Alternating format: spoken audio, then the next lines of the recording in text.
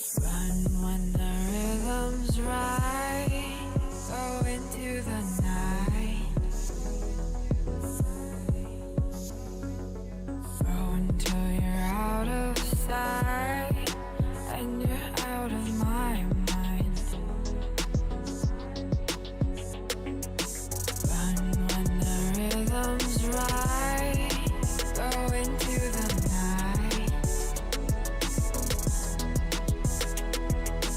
Floating as the river flows, easy as it goes to the ocean. So walk on by, I've got no reason to love you, but I do, I do, I do. So walk on by, I've got no reason to love you, but I do, I do, I do. Show me colors of the sky, but all I see is gray. You lost me when you lied. Promise me, but you never try. Secrets in your eyes. You go and run, I'll hide. Show me colors of the sky, but all I see is gray. You lost me when you lied. I don't ever wanna be crowned, just another prize. It breaks my heart, breaks my heart, breaks my heart. Breaks my heart.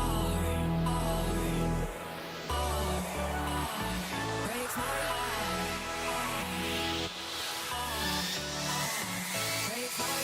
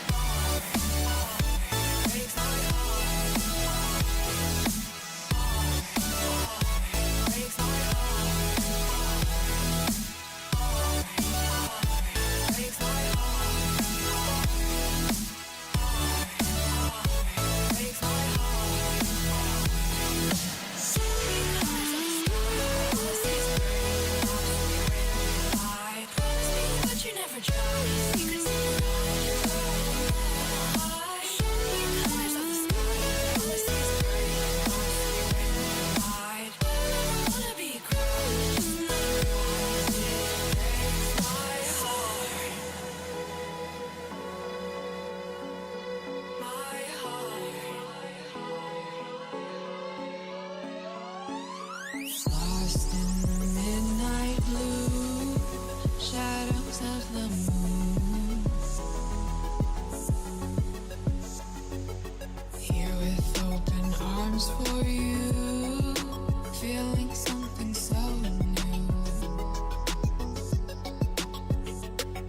Said with me you'd reach the sun, oh but we were so young. Love me till the summer's done, but keep me in your heart, so I hold on. So walk on by, I've got no reason to love you, but I do, I do, I do. So walk on by, I've got no reason to love you, but I do, I do, I do. Show me colors of the sky, but all I see is gray. You lost me when you lied. Promise me, but you never try. Secrets in your eyes. You go and run, I'll hide. Show me colors of the sky, but all I see is gray. You lost me when you lied. I don't ever wanna be crowned, just another prize. It breaks my heart. Colors of the sky, breaks my heart. All I see is colors of the sky, but all I see is colors of the sky. Colors of the sky, but all I see is colors of the sky. But all I see is colors of the sky. Colors of the sky, but all I see is colors of the sky. All I see is colors of the sky. All I see is colors of the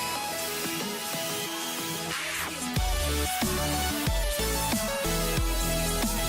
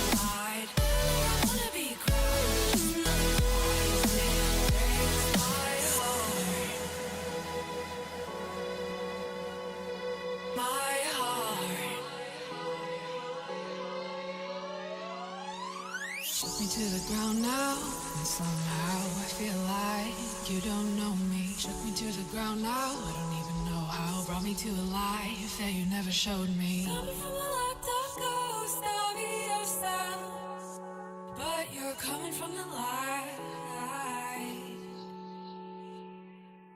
There's more to you than you ever thought there was. Yeah, you're coming from the light.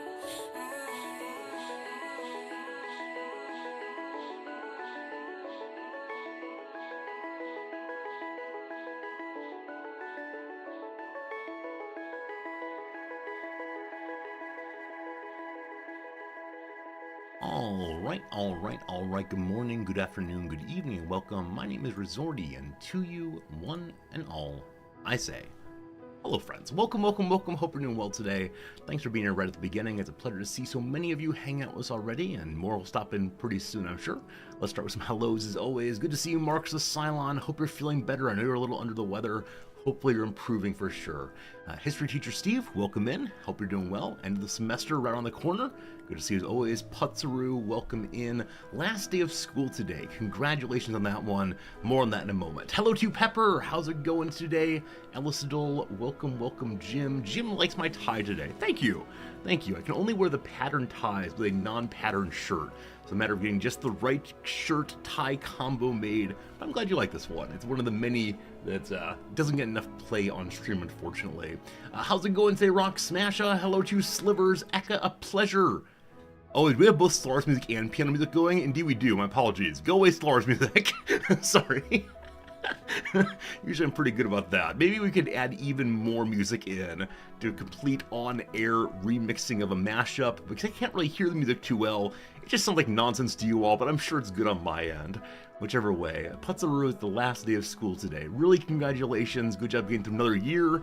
I don't know if you're a student or if you're teaching. Whichever way, there's such a nice feeling with that last day of the semester. Such a great feeling that one has managed to make it through another year. I remember as a student always having that feeling going into the last week of classes that very, very soon I'll be able to be free. You teach high school math. Okay, very cool. I'll file that one away for the future. More teachers, more good. I remember being a student especially, that feeling of there's only 6 days in the way, only 5 days, 3 days in a way. Teacher, stop talking, let me be free. This feeling of infinite freedom as the summer came. All the normal obligations set to the side, and even if I was working a part-time job over the summer break, it still felt just so different. And then after about, I don't know, 2 or so weeks in the summer break, I'd often have this feeling of oh no, I'm bored now, I need structure in my life. And I still feel that way even these days. After a little bit of time away from teaching, I always want to get back to it. But good seeing you, Putzaru, for sure. Oda Toda, hello! You like the maximalist pattern approach? I should have a pattern shirt and pattern tie and pattern jacket. Maybe some year for April Fool's Day we'll do that, but I try to make my chest part an acceptable viewing experience for you all. Don't want people to recoil from the colors or the loudness of patterns, perhaps. Pickled, what's up, my friend? Good seeing you. Dr. Deep, welcome in. Hello, everybody. Jarvis, hello. Now I have Twitch stream provide structure. It's true. It's actually true. I mentioned this previously, but having the regularity of showing up for stream helps me so much in keeping all the rest of me together. It's nice to have something to look forward to each day, and some people who you know are going to come by and say hi. So it's a good experience for sure. I think it's probably similar to some older people who will, every morning go down and have coffee with their friends at the donut shop because it's a place to be with people who want to spend time with you. We can now sing the Cheers theme song if you'd like. Maybe not. Z-Man, you got summer around the corner. Congratulations. Hopefully a lot of you have some relaxing plans for the summer. Even if you're not going on vacation somewhere, maybe it's a chance to do something a little unusual, maybe a chance to do those projects around the house you've wanted to. I know some people are doing gardening in channel, and it should be good. One thing that feels good but is actually not so good is friend Noms, as a beloved Noms, my wife Noms, is still home right now, and that should be very exciting, but she's currently fighting with websites. There's a subset of American websites that if you attempt to engage with them from overseas, they immediately assume that you're a cyber hacker and refuse to allow you to engage with them. This is most commonly bank websites and governmental websites. And so right now Noms is working with one of the departments of Health and Human Services in a state back home. Occasionally I log into banks back home, and they just do not want to let you in. I have to have a magical PIN number, which they are going to send to me within 1 or 2 days. I'm very sorry, Noms. It's a bit of a wait. Are they sent to you via email or mail? Who knows?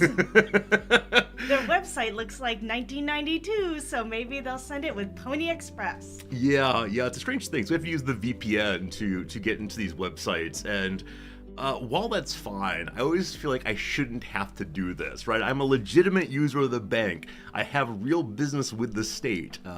But no, you have to get a VPN up and going and pretend like you're American to get into it. And I do wonder when that started. I wondered, is that best practices for cybersecurity in the past decade, or has it been that way all the way back since the internet was founded, linking us together back in the 90s? I have no idea how these things work for sure. Rarana Dragoon, Drogon, sorry, good luck on 1-2 days. I'm sure we'll get here very, very soon. Yeah. Well, now my computer is installing its latest update, so I shall be going. Okay, Noms. I hope you have a good day at work. What's are you most looking forward to in today's work? Or is it just bad? I mean, we could talk about the really bad part. So as many of you know, Noms has a vacation coming up. Starting tomorrow afternoon, Noms' best friend will be here, and I'm so darn excited for that. But because her best friend's here, she has a little bit less time to work than usual. So in anticipation of that, she decided to stay up late last night doing some extra work. Noms, what time did you go to bed last night? 4:17. 4:17 a.m. Noms, this is not good. It makes me very responsive to inquiries from America. Yeah, and I'm very grateful that you sent emails out throughout the night so that people could see you were up and working at 11 p.m., up and working at 3 a.m., but Noms, you need more sleep. I have to get to school now. Goodbye. Goodbye, Noms. We appreciate you. Thank you much. Everyone's saying, oh no, oh Noms. They appreciate you and care about you too. No. She says thank you. I think she means it. Hello to you, Wolby. It's very good seeing you again. Welcome back. Hello, Pharaoh. Good to see you today. Yeah. If you email Noms a request she was asleep, she'll respond by going to sleep. She'll respond by saying no, I'm sure. Does Noms need an intervention? I've been trying, man. I've been trying for our whole relationship. That said, we've talked about it a lot, and this is what works best for her/us right now, and it helps her to feel better during the day to know that she can work uninterrupted at night, and that's very good for me/us. Unfortunately, her job is such that when she's on campus, people will often stop into her office and make her unable to get her work done. So it is what it is. It is what it is. Eka, I'm not reading that aloud, but that's a good question. Hello, Aaron Mithred. It's good to see you today. Welcome, welcome, welcome. Yeah, Noms' job is Noms' job. She's hopefully getting some more assistance pretty soon here. The school has doubled in student size in the past 3 years without hiring sufficient staff to support that. And so it is the case that, the good old Noms is working her hardest, but I think she may be burning out a little bit. So I'm very glad her friend's coming. Hopefully she's a week and a half, 2 weeks away on vacation with her friend, and that she's able to enjoy herself some. That'd be good. Can I rig the Wi-Fi in the apartment so it doesn't work between 2 a.m. and 6 a.m.?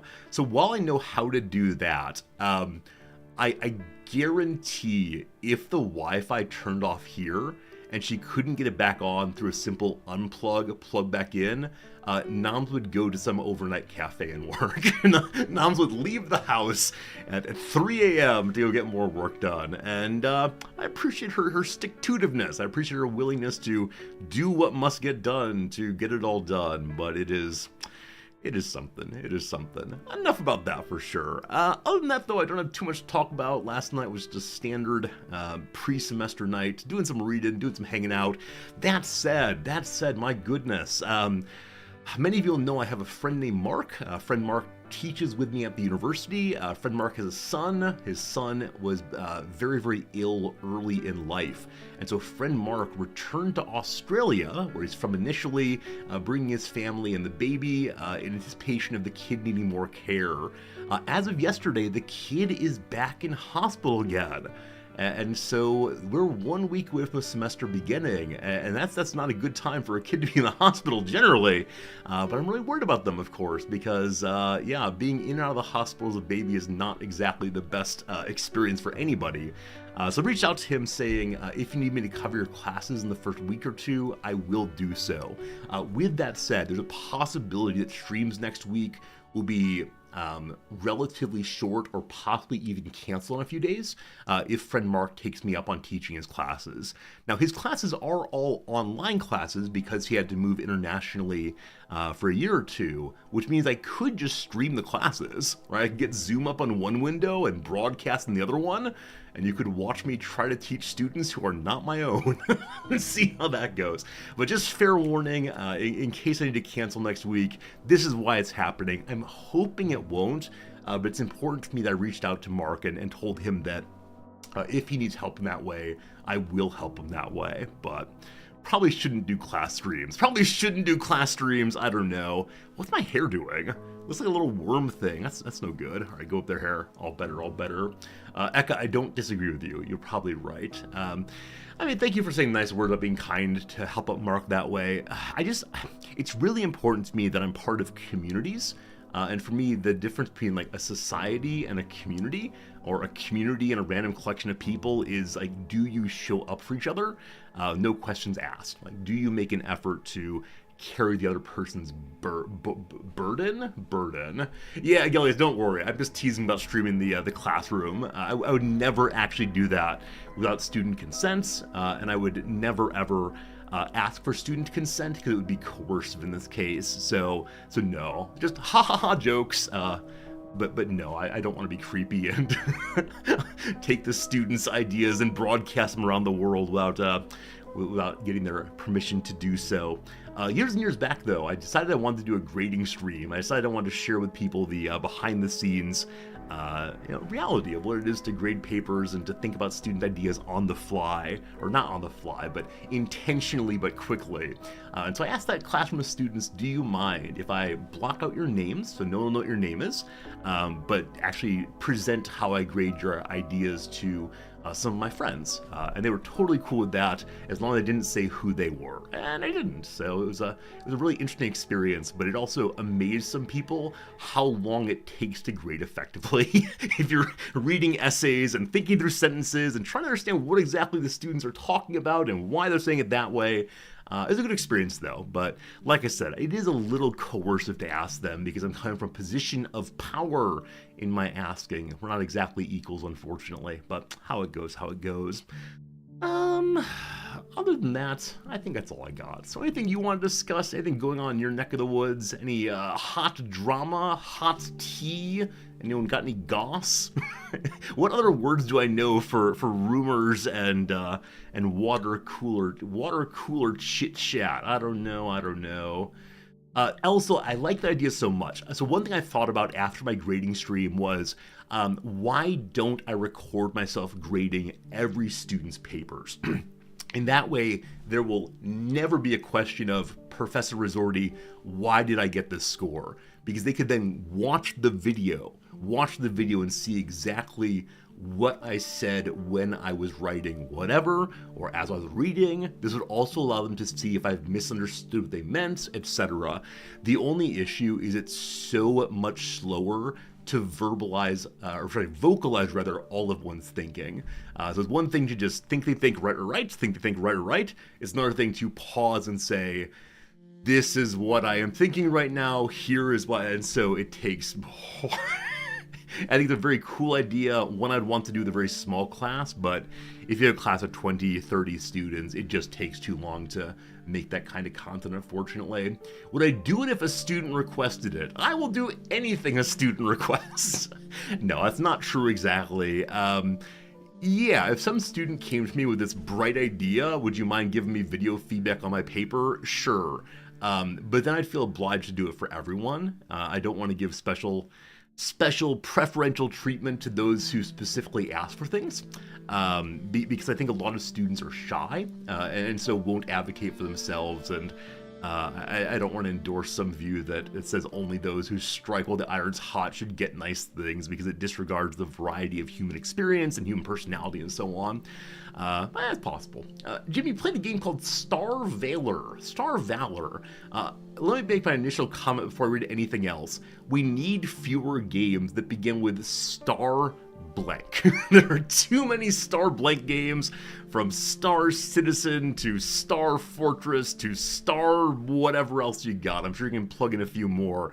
And the reason we need these to be fewer is when people come to the channel and say, hey Resorty, have you played Star blank? I can never remember which one's which. A very awkward conversation about, is that the one where you run a merchant fleet? Is that the one where you make a fleet of ships and shoot stuff? Too confusing. But what kind of game is Star Valor? You're learning it but find it interesting. Is it a strategy game? Is it a roguelike? Tell me about Star Valor if you please. Possibly. Yeah, Stardew. And Stardew is not like any other of the Star games. So confusing. Gotta fix it. No Man's Star. That's not true. It's No Man's Sky. How dare you try to trick me?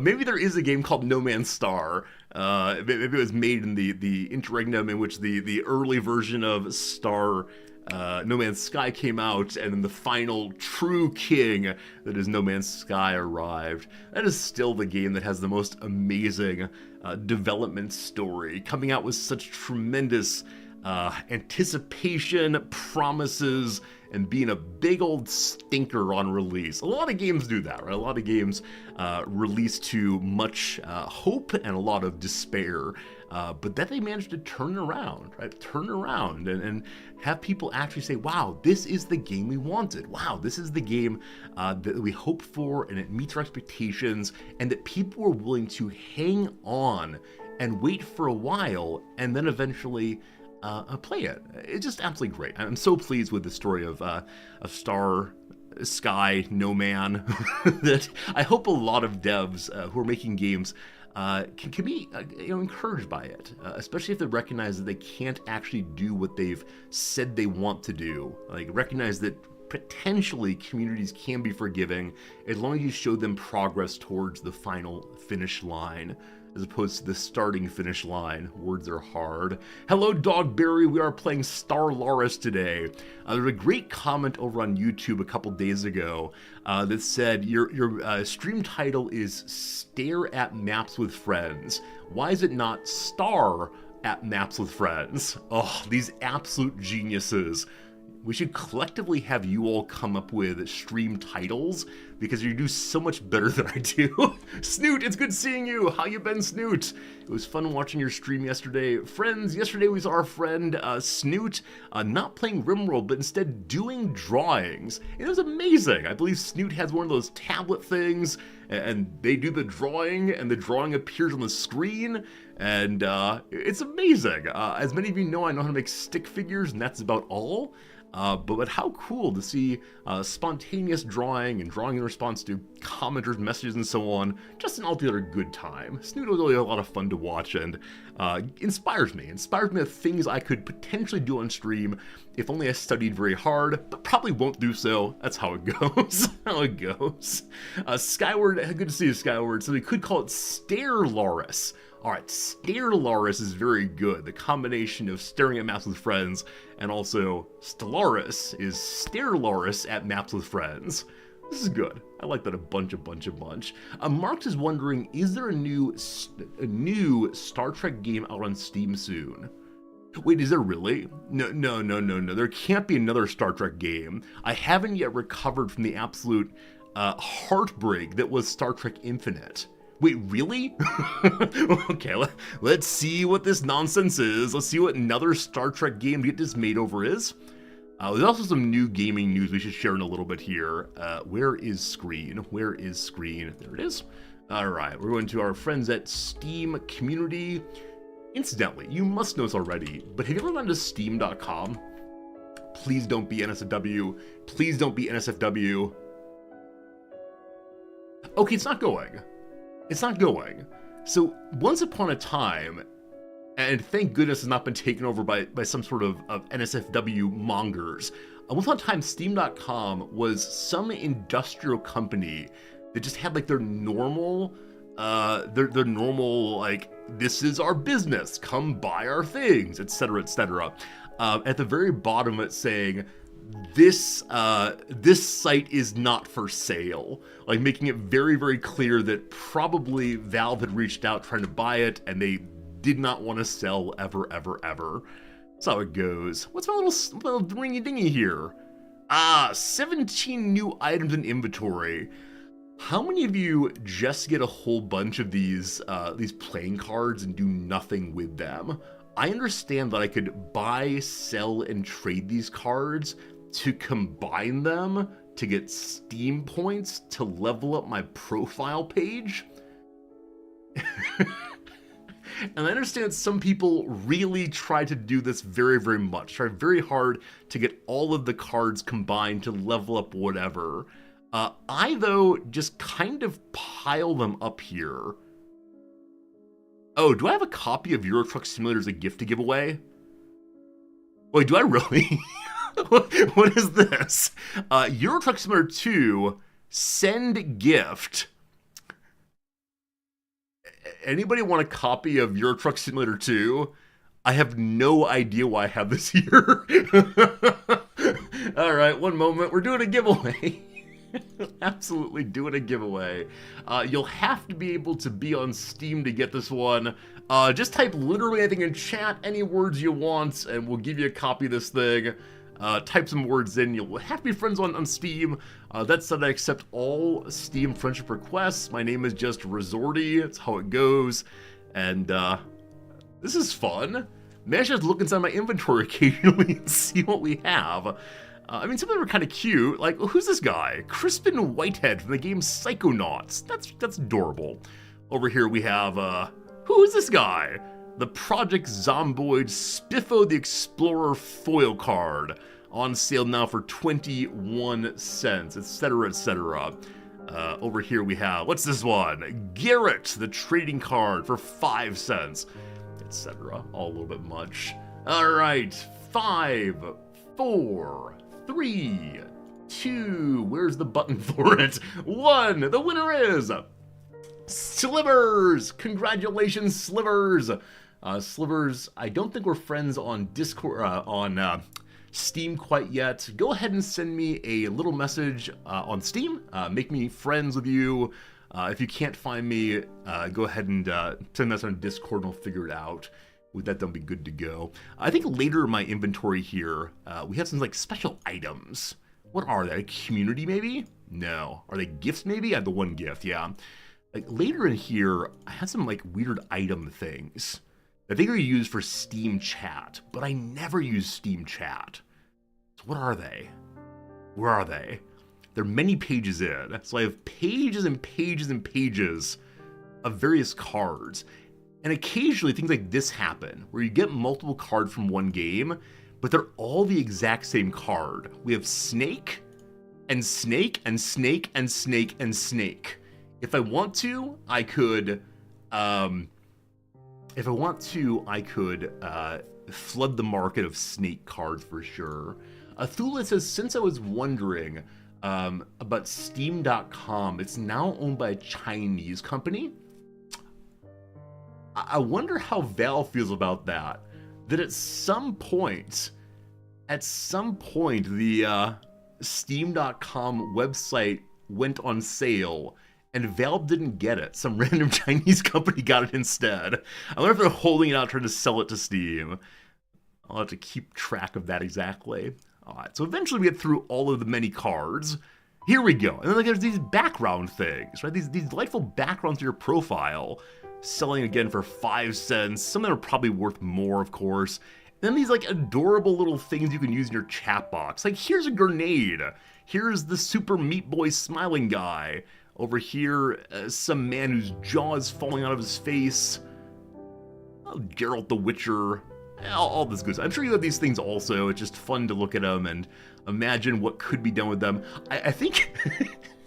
I think a while back, maybe a year back, I looked through all of these and realized that the guillotine was the most valuable one. At 80 cents, people want to buy the guillotine. I can't imagine why. Friends, an ad break is running straight away. We're just going to talk through this one. You're not going to miss anything other than delving deeper into the Steam pages to see these new games coming out, apparently. So someone said that there was a new Star Trek game coming out, and then I want to discuss one more... Hello? 2 friend requests. Snoot, R squared. I promise I'll accept all of you after stream is done. So what is this new Star Trek game? Is it Star Trek Resurgence? Authentic Star Trek adventure from former members of Telltale Games. Engage in diplomacy, pilot shuttlecraft, and use your tricorder and phaser to overcome challenging puzzles and deadly threats. Tough decisions will impact relationships, your story, and the fate of the galaxy. What will you do? Oh boy. So it said it's from Telltale Games, which I think has the, like the Last of Us game. That's not true. The Walking Dead game and like the Wolf game and other things like that, right? Where you have to choose individual choices, but will you go left or right, or what to do in response to this? And occasionally there are quick time events that I just fail. I wonder if it's that kind of game, or instead if it's FPS-y or who knows what. Releasing in 2 days' time. Jonathan Frakes is in this thing. So they have at least the voice of Commander Riker, if not the other ones. Narrative-driven adventure game created by delivers all the excitement and wonder of the Star Trek universe. As First Officer Jaria Redek and Enlisted Officer Carter Diaz, you join the crew of the USS Resolute, a science vessel on the edge of Federation space. Its mission, to prevent an ancient and powerful force from engulfing everything in its wake. Aren't we in the midst of doing that right now? Isn't that what we're currently doing in Stellaris? Maybe. It's gonna be strange having Spock without Leonard Nimoy, however you say his name these days. I wonder if they're using recordings of his voice or someone who sounds like him. I wonder. Your choice, your story. You make choices that have a lasting impact on the story. When the fate of the galaxy on the line, what will you do? Oh, I kind of want to play this. I know it's not our kind of game. I realize it's been a week in which we just lose viewers and everyone gets cross with me for not playing strategy games, but it could be delightful. It could absolutely be delightful. We'll see. There's already a Star Trek Resurgence carried in Steam. Some people have already played it a little bit. Let me check real quick to see if there's a key generously waiting for me, or if I have to talk to the devs and see.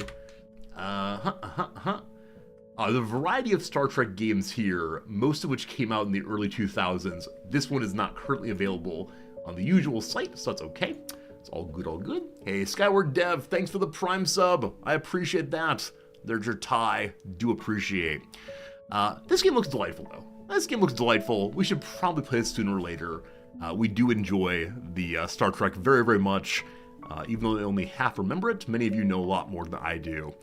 Now, here is the big news, the big video game news about which we should care. There's a game called... there's a game that's put out by Paradox. One moment. It's the Sim Competitor. Is like you in real life or something. Ted in real life, Bob in real life. Nothing's playing. Life by You, thank you. Good old Life by You. I swear I know the name of games. Life by You. A message came out this morning that said they had made an early access promise. They said the game would be going into early access in X amount of time. And this morning, a little message came out that said, sorry folks, we're going to be keeping this one indefinitely delayed. So I don't know exactly what that means. I don't know if that means that the game is not doing what they hope it would do in terms of internal playtesting. I don't know if that means that they're farther behind on production and creation of the game than they'd like to be, but then it went from here is a date to we just don't know. is a little bit concerning. Now, I understand with a game like this, which they very much want to be a competitor to one of the largest and most successful video game franchises of all time, The Sims. When it's a competitor to that kind of thing, it's clear you want to do a very good job, right? If you come at the king, you better not miss. And so I understand why they'd want to delay, but delaying with no date feels like there's a possibility this thing might get scrapped, a possibility it'll get remade, rethought in a big way. We'll see. I'm curious what effect this is having on the most important part of the Paradox universe. Not Hearts of Iron, not EU4. Uh-oh. Investors not happy. Understandably. Anyway, let's go ahead and check out right quick today's, what's the thing called? Discovery Queue. What are the 10 games that Steam believes that I should be playing? When that is done, we'll go ahead and play our video game. There's been a shift in Paradox leadership where they realize releasing now and fixing later doesn't work in the long term. SCP, I think you're right. It is the case that for the Paradox Grand Strategy games, those of us masochistic enough to play them will wait through a lot for the game to be just right. A lot of people will buy Paradox Grand Strategy games and wait around playing them sort of until eventually the game works really well. Usually after a big update or two, maybe even a DLC, it's fine. But I think they've tried to have a similar model in other kinds of games released through the developments or through the publishing house that aren't being able to get enough playership to motivate continued work on the game. They've had a couple of kind of rough launches recently, and I'm sure those aren't exactly good for morale. We've worked on this game for 4 years, and people don't like it. It's horrible. All right, game number 1 is called Content Warning. From this... Wait, huh? I'm about to say from this single image here, with the horror, I would never play this game. But this is adorable. Wait, what's going on? So there's some adorable sequences and some absolutely terrifying ones. I see in the upper left-hand corner it says, film something scary. Someone has a duty to go find horror monsters. Film your friends doing scary things to become SpookTube famous. Strongly advised to not go alone. They want to be a bunch of influencers. This game is hilarious, is it really? Alright, it is hilarious, says Klaus at least. I can say we're probably not going to play it, but it looks cute, the people dancing and so on. Go down to the old world, film something scary, upload to SpookTube, go viral, get famous or die trying. It's a kind of party game, alright, seems like a delightful critique on influencer culture. We like that very much, but no, definitely will not be playing that anytime soon. Anything involving spooky, no good. Ghosts of Tsushima, Director's Cut. I think this is a Souls-like, is that correct? The kind of game that reminds one of Dark Souls in combat at least. A storm is coming. Venture into the complete Ghosts of Tsushima Director's Cut on PC. Forge your own path through an open-world action-adventure and uncover its hidden wonders. Brought to you by Sucker Punch Productions, Nix's Software, and PlayStation Studios. A game I would probably enjoy very much, but does not stream well for me anymore. The kind of game I should go get on my PlayStation and play it there, but it actually is published by PlayStation. So it's one of those ports then, right? It was initially on the console and now over here on PC too. But yeah, a delightful game, certainly enjoyable, but not for me on stream. Next up, Abiotic Factor. I'm sorry, what? Abiotic Factor is a survival crafting experience for 1 to 6 players set in the depths of an underground research facility. This is going to involve horror for sure. Caught between paranormal containment failure, a military crusade, and chaos from a dozen realms, the world's greatest minds must survive against the universe's biggest threats. It's been out for only a few days, very well reviewed so far. looking kind of like Half-Life, like that first Half-Life with the kind of blocky graphics here and underground, etc., etc. Interesting. To play the Ghost of Tsushima game, you have to have a PlayStation Network account. So I have a PlayStation Network account. I like it very much. It works well for getting all of my games to work. That said, when I went and made my PlayStation Network account for the very first time, it said, "What would you like your username to be?" And I typed in a little name called Resorty, and it said, "Sorry, that account name has already been taken." Someone out there sniped the Resorty name on PlayStation Network. Frankly outrageous. Now, it was a long enough time that I'm not going to say it was one of you Judases. Instead, it was someone in the community from way back when, I'm sure of it. Because I've been talking for a couple months about finally playing a PS game on stream, and I eventually did with Bloodborne, but yeah, someone sniped it. I've been told that one thing that one should do as a content creator is anytime you learn of a new platform, you should immediately go grab the name of your channel. So whenever you get the we're not doing x.com anymore, we're doing Mastodon now. I should go take the Mastodon Resorty in case it gets big, but there you go. That's the worst thing that ever happened to me. Someone stole my username. Exotic Cricket, thanks for the bits. Good to see you. Welcome to the channel. Hope things are swell for you, Cricket friend. A game not playing. For some reason, we've been getting a lot of horror-ish games. Is there any way to say I just don't want games? Okay, there actually is no horror tag here, so maybe I'm being overly sensitive. No great surprise on that one. What's up next? We have a game called Songs of Conquest. This looks plausible from the one image here.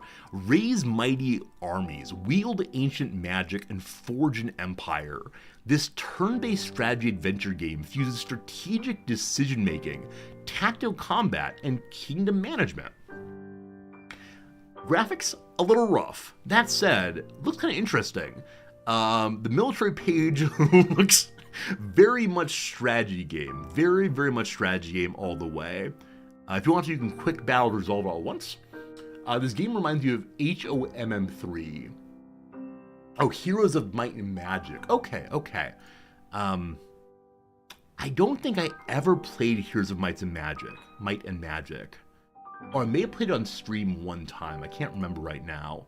But okay, it's similar to an older game series that I know of at least, though I myself, I don't think it played much. The game is a 4X. Is that true? Do we believe that? I'm not sure. It's one of those terms that's used too generally, like strategy. Any game that has limited resources is a strategy game now. Yeah, I mean, sure enough. A kind of game we could easily imagine playing at some point. It's on sale right now for a little bit. And what can we read about it? Turn-based strategy game inspired by 90s classics. Lead powerful magicians called wielders and venture to lands unknown. Wage battles against armies that dare oppose you. Hunt for powerful artifacts and expand your territory. The world is ripe for the taking. Seize it. Explore maps with diverse enemies and valuable loot. Delve into contrasting biomes with unique factions, environments, and battlefields. I think if we're going to play a game where we walk on the map, we should just play Total War, which is the plan. Total War is the next game. This game was just released today. Oh, was it really? I totally missed that part. Released on May 21, 2024. Yeah, so it was released today straight away.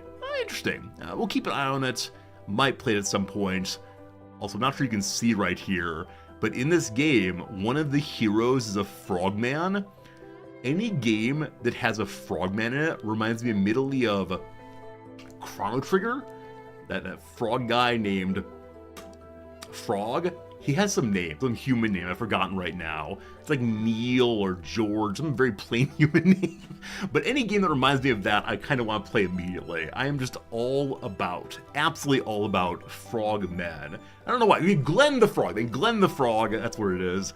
I don't know why it is. I think it's partially like a fun little inversion of the Princess and the Toad story, Princess and the Frog story, where the frog doesn't need to be kissed to be made different, but the frog is just fine on their own, wielding some giant sword, etc. Looks great though. If this game has just been released, we could definitely go watch streams of it.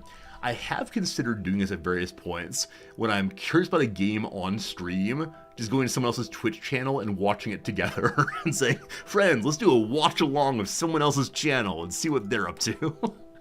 It feels kind of creepy though. Alright, this one is now called Little Known Galaxy. Feeling adorable immediately. Join Space Alliance as a new captain in training and work with your crew to solve the mysteries of an ancient relic found on the Gray Planet. Little Known Galaxy is a cozy single-player RPG space adventure full of friendly characters, exploration, crafting, and golly gosh, farming. Good old farming, I do believe. If Rory were a beastman, he'd be a frogman. I mean, he responds to the standard distinction between are you a hedgehog or a fox? Someone who digs down on one idea or is constantly bouncing idea to idea by saying he's a hedgehog. He has one good idea and he plays it over and over again. I know of no other place in which Rory identifies himself with an animal, but sure, frogman sounds good also, I like it. This game comes today also, brand new as well. I do wonder, when publishers make these little, what's the word? I want to say the word abstract. That's definitely the wrong word here. These little blurbs, if they try very hard to pack in certain keywords, the word cozy is one that's getting a lot of play. I don't know when exactly. But I think maybe when Stardew Valley started getting some kind of genre built around it, or games like Harvest Moon, games like this are listed as being cozy games. I think these games as ones that don't have failure conditions, that it's possible to lose in some small sense, but it doesn't really disrupt what you're doing in the larger game. Games you kind of sit back and chill and get stuff done in a way that isn't terribly stressful. Kind of cute, kind of fun, probably not for stream, at least not in the long term, but yeah, the kind of game I can easily imagine my wife being attracted to and then hating because it feels too much like work. But definitely a game to play off stream, maybe. Cute. All these farming sims. I wonder if farming sim is one of those game types a lot of people have made because of Stardew Valley's great success, of course. On we go! Also, you checked your discovery queue. Steam says you'd like to play a game called Fabledom. Set in a fantasy world, looks adorable. We'll see if we get that one also. Oh boy, Hades 2. I played Hades 1 on my Switch. It's the only game I've played on my Switch so far, I believe. That's not true. I played one of those Flame Emblem games also. Fire Emblem games also. I won't stream this one, but I really enjoy the Hades roguelike experience. In which you gradually make your characters better and better and learn about the various characters around with you. In Hades 1 at least, you're learning about all of the Greek gods and spending time helping them to better understand one another as well. And it's a fun game, but I actually don't know how Hades 2 is. That said, Supergiant Games I will recommend every single time. One of the most, I guess, ingenious dev groups out there right now. Always great music, always great, feels comfortable. The playing, this is me feeling my hands are comfortable while having the controller. Yeah, all wonderful. The first game there that I played was Bastion. If you've not played that one, 100% recommended. It is such a beautiful story instead of a kind of simple gameplay mechanic, but good stuff, stuff. Is this game a cozy roguelike? There is nothing cozy about the actual gameplay of this game. I think it is fair to say it meets the claims I had earlier, that this game you can lose in a minor way without losing in a major way. But no, it is definitely not cozy in the actual gameplay. Hey, Wirespeed, today you beat the final boss in Hades 2. Congratulations, hope you enjoyed it. And Dogbrad, I definitely agree with you that the roguelike elements, while it is the case you get random worlds and random drops, it's not a super compelling kind of moment-to-moment roguelike. It does well on the building up your character outside of missions portion of rogue games. I can't remember what those are called, meta games I believe, but yeah, it's fun anyway. I'll probably play it eventually off stream. I always feel bad about that when the majority of my comments on the wish list are the discovery queue are, I'll play that off stream. You don't get to see it, probably. Rabbit and Steel, what is this? Oh, this is just very confusing to cast my eyes upon. But Rabbit and Steel is a co-op action roguelike that recreates the essence of high-level MMO raiding. Friends, let's do some MMO raiding. Alright, enough of that. Enough of that. MMO, no. That's too bad. I say, if it says MMO, I immediately say I'm not gonna do it. Oh boy. Expansion for EU4, The Winds of Change. We've heard that this is the final EU4 DLC. EU5 is a-comin', EU4 is done with this one. I don't know. We'll probably play EU4 just before EU5 comes out, just to learn how the game is played, but I don't plan to do so anytime soon. There are a lot of DLCs I need to buy for it if I'm going to buy them all, but no. I mean, yes, but no. Animal Well. What are those?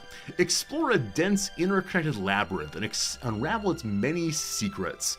Collect items to manipulate your environment in surprising and meaningful ways. Encounter beautiful and unsettling creatures as you attempt to survive what lurks in the dark. There's more than what you see. So the graphics here are clearly 1990s bit stuff. That's right, is it 8-bit? That's the word we use. Is it like jumping around and exploring stuff? The new leader to beat in its sector. What is its sector? It's Metrovania. So it is a platformer, it's a run and shoot and jump around kind of game. Does one play as the little yellow blobs? Encounter lively creatures, small and large. Helpful and ominous as you discover unconventional upgrades and unravel the well's secret. Truly a unique experience making you laugh in fear. What does that mean? No. You say the scary word, I move on. Phil Dogberry has said that the game EU5 will be less like EU4 and more like Imperator Rome. I'm not surprised on that, given the way in which Johan, the fellow who runs development at Paradox, so badly wanted Imperator Rome to work. That they would try to make more IR-like games. That said, there's such a community of people who play EU4 that if EU5 is substantially different, I suspect that they will not leave EU4. They will just stay and keep playing that game forever. In the same way, there's a small population of people who did not come along to CK3. They stayed at CK2. Now, there aren't that many of those kind of people, but I expect there will be a ton of EU4 folks not leaving then. We'll see. Hey, Skyward is wondering, if I had to answer what my favorite game soundtrack of all time is, what would it be? To be honest with you, I'm kind of inattentive to music while playing games, partially because to avoid my microphone picking up game music, the game sounds a little bit lower while I'm streaming than if I were playing off stream. So frankly, in a lot of games, I don't really know what the game music sounds like. I could say RimWorld. RimWorld's got some really nice guitar music in the initial release. I enjoyed that. Also, I really enjoyed the music in Surviving Mars. Surviving Mars, very, very, very good music as well. I think those two are the ones that come to mind first and foremost that I've heard in the past, I don't know, a few years at least. How about Stellaris? How about Stardew Valley? How about WoW? Possibly the case for all you all. What do you all think about best soundtrack in a game ever? I'm sure there's some really amazing ones I've left out. And many game soundtracks work so effectively to set the tone. I remember I played Phantom Pain, Metal Gear Solid 5, 12, 193, The Phantom Pain. I remember there were a few moments in that game when the music would come in just right, and I would feel feelings that the game wanted me to feel. That was definitely one that worked effectively, though I don't recall going back and listening to it. But how about Disco Elysium? I actually don't recall its music, but that's another game that affected me in all of my senses all the way through. It was so, so good. So, so good. Next RimWorld stream when? Pretend I didn't read that. I probably shouldn't have read that. Alright, this is V Rising. This is a vampire game. It's now called Legacy of Castlevania. So the pictures of this DLC are, what hair color do you want? Now, V Rising is a game we played for, I believe, 3 days on stream. It required way too much harvesting for me to enjoy playing on stream. It's the kind of game where I'd have to play for hours and hours and hours just to the materials to make one thing, and that felt pretty bad. So I guess if you're into Castlevania, this looks really amazing with blood and horror and so on. The idea that one can make not just a little wooden outpost, but instead a grand Castlevania-esque castle is pretty cool. I do wonder if after you make this in the Castlevania Premium Pack, if you'll start having vampire hunters come in to get you. Those Van Helsing types, possibly. But no, we'll probably not go back to V Rising, but it's an interesting game for sure. I never played Castlevania as a youngster. That's not true. I played it on Game Boy, on one of my friend's Game Boys. But the combination of platformer, which I was never particularly good at, and being horror stuff, these things together probably kept me away from it. Though I have watched the occasional Awesome Games Done Quick playthroughs of various Metroidvania games, and I'm always amazed at how precisely people can move in platformers. They can jump exactly where they want to. They can move absolutely perfectly and not take any damage all the way through and get just the right items and play in such a beautiful kind of way, but probably not for me. 2 more in queue. Little Kitty Big City. This is one we discussed previously. It's one that was recommended to us by Elisadol. You gotta play a cat. The cat, the naughty cat. They steal things from the butcher shop. You're a curious little kitty with a big personality on an adventure to find your way back home. Explore the city, make friends with the stray animals, wear little hats. he has a turnip on his head. Is that a turnip? I don't know what that is. He can wear an eggplant. Adorable. Leave more chaos in your wake. After all, isn't that what cats do the best? Yeah, this is probably exactly. It's recommended because we played Stray. Stray was a delightful game that became very strange as it went along. It required more and more suspension of disbelief all the way through. So, I think it's a game that Noms might like playing on stream. I'm always looking for games that she would be willing to come stream. And so I think this one would be desirable for her. Except she'll probably play the game in such a different way than I would, because she would probably say, oh, it's possible to wash the cat. Let's put the cat inside the washing machine. And for me, I'm horrified by that. I think she finds that kind of thing delightful. Maybe you all would enjoy that also. But Little Kitty Big City, similar to Stray, probably similar to the Goat game, and other games where you cause some problems for the humans. Adorably. Keep it on the list for noms. One last game. What is the final game today? Home World 3.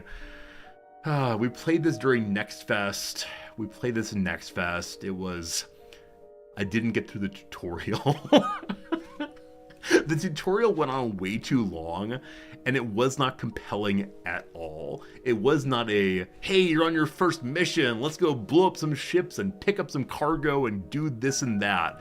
Instead, it was to look at your ship from a new perspective, push the Z button, good job. To rotate about the ship, push the Q button, good job. And it went on that way for what felt like 20 minutes. And I said, nope, not caring anymore.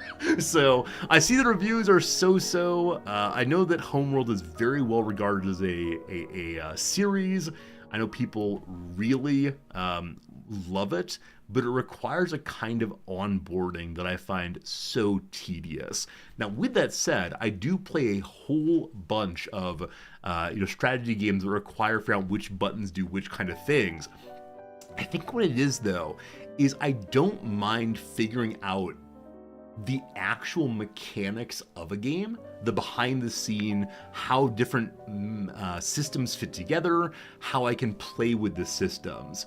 The problem I have, though, is if a CK3 or Paradox-like game said, to play with this game, you will need to take your mouse and push this button by holding down the left mouse key. Good job! Like, if that were the first 20 minutes of the game, I wouldn't play Paradox games. It requires a kind of thinking about how I interact with the game in the first place that I find kind of tedious, unfortunately. Day9 felt the same way. He played the campaign, then changed his mind. Alright, I mean, I like Day9 a lot. If you can just get through the tutorial, maybe the storyline's worth doing. For you, Homeworld 3 was underwhelming for all of its hype. Okay. For what you've seen on streams, Homeworld 3 release is quite improved compared to the demos. Alright also. Sounds like this game might be one that's worth checking out a little bit more. Oh boy. Top review. Big down thumb there. Good as graphics, sound, music. Perhaps this is the greatest soundtrack of all time, and using space terrain for cover and ambushes. The bad includes no subsystems. This seems like it's something to do for people who enjoyed the prior version. Pathfinding is bad. Why can't place turrets in space? Lack of ship variety. So a lot of these things are, in my view, based on knowledge of prior games. It's the people who come to this game as a veteran say, it's not as good as the old one. Now, I have no problems with that because I don't know any better. Camera's awful! Yeah, that's what I was feeling in the tutorial also, for sure. There's a lot going on here. This person... I almost said this person's review is far too long. And then I remembered who might write even longer reviews. Well, that's how it goes, Alright, I believe we've gone through our discovery queue. Maybe we should set up a once a week look at the discovery queue. I tend to pull it up kind of randomly when people mention games I should check out. Elle still had one a little bit ago that did not show up in my queue here. Let me see if I can find it. Oh boy, we're scrolling. A game called Fabledom. I'll look at Fabledom and then get onto our Stellaris playthrough, I believe. Fabledom. $13.64 dues. On sale with the publisher from Dear Villagers. Set in a wholesome fairy tale world, Fabledom is a laid-back city builder. It's not cozy, though. Enjoy the growth of your settlement, interact with the neighbors. Wait. These are the neighbors? These trolls are adorable. Yeah, if I want to play with some adorable trolls, I believe these ones have just won forever. These are, I like their little pink noses, all the way. Enjoy the growth of your settlement, interact with the neighbors, and defend your kingdom from magical creatures. Oh, look at the ogre. The insistence on making the characters have big noses just makes them so unbelievably cute. That really works. And we see here some gnomes with big noses, some kind of goat man with a big nose, and then a human, I believe. All to find true love and live happily ever after. Yeah, definitely. Oh, wow. That was amazing. So this immediately struck me as being the kind of city builder I'm used to, where you make a whole bunch of little buildings and a farm and a wood chopper, etc. But you can build this kind of city? I wonder if you actually build this city, or if this is like a starting city that you can only look upon and be delighted by. Wow. Hey, it's Jack and the Beanstalk's Beanstalk, I assume. I mean, that looks pretty cool as an endgame state. I do wonder, though, going from this to this, is there an anno kind of setup in which you have to make the resources for each population and increase their needs as you level them up? Or just new kind of buildings you unlock? Who knows? This is cute. This is definitely a cute game. Of all the games like this I've played in the last few months, this is one of the best. How many games have you played in the last few months? One questions. I have no doubt that Fabledom, the game I'll return to time and time again. A 79 on Metacritic. This is a game I could easily imagine us playing for at least a few days. And over again saying this is adorable. Romance will strongly shape the way you play and enjoy the game. Fabledom's focus on love and candor, oh good god, will provide fresh city building mechanic as you can choose between 6 different rulers to interact with, get unique quests and buildings for your kingdom. Now here's where you get a little view into my brain. I hear the choice you make of who to romance determines which buildings you can build. Is it possible to romance all of them simultaneously? It's the Middle Ages. They don't have an email system. No one's leaving reviews online of, hey, are we dating the same guy? Wouldn't that be delightful? Yeah, it looks absolutely adorable. I'll put this on the list of games to maybe play at some point. I will add this game to my wish list. The rare game that gets to go on the wish list to check out a little bit later. So that was fun. Pharaoh asks, are CRPGs my jam rather? CRPG. Does the C stand for classic? A la Baldur's Gate? Initially I was thinking it was games like Diablo, but those are ARPGs, I believe. So yes, I do enjoy classic RPGs. They don't stream super well for me, unfortunately. Yes, I love them. They're probably my actual favorite kind of game. I love having my inventories and my different kinds of characters and learning about what the characters are up to and their storylines, etc. But they don't stream super well for me.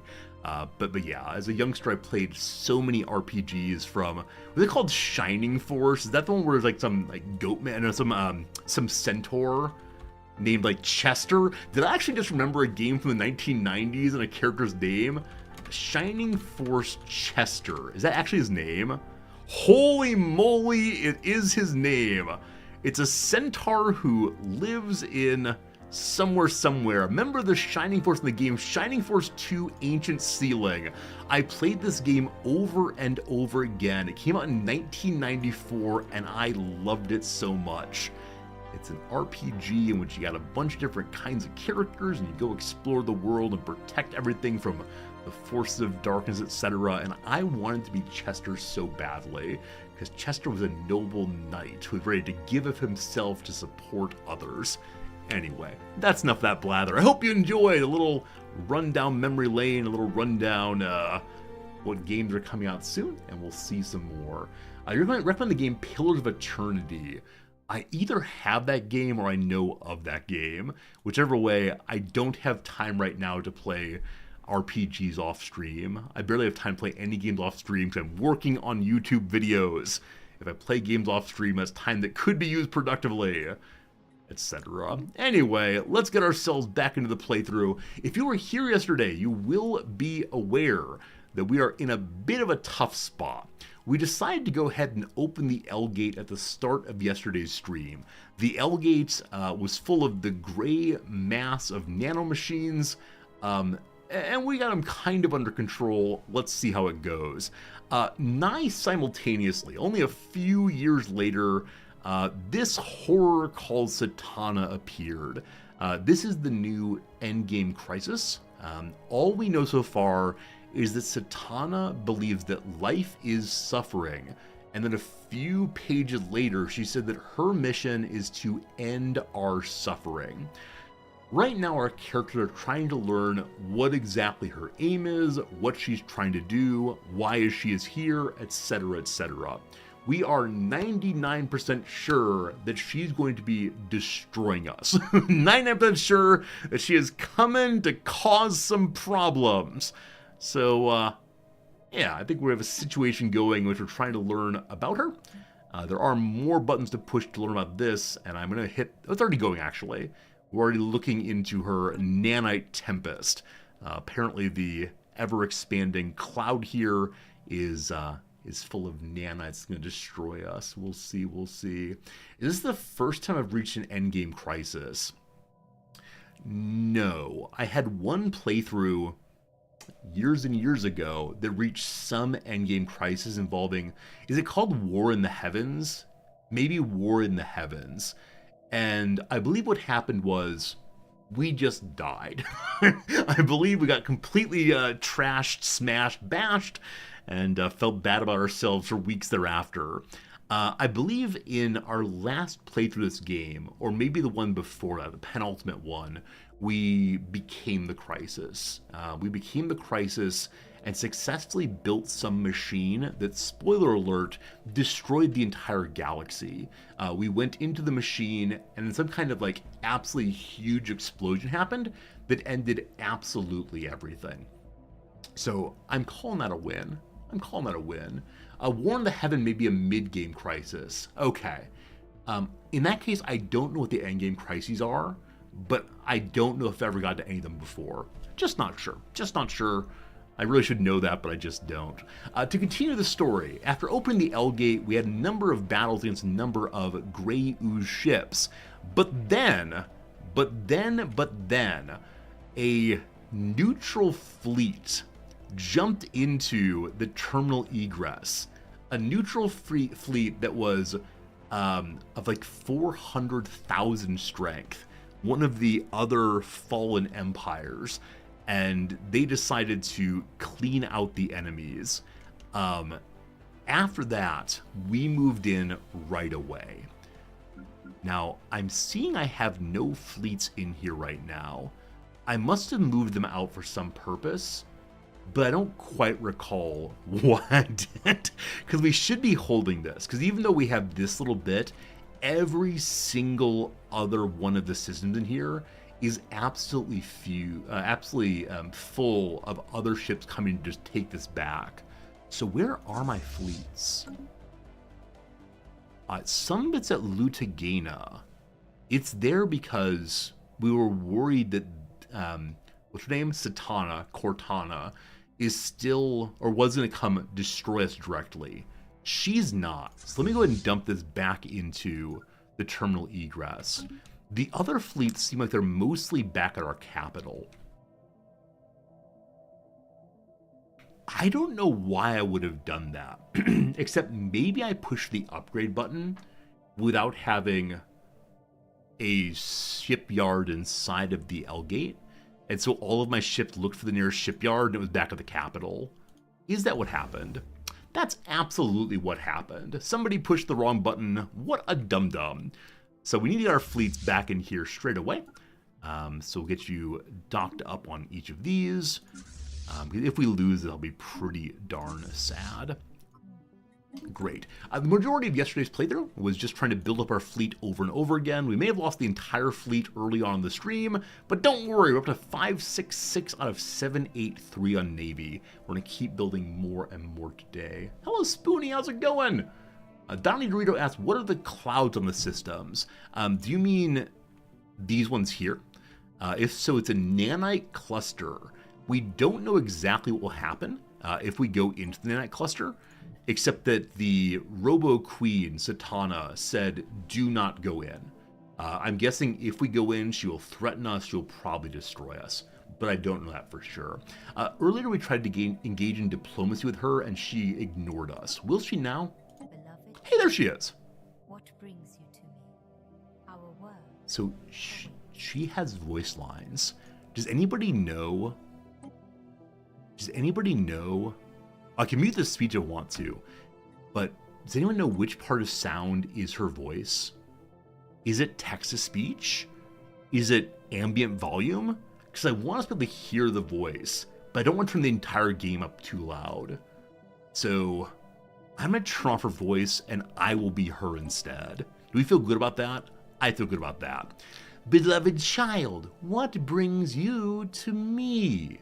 Our work awaits. So we could say that war is the only way to stop you. That feels like a bad idea. We can say, how can we help? You will be stopped. Why are you doing this? Or please go away.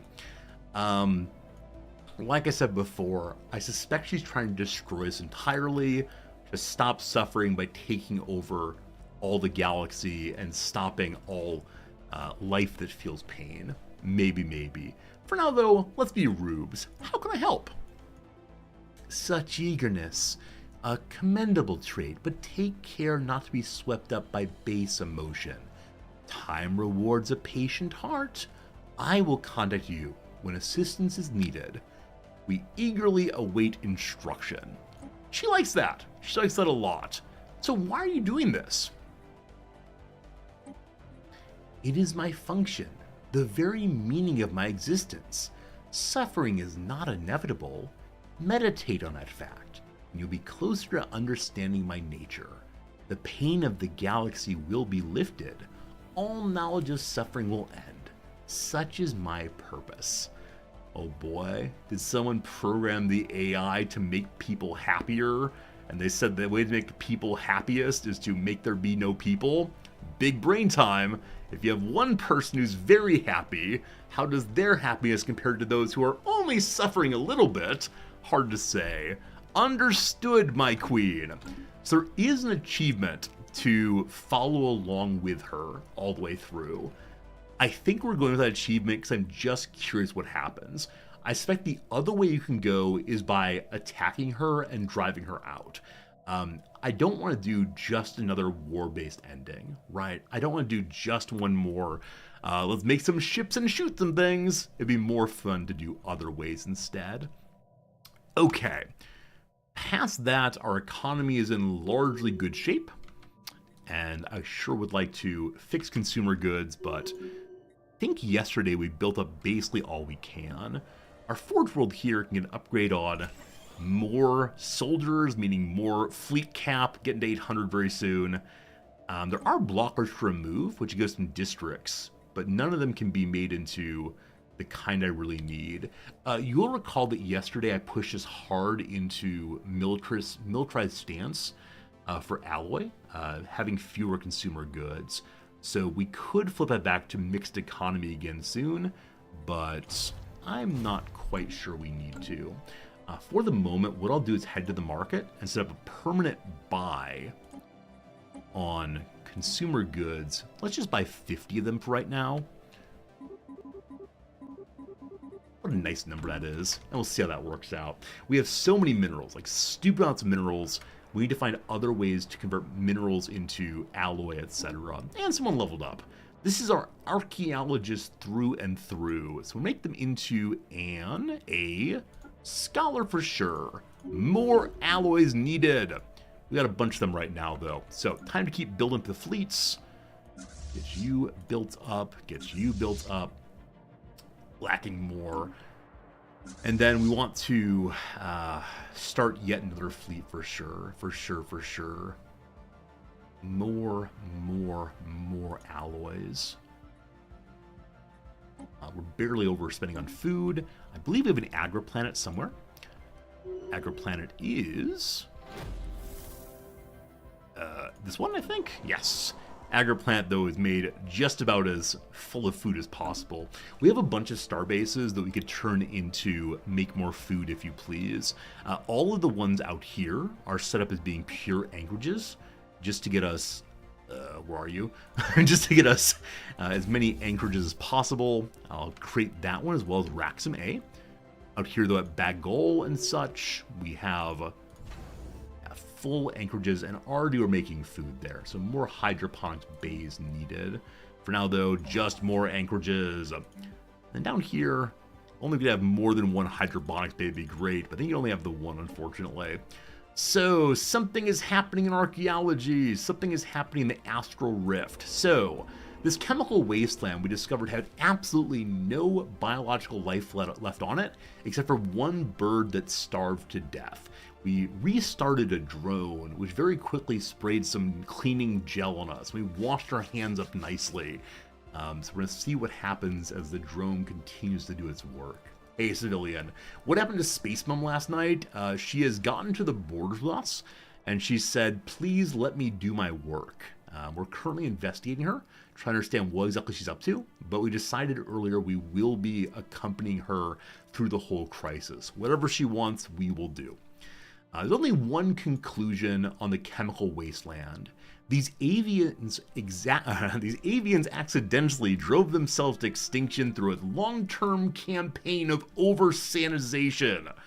This is like, apparently children have weaker immune systems than they used to because they use soap so often. By constantly cleaning your hands, you don't build up, bacteria and such?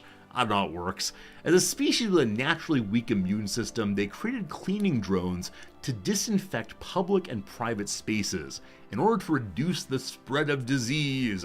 However, given the state of the planet's landscape, we can assume the cleaning drones went a little bit too far in exterminating native life, resulting in destruction of organic biodiversity on the planet. Simply put, the population starved to death. As the bodies decomposed, the drones scrubbed away every trace of their existence. Alright, we can repurpose the drone's technology. We can engineer a virus to disable the sanitation network, or we can keep the drone as a research assistant. So I'm guessing if we engineer the virus to disable the sanitation network, life will return to this planet. This planet, though, I believe is well outside of my territory. It's actually in my territory. So I wonder if we'd get a new planet if we did that. It is the hardest of the tasks. I sure do like research, but I will go ahead and say, let's try to disable sanitation and see what comes of it. Also, someone is doing archaeology on one of our planets. We found some sentinels down beneath the ground, and we're currently investigating those sentinels. Something has gotten into our archaeologists. The excavation thus far has been impeded by freak accidents, injury, misfortune. Scientists with decades of field experience are blaming the sentinels. What nonsense. Overcome with superstition and paranoia, they claim the statues move about when no one's watching. Yet there's nothing to suggest their jointless limbs are even capable of motion. Matters spun further out of control when traces of biomatter, indicative of heavy bleeding, was found lodged in a series of tiny cuts on the terminal portions of a sentinel. Whether the sentinels are just a convenient scapegoat or something more sinister going on remains to be seen. More investigation. The rock creatures may not be rock creatures after all. Okay. I sure do need more food. So, looking for any stations that have open slots that have not made into food yet. Polybon Kerr here is on the border, but on the border with the Queen. Yes, she has Satana's outpost here. So her outpost is used for us to support her. Any outpost we see means those people have agreed to assist her. And it looks like basically everyone has done so far. I'm curious to see if they will eventually reject her, work against her, or if instead we're all in as a galaxy to help. So usually I'd militarize this, but for now, I'm just going to make more anchorages to increase our fleet cap even more. These anchorages do consume even more power, but we're at plus 54 right now, so we'll be just fine. Past that, naval logistics for even more anchorage fun. Under that, at Jalora, we do not have any kind of hydroponics bay yet. We'll hit that. At Ebimarcus, which is cut off from the rest of the Empire, we actually don't need shipyards because it'll be very, very hard for us to get ships from Ebimarcus anywhere else. So let's go ahead and turn those into anchorages instead, as we can. And our fleet cap will be heading toward 1,000 very, very soon here. Marauder ships here. So the Marauders have yet to attack. They could still do so, but I don't think they're going to. They've been threatening it for a very, very long time. It's just strange to see them not actually doing so. Starry Vortex was once a big old militarized area, but we can see now what it's being used for is primarily trade collection. Again, with an open slot, we can get another logistics office. And then these star bases have openings also. Stebnar must stay militarized by tradition. No matter who is near it, what they're doing, Stebnar is our holding out location. So we'll throw a comms jammer on it as well. We'll make some more defense platforms too.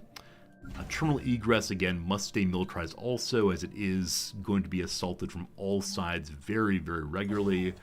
Nobody likes that, but we'll also put a disruption field generator there. Marauder front, again, I no longer believe we're being attacked, so we'll set up this one with hydroponics bay. Why can't we? We're out of alloys. We spent quite a few there, so waiting just one tick, we can get back to our building again. There we go. So more food coming in, lots of food. We should be at least neutral negative pretty soon. Alright, at some point fairly soon, I'm interested in bouncing around more of the systems in here.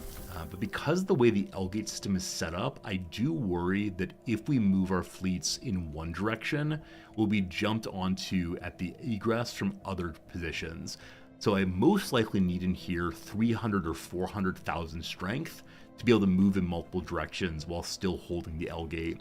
I do see also there's things that are not built up in there right now, so I'm going to send a construction ship over to make good interaction with them. Great. Also, more archaeology. The science officer's gone missing. She was last seen leaving camp at sunset to find a tranquil spot to consider the Sentinels. In the days leading up to her disappearance, she raised concerns about safety at camp following a growing number of accidents, and we fear she may have abandoned her mission in protest. She's gonna go whistleblow. She's gonna tell OSHA about what we've done. Good thing we run Space OSHA, but this is most distressing. We'll see if they continue to blame the archaeologists. Unfortunately, the head of research has disappeared, so we're gonna need a new one of those. We'll pop down here and see. This fellow gives me more minerals. I don't really need more minerals at all right now, but sure, more minerals, more good, and then do the leveling up fun. Not a very good head of research, but he'll function until the other fellow returns, hopefully. We can then get that person into a science ship here and have them return to doing archaeology, taking over from the prior character. We'll see if everyone goes through the void and never ever comes back. Alright, got a big old fleet waiting at the capital. Strength of 53,000 that has just finished leveling up once more. So you also head into here. Now, I said earlier yesterday, if there's any other attack from anyone, we got some real problems. Our entire fleet's heading this direction, so we'll see. Little baby fleet here is only 17,000 strength. It says at full strength, so does that mean I did not build it up all the way? Nope, I built it up all the way. It is just being built the last bit as we go along here. Being built in lots of different places. All the fleets coming together sooner or later. And we have more than 150 naval capacity left, so time to start, you know it, yet another fleet. This is definitely the best, Navy I've ever had in any playthrough. We'll go ahead and make here 2 of these riddle escorts. Go ahead and make 2 battleships too. Love it. A message from our mother. My child, by now you must realize that every act of mine is deliberate. Establishing a base near you was no accident. I come now with a request. What does Mom want for Mother's Day? Long ago, a certain data bank was taken from me. By fate or by design, it's come to reside in your territory you now claim as your own. Retrieve it and you will be rewarded. What's this data bank? A cache of information, invaluable to me, useless to you. Bring it to me and make no attempt to decipher the contents. You do not yet possess the power or the wisdom to do so without risk. Oh, it sounds like Mom just wants to keep us safe. She says look both ways before crossing the street. Don't decipher the databank. Anything you want, Mom. Very well indeed. Dutiful child, I've sent you the location of the data cache. Go swiftly and let your mind be at ease. Together we can do great things. Well, we'll see. All right, so we have now a project of the databank. The databank apparently is sitting on the synaptic lathe. I'm a little surprised by that, but if you say so, Mom, if you say so. The lathe is full of friends. Very good, very good. As long as Mom doesn't make me take apart the synaptic lathe, we're fine. I know I have a spare scientist just scanning some stuff. That's you. Let's get you to check out the lathe. My lathe, though. Friends, it's time for our first real ad break. We've been streaming now for an hour and a half or so. Time for 3 minutes of crossword, 3 minutes of ads. As it is a Tuesday my time, that means it is a Monday in the US of A. And on Mondays, we get to start up a brand new Monday New Yorker puzzles. Thanks for being here. Thanks for hanging out. I'm pretty excited to see how this week's Monday goes. If you ever wanted to see a nicely dressed man suffer with words, this is your opportunity. Thanks for hanging out for sure, though. It's said to prevent interruptions. Said to prevent interruptions. Filibustering. Just never stop talking. There are lots of different kinds of interruptions. Metamucil could help avoid interruptions in one's regularity of motility. I have no idea. Daigle, have a good class, my friend. Part of a snapback. Is a snapback like responding to someone's insult by snapping back at them? Is a snapback a kind of like clothing item that has snaps in the back? Is a snapback a binder possibly that closes with snaps? I have no idea. Smaller double. Smaller double. So this could be like a Big Mac sandwich's younger cousin. It could be a body double for movies, a stunt double, one's minuscule twin. Danny DeVito, a la, or in relation to Arnold Schwarzenegger, no idea. Irk could just be anger. We'll see. Got hot. So hot can mean physically hot, spicy hot, anger, arousal. No idea which one they want. More than irk. Well, more than irk could be anger. Maybe every answer here is anger, anger, anger. So one of these is not anger, but the other one probably is. Enrage does not fit. I'm not sure.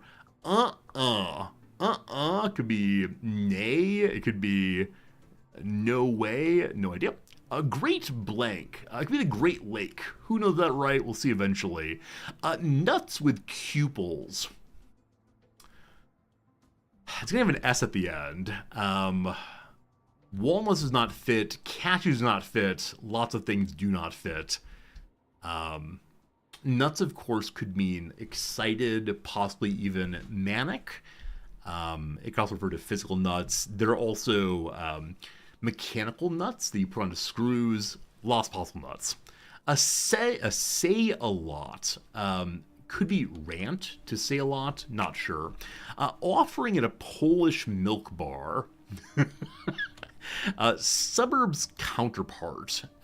So there's suburbs, there's exurbs, there's also like downtown, in the city, metropolis possibly, unsure.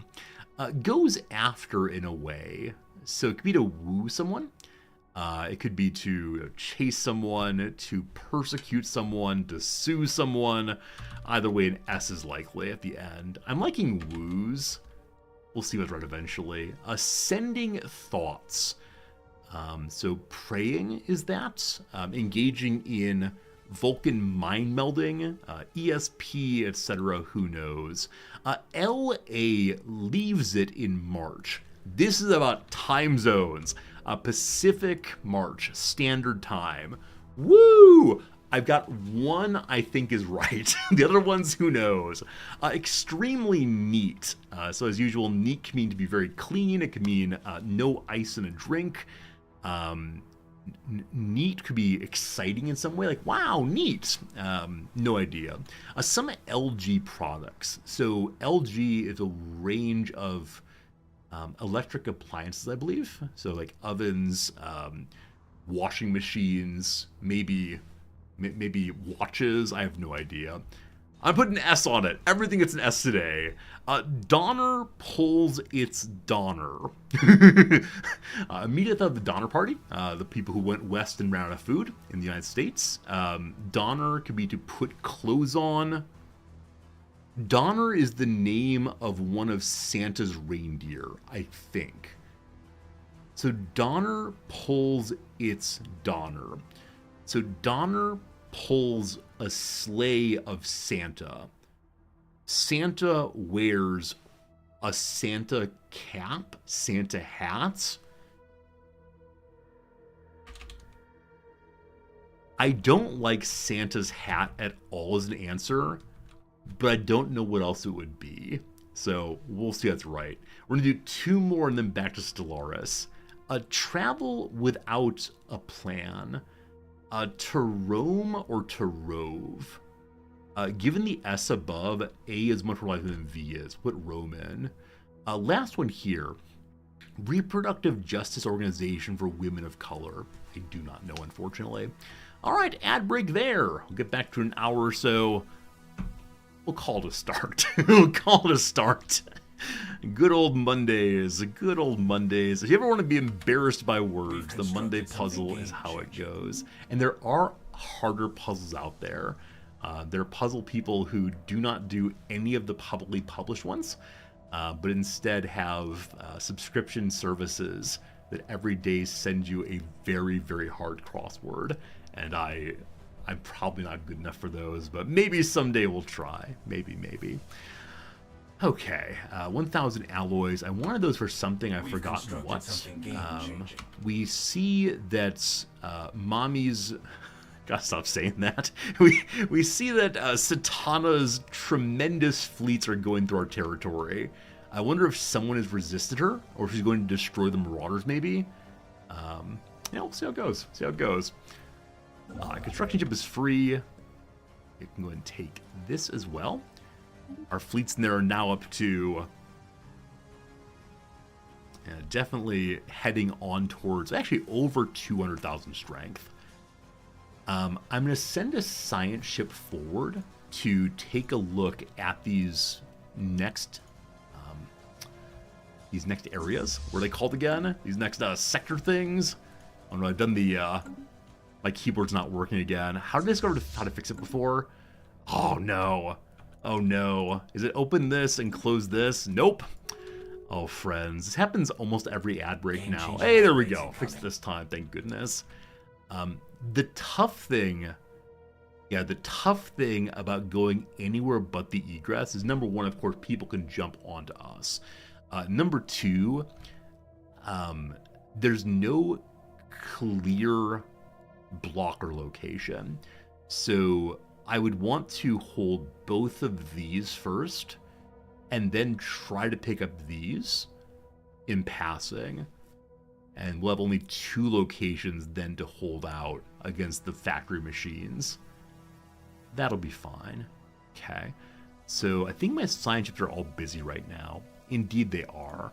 So time to push out one more science ship. I see that I've also gone over my starbase cap. I just made a new starbase to try to get me, try to give myself additional anchorages, but I didn't mean to go over the cap, so we'll go ahead and get rid of that one for now. But out here we made even more anchorages on each of you. That's already queued there. Great. All full up. Being made. Yeah, the lack of places to put food are unfortunate. Upgrade that. Already has food. Never mind. Don't care about that. This bastion can be upgraded. It'll give us an opportunity to make more food at least. All right. So new science ship being mated. Conjugation's hard today. New science ship being mated indeed. All right.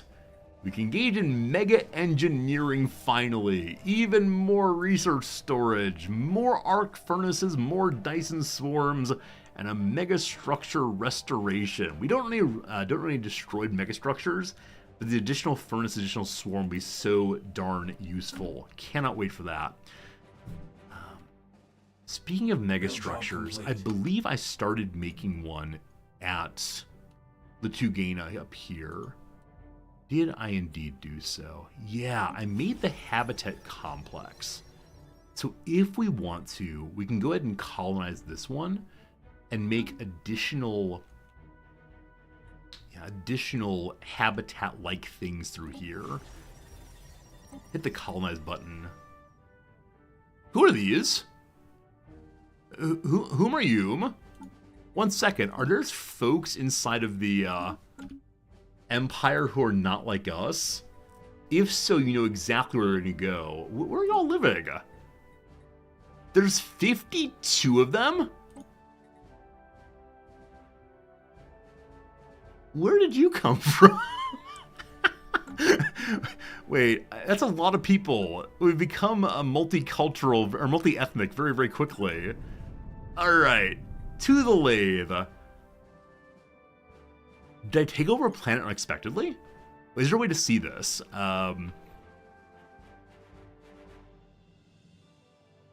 Here they are on Define Siva.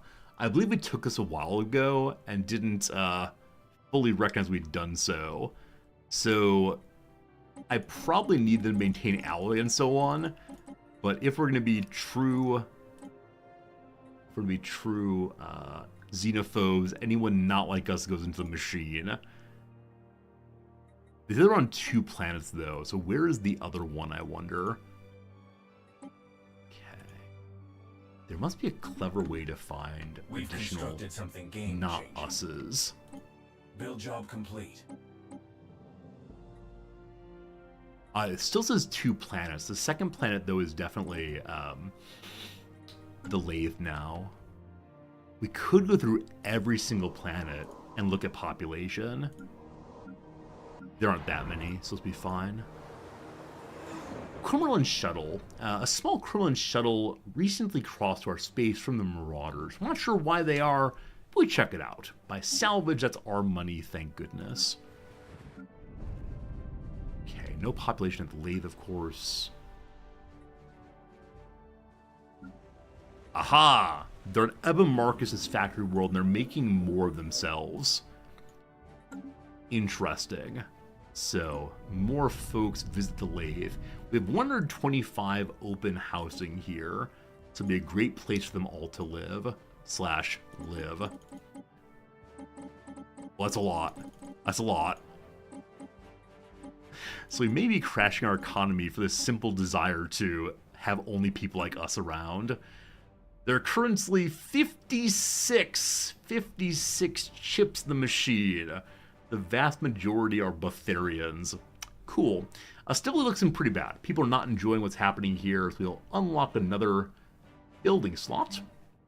And that will allow us to put in more of these stability creating machines. Satana's Cosmic Tempest rages on. With this powerful weapon, our probes are able to extract several nanites, allowing subatomic investigation. While complete comprehension eludes us, micro-jump drives enable virtual teleportation, systematically comprising any biological or mechanical system they encounter. Their purpose?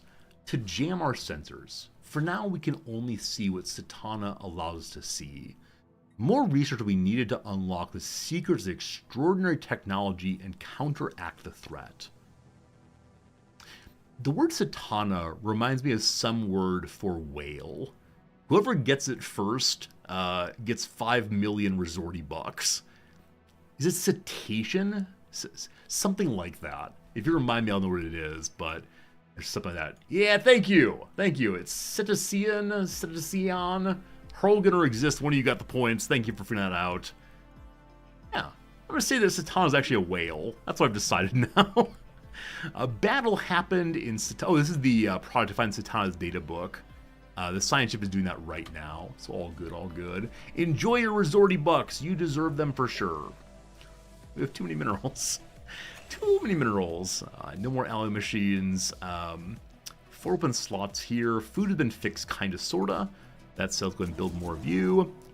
We need more population. He says after having destroyed the entire population. I feel a little bad. Not bad enough to stop it, of course. We need to get more exotic gases. Let's build another gas refinery. Good. Hello to you, River. How's it going? Am I the devourer of worlds? Indeed I am. I don't mean to be, but these things happen.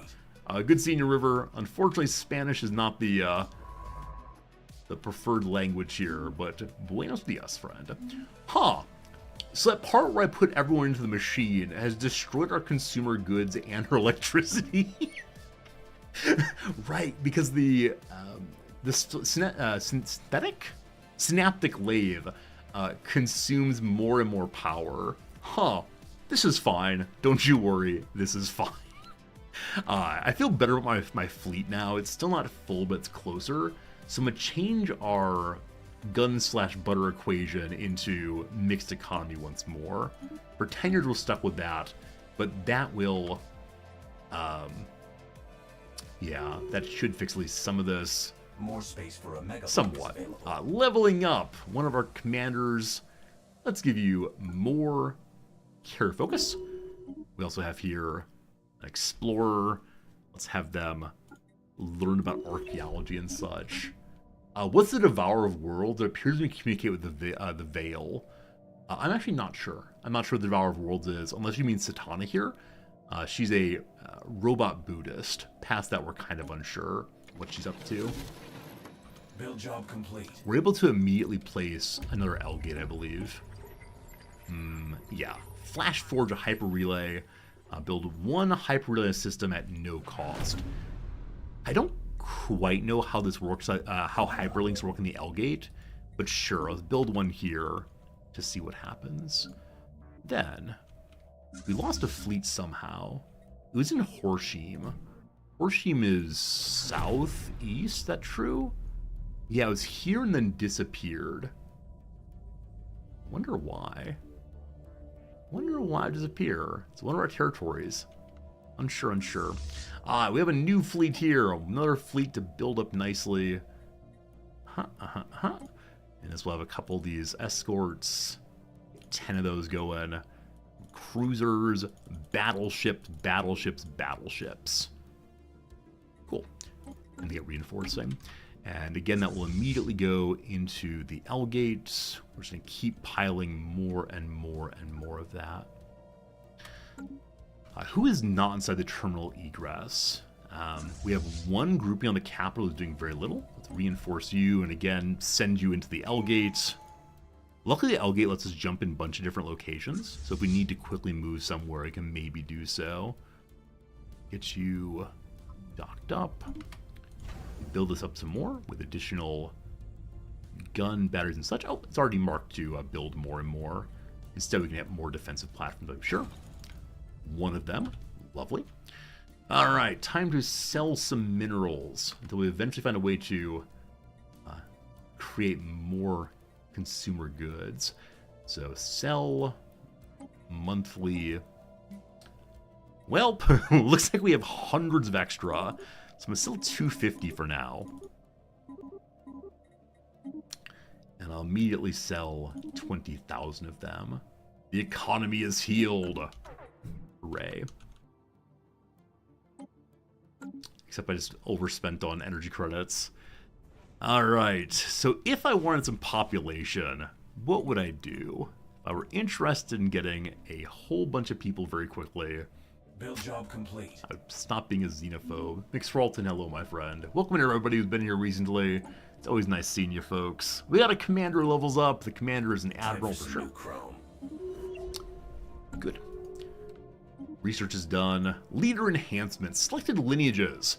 So our leaders are no longer purely democratically created. Instead, they are given reproductive planning. When the children are made, we look in their souls to see what kind of gold has been mixed in with the mud. What kind of metal in the mud. Hopefully we find gold every time. Alright, more star bases could be pretty cool. I think more star bases wins big. Okay. So, our capital has a whole bunch of priests. I think we've hit the point where we say religion is the opiate of the masses, and we begin to move the priests into our generator world first. On the generator world, we've said energy and metallurgy are most important. From the capital, off go the priests. Okay. That will get energy production going. Now, it costs a bunch of money to move people. I forgot that part. I forgot that was the case. So, time to fix the economy once more by selling some rare crystals, by selling a pile of gas, by selling some minerals also. This is fine. It's all fine.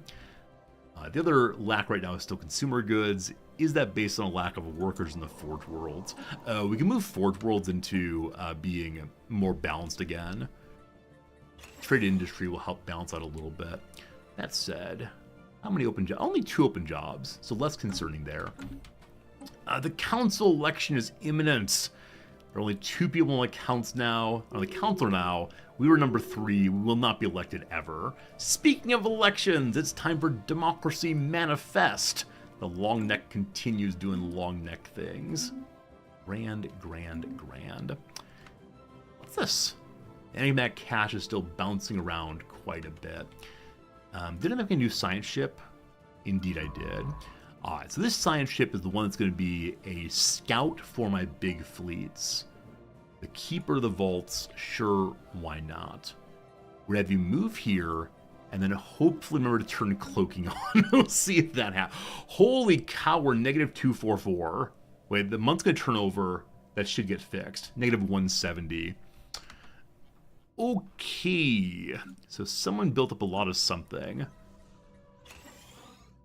This place, Generator World, is not full on technicians yet. We'll see. Hello, Erber. You're curious what lathe in the Stream Tower refers to. There's a new building in this DLC called the Synaptic Lathe. You can feed your colonists to it, and they will happily work in order to give you more research fun. It is burning 314 energy right now. Alright, just one of these lower energy consumption. Expanded reactor consumes exotic gases and yes, does lower energy consumption. Probably have too many buddies in here right now. Probably too many buddies. We'll see in a moment. This is fine. Planetary features augmented. Full on influence, can't use that for anything. This factory world can get some upgrades. Our station is in the process. This factory world, we need to prioritize, for right now, energy. So moving to mixed economy and moving one planet from a forge world to an industry world has fixed our consumer goods problem, rather. So that is wonderful. I'm going to then move additional priests to this planet. This planet had 40 other workers previously, so I'm okay moving the priests over. We're then getting less and less unity each month, but we're still over 1,000 production. Council position open! The Keeper of the Vaults must have gone off to a science ship. None of you are good. We can have 2 more scientists. None of you are good, I say again. Well, this buddy, at least, they're all horrible. Who's youngest? 29 years old. You have time to become useful for me. I for talent, more leveling up, more good. Alright.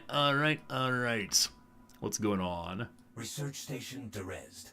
Alright, we've been attacked at the L gate, it looks like.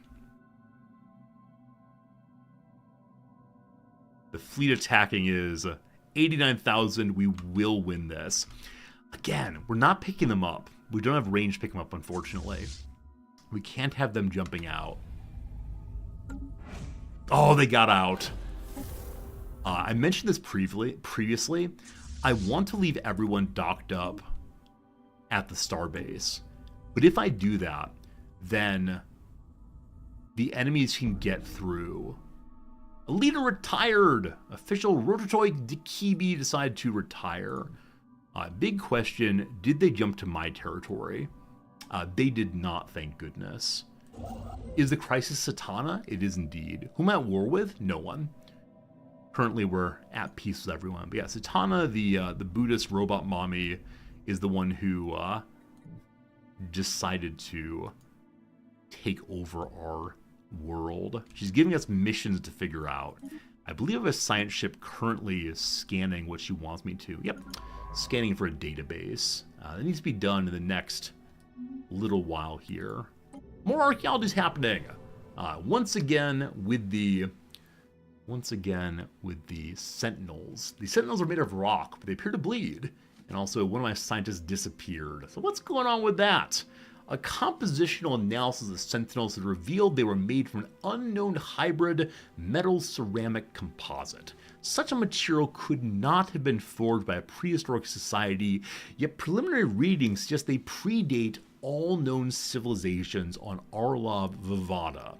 Unfortunately, scanners cannot yet pierce the Sentinel's metal coating. They were here first. Misty Nuts, you say that you had a campaign between 311 and 312. The updated more expensive fleet docks at stations than not. That sounds like a bug. I'm not going to say it is a bug, but it feels like it might be a bug to have your docked up fleets cost even more. That said, my fleets are looking surprisingly expensive right now. Satana's nanites.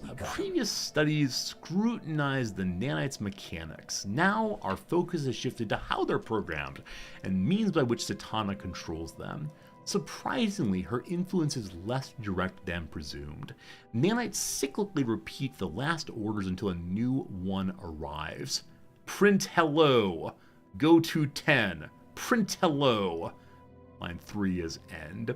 Alright, once we understand the complex programming language at work, we're able to issue new commands. While we can't prevent new orders from being issued, inducing order paralysis offers a strategic advantage. It may even tilt the scales in our favor. Sounds like, this is a do you want to work against Satana mission. So, the situation advances, we get 500 nanites. Huh. I just want to understand her. I don't want to destroy her yet, but I'm not sure. We'll see how this goes. I'm sure it'll be fine. Alright, like I said, I need to leave a fleet sitting on the L gate so they don't go around this. Uh-oh, playtime is over. You innocent child, my nanites are not your playthings. I implore you, cease toying with them. They're a nice trick, or we're only curious. Mother, don't you want your children to learn about the world? Curiosity is inherent to consciousness. I do not fault a child for possessing it. Have you gleaned all you need to know about my celestial tempest? I wonder, did you discern its origin? The nanite swarm was built long ago by those who hoped to disrupt my work, but their failure was my fortune. I've repurposed the swarm, as you see. Go now, child, and invest your time in more worthwhile endeavors. Do I know she's voiced? I do know that. I turned it off. I turned it off because I couldn't figure out how to make her voice louder without making the entire game louder. So you get Resorty radio instead. But yeah, she was too quiet relative to the mix, and I couldn't fix it without making the game very, very, very loud. So we can ask her, did you repurpose the swarm? Or just accept her answers? I want to understand your history, Satana. Tell us what you've done. One being's weapon, another veil. My long imprisonment gave me ample time to strategize. In the end, repurposing the swarm was a small matter, as all changes, once enacted. Those who built the nanites are long gone, so there can be no quarrel with my methods. I earnestly hope you learn from their mistake. There's no obstacle I cannot overcome, given time.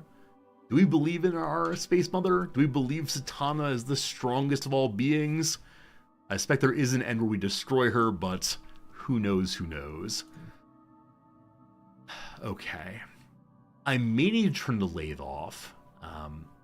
The economy is not just a little bit of shambles, but a profound shambles.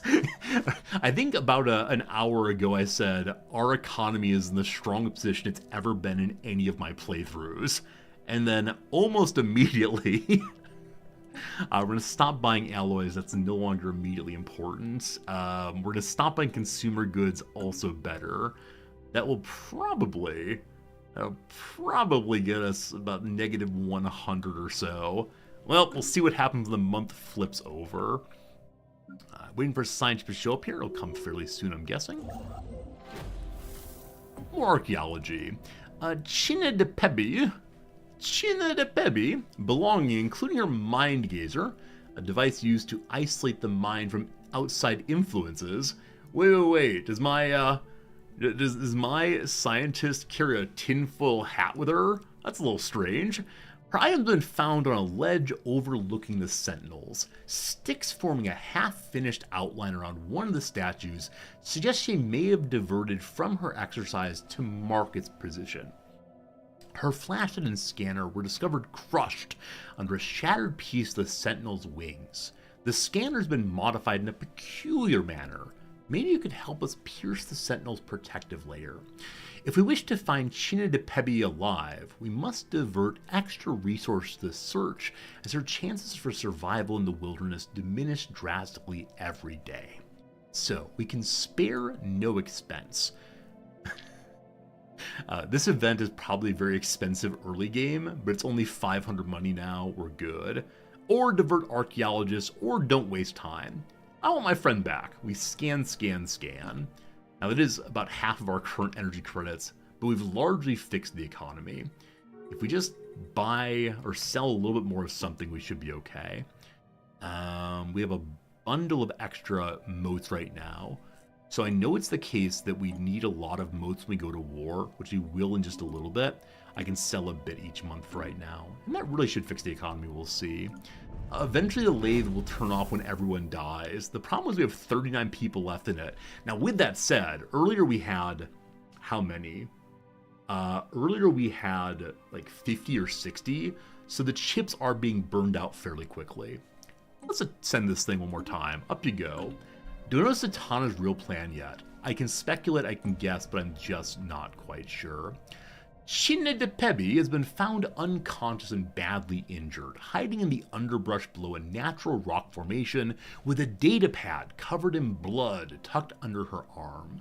She was rushed to the hospital and treated for severe brain injury, indicative of blunt force trauma by impact from above. Is this like when you're walking in Chicago and they've put these constructed tunnels underneath job sites so people don't knock the facade off and bump you in the head? Possibly. Though her condition is now stable, she still suffers from memory loss and has no recollection of how she sustained her wounds. Splinters of the unique metal alloy from which the Sentinels are sculpted were lodged in her parietal cranial bone. All she remembers is hiding from someone and subsiding off of what little the land had to offer. However, her notes contain some helpful information. How ominous. We gain 5 clues about the Sentinels. China de Pebi has gained the MAME trait. She's going to die 40 years earlier. Should we just release her from duties? Should we say, thank you, my good and faithful servant? You are released. Seems like a good way to go. Where is Chine? It should be a scientist who is unassigned right now. There they are. You're actually doing some excavation. Alright, you can stay there. You're currently 63. I believe our characters live till 110, maybe 120. So, goodbye fairly soon. Almost out of astral threads. We're using those to get additional production on specialists, I believe. We've constructed We'll something see how that game-changing. goes. Alright, so we're seeing that more and more cloak ships are jumping into the L-Gate. They're trying to learn this world also, but it's mine all mine. Where's the science ship coming this direction? Did I not make it, possibly? Is there a real possibility I didn't actually make that ship? I know I talked about it, and I know I looked at it. Is it being made? It is not being made. So, one more science ship is surely needed. It'll be made quickly. I'm not going to close the screen until it's done. We'll go ahead and play on fast speed for a moment until we finish that one. Cool. So, new science ship has been made. We'll go ahead and load it up with some random research person, and then we'll send it this way just for now. Almost certain I did that. Oh, I did put a fleet by the Algae. I didn't. We talked about this and then did not do so. So the largest fleet we have, 53,000. I'm going to have it upgrade. It can't upgrade here. Wait a second. Does it try to return to home base? No, its home base is right here. But it wants to go back to the main station to upgrade. I thought it went to any station that has... Ah, that's the issue. That's the issue right there. I thought it went to any station that has a shipyard. We upgraded this thing to have a shipyard, but did not actually give it a shipyard. Major fleet now on the L-Gate, great. And then we build a shipyard to accomplish all of our dreams. And we may have already done that. Where is it? Okay, actually I didn't do it correctly. Gun battery goes away. Shipyard created, hooray, hooray. We want that at the very top so our ships can then upgrade while hanging out here. You already get to the very top all at once. Shift click, it's now the top. Good. A surprise catch! The spymaster watching over the Diane manufacturing reportedly got ourselves a new asset. A sympathetic contact who believes in our operation. Alright, also we gather information at the same location. We now have a bureaucrat that's been promised a better life. Good. We've climbed up to 65 of 65 infiltration. So let's go ahead and steal some technology if we can. Send the diplomat to help us. Wait, steal technology. Send the diplomat. Let's see what we learn out there. That does consume power, though. Archaeology continues. The archaeologists have reconstructed China de Pebe's modified scanner. Set to pierce deeper into the statue's hybrid composite material, it has picked up on weak radiation emanating from their cores. To investigate further, it would be necessary to break a sentinel open, very likely destroying it in the process. Since one of the statues had already lost part of its wing, the archaeologist recommends starting with that one. Leave the Xenos alone. We get a special project called the Sentinels, or dismantle them and get some artifacts. No, let's go ahead and leave them alone for now. I think they may be alive, and I don't want to cause problems by breaking them open. But we can go ahead and... Wait. The Sentinel's thick scale-plated outer layer has proven impenetrable. We need assistance from the engineering department to proceed further. Are we cutting them open? It's only 1 month. I don't really want to cut them open. I think I said leave them alone. Now maybe this is the, if you decide that you no longer want to leave them alone, go ahead. Unsure. Alright, science ship and Fang Core has nothing to do. I think we know of no other archaeology except for the one I refuse to do until the crisis is over. Which, I mean, it will never be over. Someone's already getting Satana's notebook there. So I think the science ship is just going to kind of hunt around and find anything it can find. I think it's open it safely, Stenod says. So maybe it's not just cut them apart and make them bleed. Well, we'll see. We'll see if these poor sentinels cry out in pain. They're alive! The Sentinels have woken. The engineering team were just preparing to smash, bash, and mash the Sentinels down when a gentle shiver passed through the statues and they sprung to life, bodies humming and skin glowing. Radiation pulsating from their cores made them malleable and transparent, revealing a digital grid of nodes. With an unearthly screech, caw of tortured metal, they charged the archaeologist, overrunning the camp. Now they're flying towards the nearest settlement. Their departure revealed a round slate in the ground previously hidden at the base of one sentinel. Kill the automatons! Our defenses are getting breached. Alright, combat is happening. We have 2049, they have 2051. It's going to be close, and I can't give them a general. Welp, devastation is happening, everyone's dying. I should have left them alone. Alright, where do I have some fleets? Apollo and Kerr has a large groups hanging out. Unfortunately, we can't get our fleets to Fangkor. Oh, our borders are open, we're fine. So Palo and Kur is up here. If we disembark the fleet, we can then head over, sorry, embark the fleet, not disembark. We can then head over to here and try to save them eventually. Oh, those sentinels. Cacaw indeed. Our researcher leveled up. Let's give him Eye for Talent again. And astral nonsense is happening. Viral irony.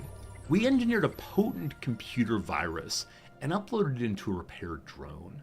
Once it returns to home base, the virus should spread and eventually render the sanitization infrastructure inactive. Perhaps this planet will eventually recover from its chemical sterilization and new life will evolve from an isolated cave. Most excellent. That technology called negative time keys. It helped out an astral planet today. Good job. What are astral time keys? It should pop up in a moment. But first, more encryption. Right. This thing will give us a lot more power. We need power, and so we'll go ahead and choose that, though it researches very, very slowly. Gonna take us... oh, we can't actually do this. The research we just got was some kind of free research for I don't know what. We're doing something important. How's the invasion going? Oh gosh, we're all gonna die. Resolution failed, so we're not sanctioning anybody right now. That's fine. I'm gonna ignore that attack. So in discoveries, we can see our astral nonsense. The new one is... maybe the new one was actually not an astral tool, but instead it was some kind of technology we unlocked. Oh, the encryption was the negative time key. Got it. Thank you. Hooray, more encryption, thanks to doing good work in the rifts. Is my science ship here? It is. Okay, science ship, cloak up. Science ship, I want to know about Erdoscoa first. Let's go. I'm hoping there's maybe 100,000 there. I think that's me being a little bit hopeful, but we'll see. I need to get more commanders. We now have more fleets with active commanders. We are not allowed to have any more. So I could leave fleets just sitting around with no commanders, or I can go over our leader cap. I'm going to go over the leader cap, that's fine. It's just more influence, I believe, and we have too much influence anyway. So you give me stronger hulls. You give me repairing yourself also. You give me stronger hulls again. Cool. We discovered there's 200,000 hanging out there. Okay. We can destroy that. We can absolutely destroy that. In the process, though, we're going to be abandoning our little defensive platform here. I'm going to check out over here instead.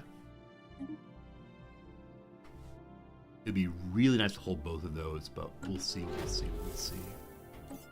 Espionage continues. We're working on stealing technology from the Dians. We found some science who are interested in maybe working with us. Acknowledged. We set galactic priority of the Great Tempest. It is already set that way. All of the borders are open right now. The Council wants to vote on the Exploitation Act.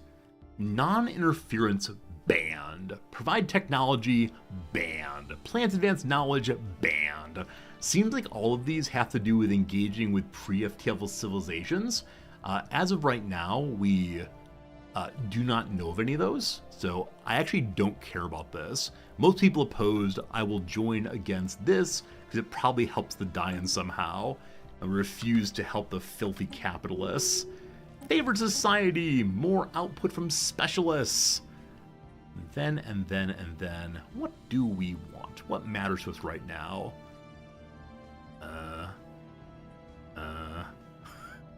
Worker pop increase. Hooray. We've got... Okay. Arla Vivada's been lost. The Sentinels descended on the security forces in an infernal tornado of wings and force blasts. No such thing as a fair fight with a foe that does not bleed nor sleep nor watch television, unfortunately. So one planet has been lost at Fangor. It is now owned by the Sentinels. My armies are coming to take that. That will be just fine. I don't recall what kind of planet. It's a generator world.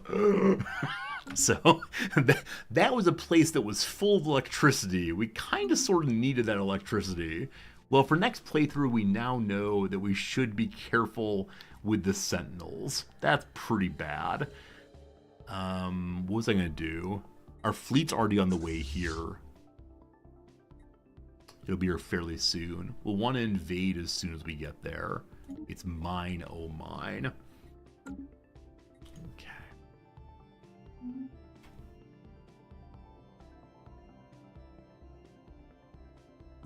Fleet needs more growing. Scum and villainy on Arla Vivada. So Arla Vivada has not been fully taken over. Though we lost it, the planet is still ours. It's just being destroyed right now by the Sentinels. So that would be A-okay. I need my generators back. I need the generators working, if you please. That'd be nice. I'd like that very much. Why can't we build another generator here? Maybe we can't build while it's occupied. That would make sense. Alright, hostile fleets are here. It's only 100,000. Okie dokie. It is time for us to destroy one of the neighbors. So, I'm gonna send 200,000 strength in. That's 90,000. Please move. That's 150 or so. That's 200,000. Here we still have about 150 altogether. So this should be enough. Let's go ahead and jump it in. Does that even jump it in? Not sure if it does. We'll see. Alright, critical resource shortage. We have no money. Oh god, my generator planets. I thought I had a month or two to deal with that. Well. Goodbye, food. Goodbye, consumer goods. Good night, moon. We should turn on our military technology. We should win anyway, and I need to keep things selling. Goodbye, minerals again. We're fine again, though for the next, was it 12 months? For the next little while, people are cranky about the energy problems. An invasion is going. Here we go. Take back the generator world. Our one general gets there. They will be liberated. Hooray, hooray. We've constructed also a new colony. We have Litugena Prime, a habitat location. It's unable to give me more power, unfortunately, but it is able to give me more industry fun. And that seems, you know, like a pretty darn good time. My windows just all closed. I managed to push that little Windows button that closes everything. I don't know why that button exists. Maybe it's when your parents come into the room. Alright, here we build gene clinics. Usually they also build autochthony, but that's now very silly. We don't need that. There's 2 population. We'll go and make another one and get some industry going. As far as minerals, we already sold. This is fine. When Generator World's back online, things will be very, very nice. We just need to wait for the invasion to finish. We've also jumped in now against a mothership. It's trying to flee from us. It could not. We've taken a second L-Gate area. Science ship, I'd like you to jump forward here and tell me what more we have. Construction ship, I'd like you to come here and take a second bit there. Time projecting Ulium, so we have only 90 days. No, it takes 90 days. Let's research this first and then pop down. If we could take all of this, though, I'd be so happy. Arla Vivada has been liberated. The Generator planet is ours once more. As the last automaton collapsed, its energy core dimming, it closed a trembling fist around the nearest soldier and pleaded with her to let them rest in peace. It's strange having quotation marks and saying them. I wonder who the them are then. Then it froze, eyes empty, face cold. Below it, the soldiers discover what appears to be a secret entrance, previously hidden by the Sentinel's force field. A thorough examination has revealed the statues are no simple automatons, but contain the digitized spirits of organic beings. Regardless of what secrets lie below, this triumphant day will not soon be forgotten. So the Sentinels want us to not dig deeper. We could dig deeper, or we can bury it, we're home at last. Either way, we get 2 living metal, which we do not have yet. But no Sentinel's gonna tell me what to do. We look deeper below. Probably by opening the gate we're gonna kill something. But you know, what's new? What's new? What's new? Alright. Alright. The starbase has been made here, correct? Or the shipyard, correct? The shipyard is online. Cool. The Byzadian Protectorate are into our hole. Because we're friendly with them, that's fine. We just need to be so unbelievably careful that if we see a construction ship, we stop taking over territory. Because we cannot have a construction ship taking things from me.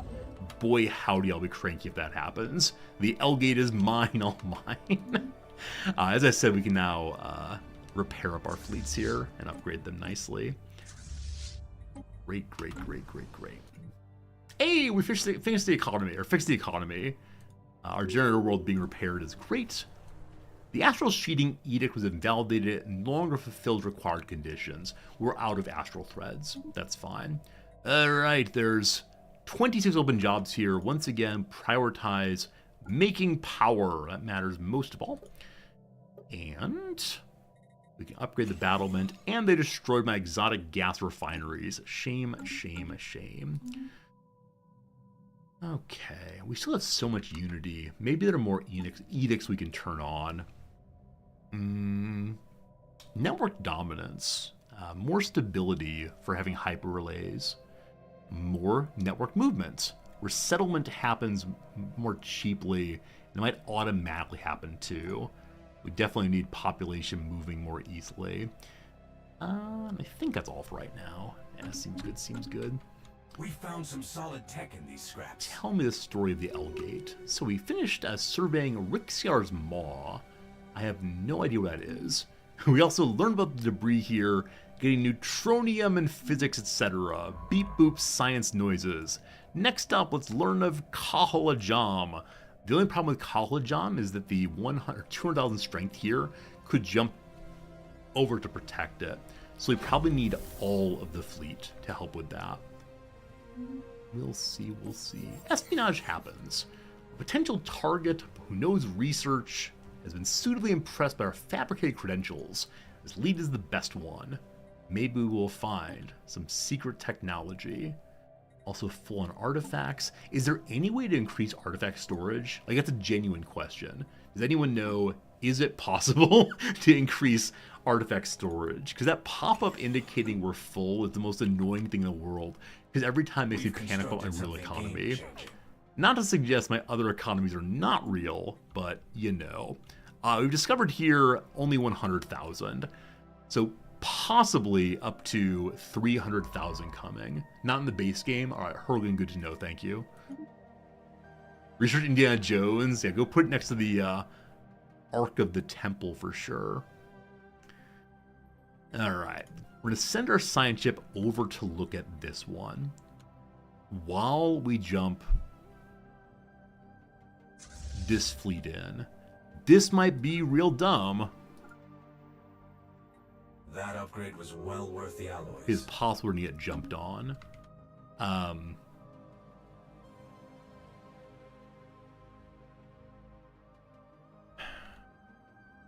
Biggest fleet is only 33,000.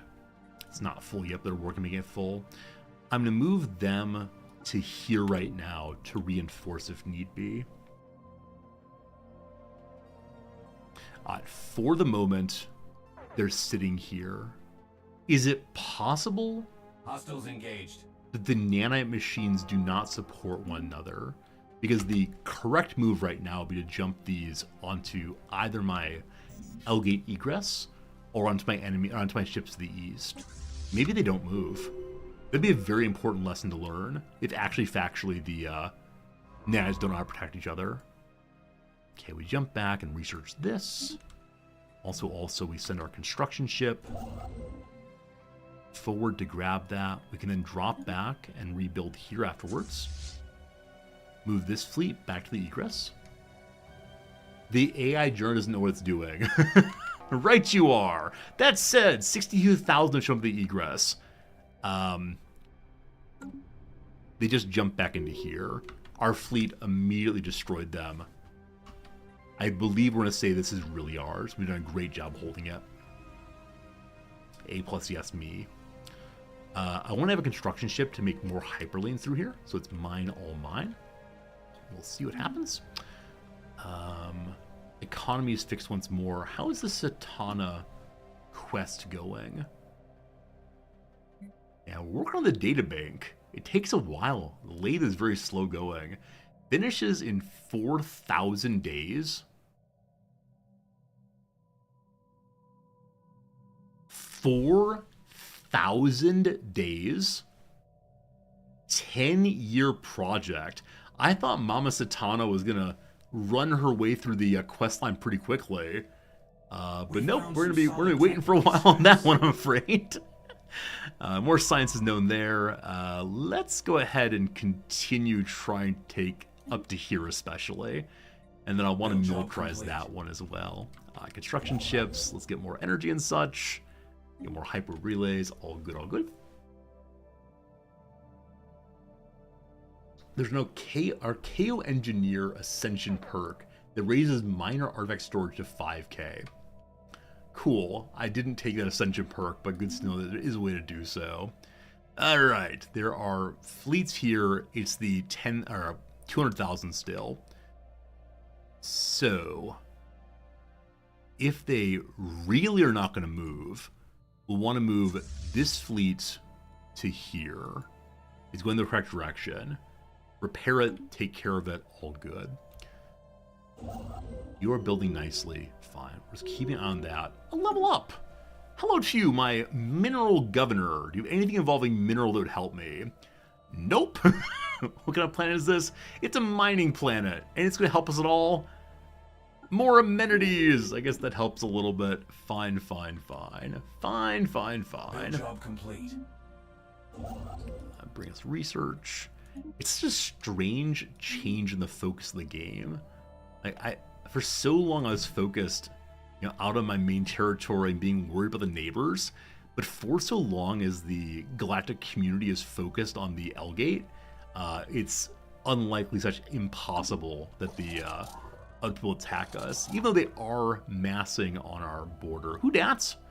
A pirate fleet is inside the internal horizon. So it looks like the Bazadians here are having trouble with piracy in their territory. I could move in to help them, but I just don't care. They attacked me a long time ago. They deserve all the horrible things that happened to them. My apologies for being a monster, but gosh, it comes naturally. Alright, fleets, how we looking? Fleets need upgrades. Fleet at Harboss. Fleet at Harboss got nothing going. It's a new one. So, with your one battleship, what more can we make for you? We add here more of the escort ships. 10 of those, more battleships. And we'll pile up then a couple destroyers. Good. Can't reinforce right now, but new fleet to work on. Okay. You are terminal egress, so you upgrade. We've constructed something game-changing. You're already upgrading good. Hey, the fabricator has an idea for me. Factitator, rather. Factitator Shuladon has presented research plans to evaluate future industrial developments. This could benefit the economy as well as his own personal projects. He's promised a number of experiments that look promising, but would likely kill most of the test subjects. He assures us a small sacrifice is necessary for the greater good. Alright, we say go ahead. If we do this, One pop dies in cruel industry experiments. Workers get very unhappy, but we gain 35,000 engineering research. Or no, this is cruel, and the people rejoice. This is a playthrough in which we don't really care about quote-unquote ethics. All we care about is quote-unquote making ourselves into robots. Let's learn about the world around us. You gotta break some eggs indeed to make a little omelet there. Friends, it is the case another hour's gone. It's been 2 hours and 30 minutes, so time for another quick break on this one. In the past hour, we nicely began to expand to the L-gate, and not much else past that, but we fixed the economy for the moment. We'll see how long it takes for us to collapse the economy again. Time for a little ad break. Time for a little crossword. If you want to watch the crossword, consider subscribing. Whichever way, thanks for hanging out. We'll see you again real soon. Lose control musician. I got no idea. Jackass. A jackass could be a burro, could be a donkey, could be a foolish person, an idiot. We'll say fool and see if that's right eventually. Tips. So tips could be to lean to one side, to be askew. Tips could be like, here's a hot tip on betting, or a tip on one's dinner out. Too many possibilities. All right.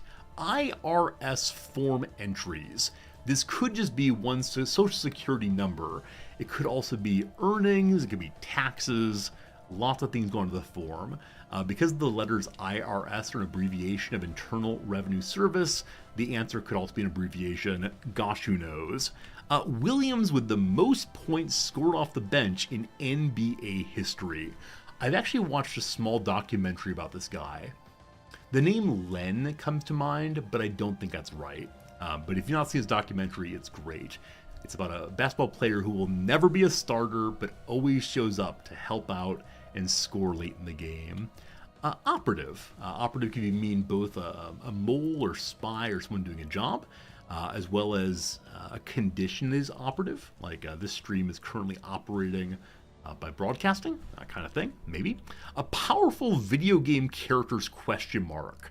So it's not just going to be final bosses, but something else involving characters. So characters could be part of a alphabet set. Powerful video game characters. I hate it when video game things I don't get immediately. A concave body part. So what part of the body sticks out? Concaves go in, convex goes out. The back of the knee, the underarm, I have no idea. Armpit feels good, but I don't know the anatomical word for armpit. Do I? I don't know. Is it the axilla? Is that what it is? I think it might be. Oh yeah! I mean, I don't believe you. I agree with you. I don't know the tone.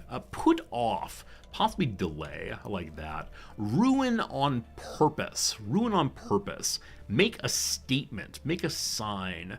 Harm someone. Frustrate someone. No clue. All right. On the acrosses. I believe that 1 is absolutely correct. 2 are plausible. And the rest are big old question marks. It's not Santa Shat. It's Santa's hat. Santa's hat. A possessive mark there. But yes, it looks pretty bad if you read it the other way. To the Downs. All right. Festival that coincides with Halloween in 2024. I want to say like Dias de Muerto or something. But that's too long, unfortunately. I'm not quite sure. Not quite sure there. Equivalent of 10 million ergs per second. I know an erg is a measure of a work being done.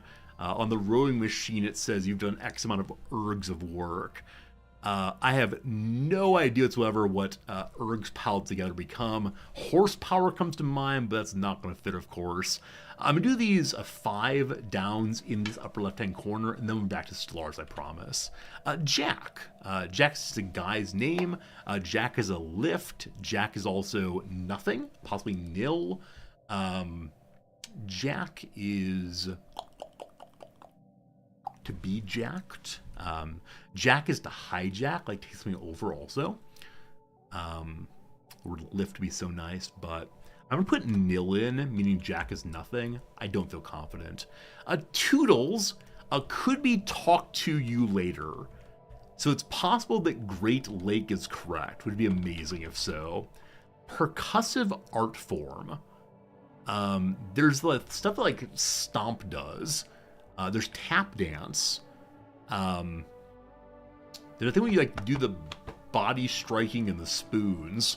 I don't recall what it's called. Kwame, who said, in order for non-violence to work, your opponent must have a conscience. The only Kwame I know is Kwame Appiah, unfortunately. I'm not sure. Minecart contents. Probably ores. Which means that Lake is probably wrong. It all falls apart. We'll try ores there. Last one for now. Doping scandal substance for short. Performance enhancing drug, I believe it is. All right, 10 minutes done, and this is what we have. A lovely, lovely start. Back to the Stellaris. For the next hour, our goal is taking over the L Gate. For the next hour, we will succeed in this. Must believe it's all going to work out. This ship is at Harbus. We asked it to have some building, and now it does.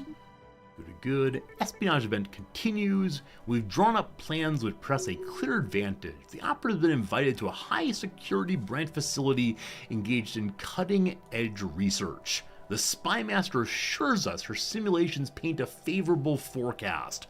Gotta believe in the AI. Commence the operation. We secured some Diana research. A complex series of electronic blinds and bluffs exposed the research database for long enough for us to make a move. We got ourselves autonomous mining drones. I mean, great. That will help us to get more minerals, which we definitely don't need, but hooray, hooray. That'll do, pig. That'll do. What are we currently researching? What are we currently researching right now? Yeah, so long time on all of them. The starbase capacity going up will help us to militarize right here, which I cannot wait to do. Cosmogenesis is going to 3. I should check and make sure that that level of crisis does not make everyone attack me. We'll see. And the mega engineering gives us more capacity on mega structures. We can make 4 more of our 2 sorts of big structures right now. If we go to the crisis, which is on it's this button, I believe. There it is. If we go to danger, I wonder if that means will be people unhappy. There's no cosmogenesis level that makes everyone attack you. Oh, okay. In the other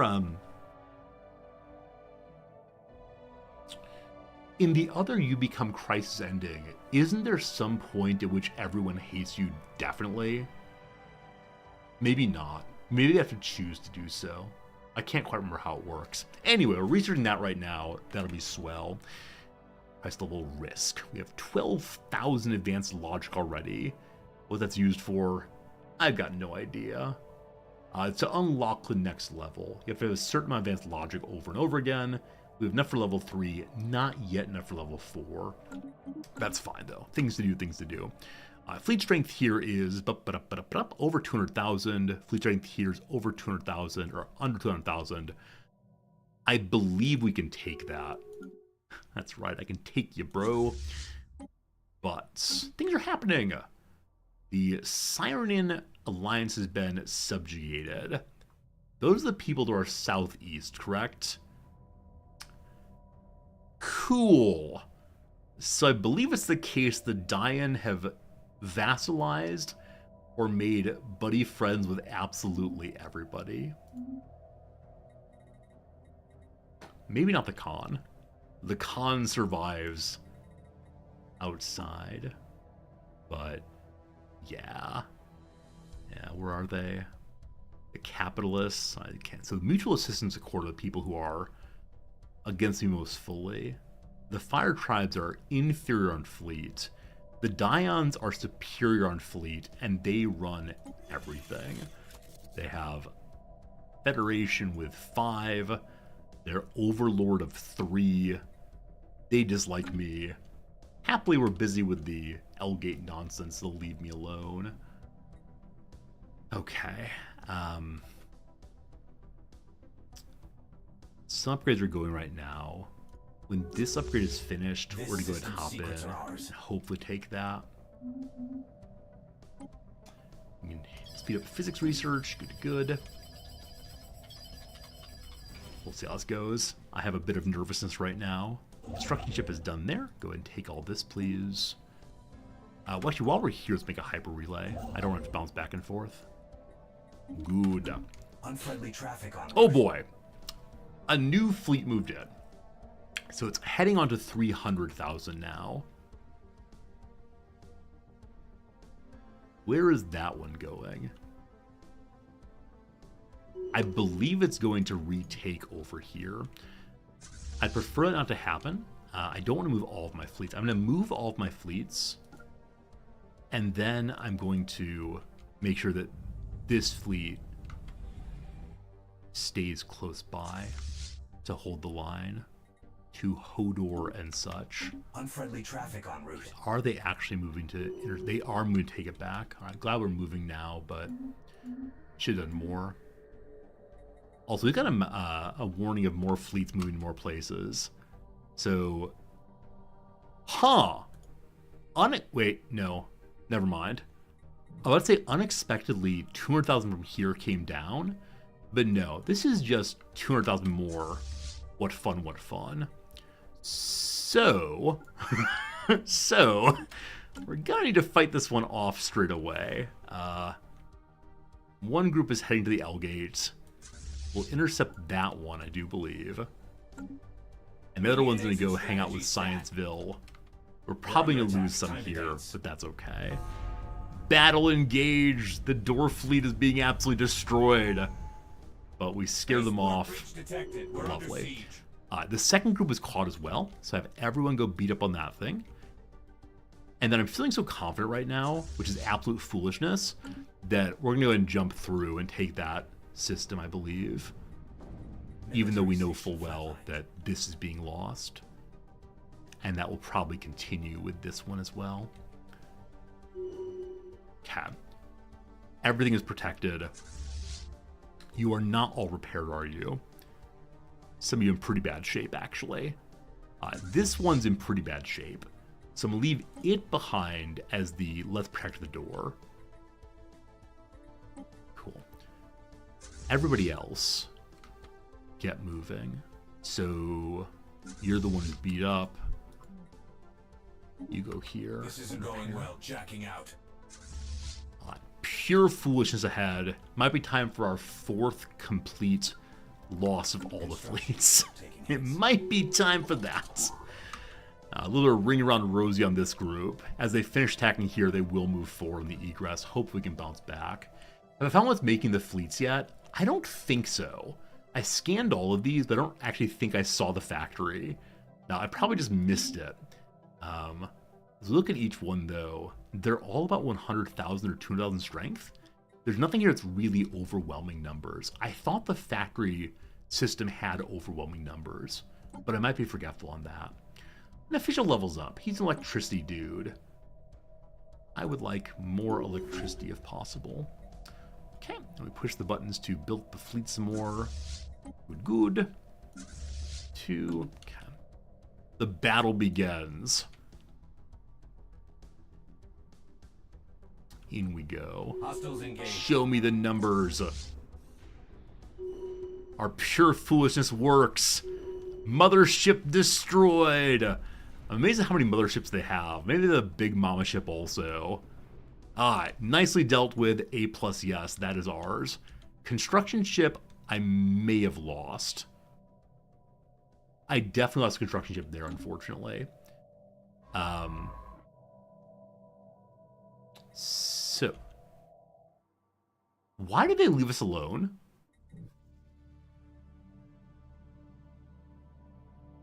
That's weird. They went through and then didn't do anything. Weird. Science ship go in science here. And then Grand Fleet. We're going to move you back to the egress to repair up. And then we'll try to follow this fleet somewhere. There's a trinary system with no name on it. Trinary system with no name. I see 3 stars in Ulium. Past I see names on everything, so I'm not quite sure on that, what we're saying. Oh, did they jump in already? Okay, so they did jump in from the same location. That is absolutely wonderful. So all fleets can move together. And Hostiles one last engaged. bit of fighting. And then we can hopefully take all of this. As mentioned, though, I need to have a new construction ship. So, you make construction ship, if you please. Next to Austin. Austin. Oh, good eye. Good eye, good eye. I completely missed that behind the resources. This is where the factory is. This is the one for sure. Hey, Glacius, thank you for the resub, friend. Thank you for helping me play the video game, and very good eye. I missed that entirely. We'll deal with it soon enough. But first, victory! Hey! Hey! Alright, all, get home and repair. Return to your homes, which I believe are all here right now. Indeed they are. We lost a bunch of ships in that, Payday. but we have some alloys. Not a lot, but some. The Exploitation Act passed. Again, not useful for us. It's one that only matters if you have FTL or pre-FTL folks hanging out still. Okay, so you learned about that. Let's have you go do research here now. We can send this fleet to repair up also. I want to leave it here, though, in case attacks come in. Soon enough, we'll have a construction ship built here. And indeed, it's ready now. So go grab this. How long on the research that gives me more star bases? Pirates are sighted in the Sheraton system? Okay. Sheraton is not Stebnar. So I have a fleet that's getting built up gradually, just hanging out. You could deal with that, thank you. Lots of repairs done. They'll be dealt with. Big old convoys coming through. If we wanted to destroy Satana, we destroy one of our convoys first. But I don't want to make Mom angry at me right now. Reenacting my child in a way I can't deal with. If you're watching, hello mother. Just jokes. Haha, just jokes. Everyone loves jokes. Haha, jokes. Alright, so you're one that's forward. I'm going to send you more ships.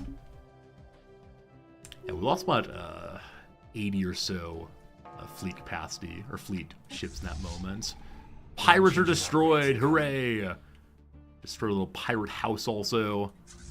Destroy a pirate house, please. Hey! Pirate station destroyed. Good job, team. 3 battleships sent against it. Let's have you just hang out here then. Actions available. We can build a new hyper relay very quickly. So when this construction ship gets its work done, then we'll hyper relay between these two. We are going to go over 1 star base. I don't quite recall what that does or what problem it causes, but it will be useful for the moment at least in holding both of these positions, hopefully. Alright, group at Sheraton. You're not very important to me. It's very rude to say, but it's true. Debris decrypted. Payday. More research projects needed. constructed Get more something technology. game Alright, changing. that is taken. Immediately, we level you up to a starport.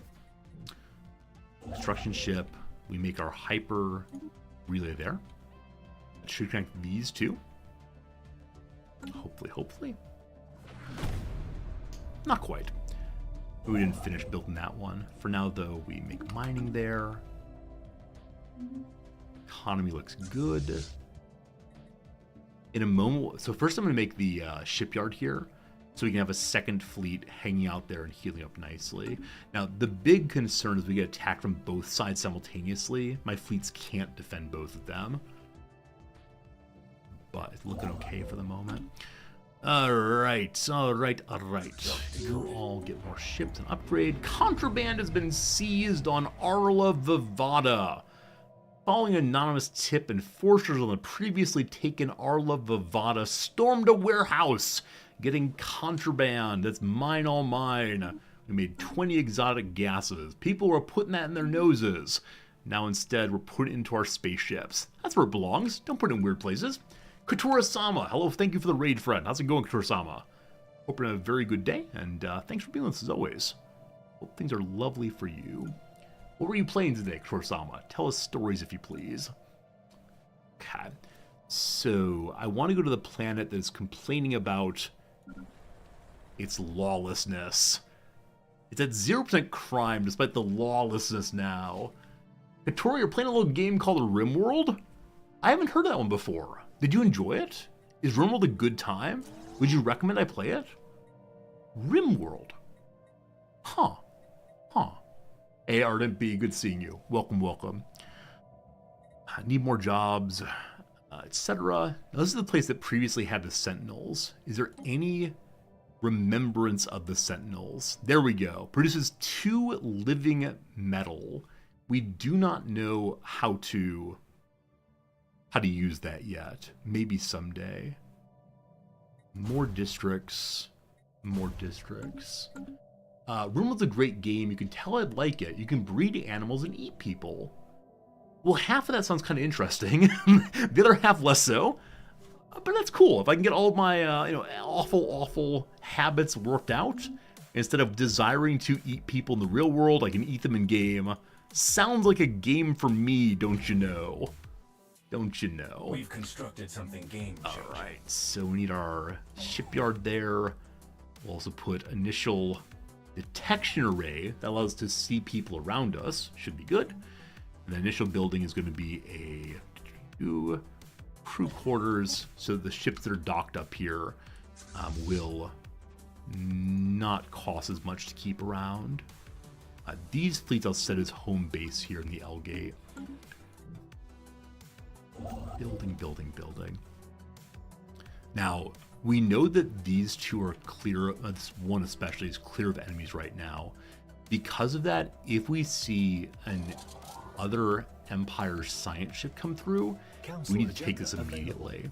Because of that, to avoid the confusion, I'm gonna jump back here. Science ship, or construction ship? Why can't you go there? Is it because you're marked on passive, possibly? Go build the starbase so no one else can take it, hopefully. Hello, gaming. Someone's twisted mechanism playthrough of RimWorld might have brought you to the channel. Was that a raid? Was there a raid from someone playing RimWorld? Sounds pretty fun. I don't know why I do this. Why do I pretend only with RimWorld I've never played it? With every other game, someone comes and said, "Hey, Resorty, I'm playing Stellaris." I'm like, "Oh, awesome! Stellaris sounds good. I love Stellaris." But for some reason with RimWorld, I pretend that there is no way I can play it. Ardent B, you're sorry you're French. I'm sorry I'm French, but I wish you a good stream. I wish you a good night. My apologies for not being able to speak any French at all with a good pronunciation. But thanks for being here. Sleep well. A beacon on Tremana 6. Empty call. The signal found on Tremana 6 is so ancient we dare not touch it. The metal's so brittle a single tap would destabilize whatever tangle of dust and hope still holds it together. Our instruments detected no other artifact, no life sign, no topographical anomaly in its immediate proximity. As of right now, as I'm reading these nonsense science words all together, I realize someone whose native language is not English would find this stream incredibly challenging right now. It's one thing if we're playing CSGO and saying, "I'm gonna shoot the dude. Look, I shot the dude." Then people say, "Ah, standard American streamer, all good." But here talking about topographical anomalies in proximity, a little less sure on that. The beacon, like the cheese, stands alone, murmuring a faint call, but whatever was supposed to signal is lost gone. Long gone? Long gone. Satana asked us to go scan this place, and there's nothing there. Lots of physics research, but we did what our mother wanted us to do. We are a good people. Hopefully she's very proud of us. We need to build defensive platforms here also. More space for a mega block is available. Endless clicking. These contacts aren't... Time for a vote, friends! Do we believe in the Charter of Workers' Rights? From title alone, I know the capitalists are against it. And indeed they are. So, Charter of Workers' Rights makes workers happier. The more people we have, the more powerful we are. And workers get more political power. It's only right for us to codify the rights of the worker and protect them from common abuses. The capitalists say no. We appreciate our workers as they get fed to the machine. We vote yes. Probably does not matter, but we'll see. You wonder if streaming motivated game companies to more systematically translate their games. It's hard to stream a game in a language different from that of your audience, even if you know it yourself. Yeah, very good point. There are some, though I think of Twitch as being primarily an American site, right? There are definitely lots of other streaming services for other places. For example, I know that China and Japan have their own giant services. They're not Twitch. Korea the same. There's a lot of people on Twitch with very large communities that are not English language communities. And I'm always impressed by them. We have one friend of the channel whose name is something Bowles. I've forgotten his full name now. That I used to watch back in like 2017 maybe. And at that point, he was an English language streamer.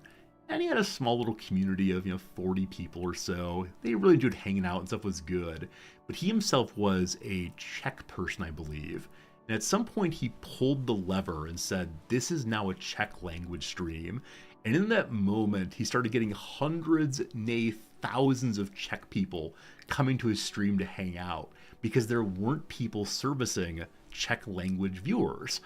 Unfortunately, I only have English, so this story is not terribly helpful for me. But it was cool seeing how he saw a need, he met the need, and now he plays a lot of games that are in the Czech language, and definitely encourages viewers to buy them in the same way that I do when I play my games in English. So yeah, definitely streaming is one of those tremendously multicultural affairs that allows people all around the world to experience games together, and that's a pretty cool thing. But yeah, I expect it's the case that if a game is not published in your home language or language of your community, it's very, very hard to play it effectively.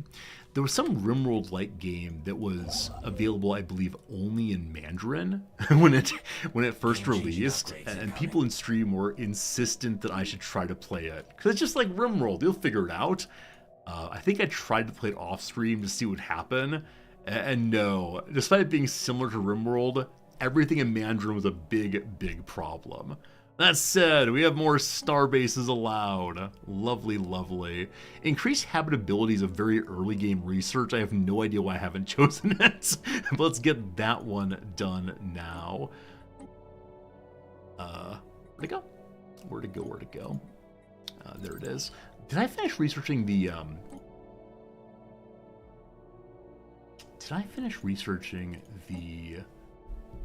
upgrades to electricity? I don't think I did. Or I could upgrade this thing again. So, no, unfortunately not. Battlement to steel, more naval capacity. Okay, this is all taken. We continue to upgrade this. It's just barely getting started. So it's a very weak location right now. I'm going to want to put my next starbase at Austin to hold out against the factories. And I don't know how often the factories create more ships, but when they do, it is hundreds of thousands of strength hammering out each time. We will want to have a fleet sitting at terminal egress no matter what. But once this is taken, we can move the end Erdoska is a word, fleet forward to here, and then probably add in more fleets too. Alright, a level up on one of our commanders. We'll go ahead and give him the Admiral trait to keep that going. And do I have fleets that are not doing much? Fleet at Sheraton is my anti-pirate fleet. I'm going to move it into the hole also. Everyone goes to the L gates. And we'll move you to egress for right now. There's a Chinese Twitch Hearthstone streamer who learned English from Twitch chat, then streamed from Sweden. That's absolutely amazing. I cannot imagine that kind of multicultural stream. I know that our stream has a wide variety of viewers from all around the world. Right? We have Taiwanese people here. We have French people. I'm sorry. We have folks from Scandinavia, from Canada, from Argentina and Uruguay and everywhere else. And I love that. But I can't imagine streaming in multiple languages simultaneously. Like, I'm okay occasionally throwing in little sentences or little words in Japanese, but the idea of doing that regularly would so alienate our viewers, of course, because you all in general don't speak Japanese. And so it might bring in some other viewers, but it would change the good stuff we have going right now. I can't tolerate that. How long till our little scanner machine gets placed here? Scanner machine is down the pile quite a bit. No, actually it's not. So we have the detection array. It's capable of detecting cloaked fleets. Oh, I thought that was when it also managed to detect what's happening next door. Seems not to be. So again with the science ship, it's all cloaked. Bring me the Austin, if you please. New augments research. Strap in. Okay, you are research governor. We love that. Research done for habitability. Hey, my not great planets are now a little nicer than before. We can push habitability again, making the planets nice for everybody. Okay, I believe it's the case that we need yet another fleet, because there's more than 100 free cap, and none of these have more than 100 free space. Is research going really fast? Yeah, so we're playing in fast mode, so each day goes by in more than a second. So new month, and 15th, and new month. So it goes by very, very quickly right now. Full on consumer goods. We panicked about this earlier. So with the consumer goods, we could change the level of resources, amenities our people get. So they're given extra food and such to be very, very happy. But we do not care about the happiness of our people. We only care the economy is strong. USA, USA. Sorry, political commentary no good. Right, more fleets, more good. Also market. Go ahead and dump a whole bunch of goods here. Go ahead and buy a whole bundle of alloy here. Excellent. We found a hostile fleet. It's right there. It is 200,000. So that would require all them ships together. Or we can instead bring a new fleet in. So once more to the capital. The capital can have an upgrade. Cool. You can also give me another fleet. So we have more fleets than the commanders. I do wonder, I think there was a tradition we could choose that gives stronger leaders. I don't recall what it's called, but we didn't pick it. I think that also gives you more leaders, more commanders and such, but who knows, who knows. Upgrade, more ships, upgrade, upgrade. Down to 97 alloys, so a bit of a wait still. We could have our science ship go look inside of the factory area. We're gonna do that.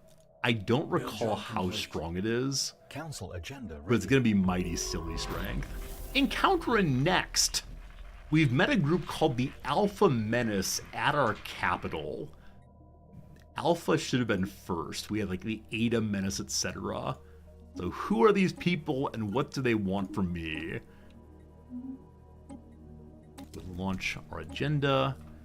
We're gonna do cybernetic advantage to cheapen our cyborgs once more. This is all built up. Get more stations. In we go to the place called Imoletto. I knew the factory system was pretty darn strong, but there, my friends, is the final boss of the L-Gate. You will notice its factory is 163,000 strength. That is approximately half of my entire fleet strength, I believe. On top of that, 1, 2, 3, 4, 5, 6, 700 military strength. There's approximately 1 million strength sitting out here right now. And if that doesn't scare you, I don't know what would. It is a bit of an issue for sure, for sure. This is a place where it would be very useful to invite other people to come help us here. Unfortunately, we decided, though, that we are going it alone, as one does. So, more fleets to the egress, as always. Get you moving here. Get you to dock up here. And we'll then make more ships to help you out.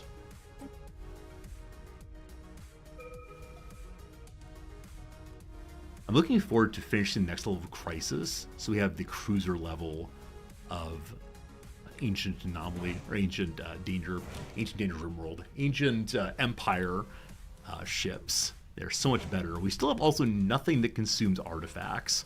On research, we probably could have gotten some artifact ships by now, but we just haven't done so. So not quite sure what's going to come of that, but hopefully more, hopefully more. This galaxy sucks, says Blue Moon. Everyone's banding against me. It's true. It's true. I'm trying very hard to be the Galactic Custodian. Unfortunately, these people over here gotta be the Galactic Custodian, and now there is no Custodian. I'm trying my best.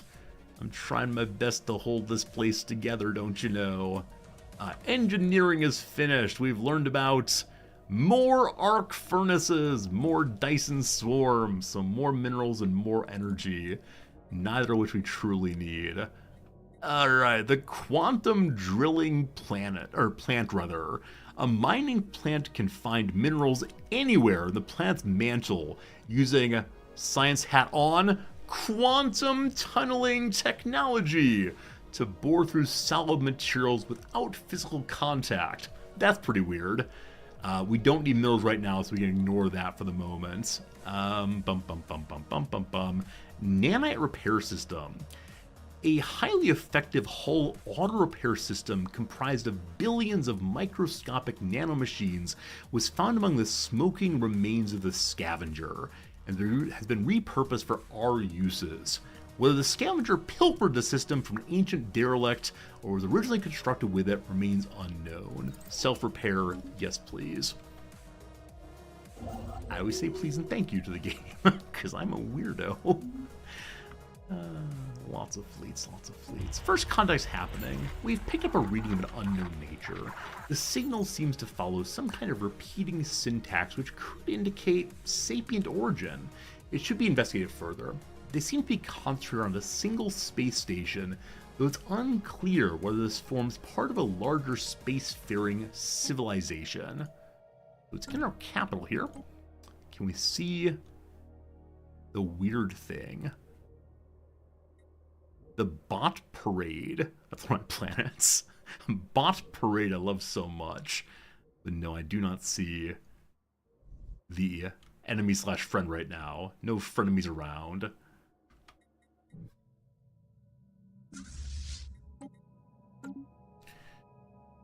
Oh, this is like very slow going. We are about 40 minutes since the last ad break. In that time, we've taken over these two, I believe. Is that good enough? This game. The very smallest of growth does take some time. Now, I could bring in more than one construction ship. We could play the game at a faster speed also, but anytime I do that, I worry we're just being destroyed over and over again. What's this? It's the Velt.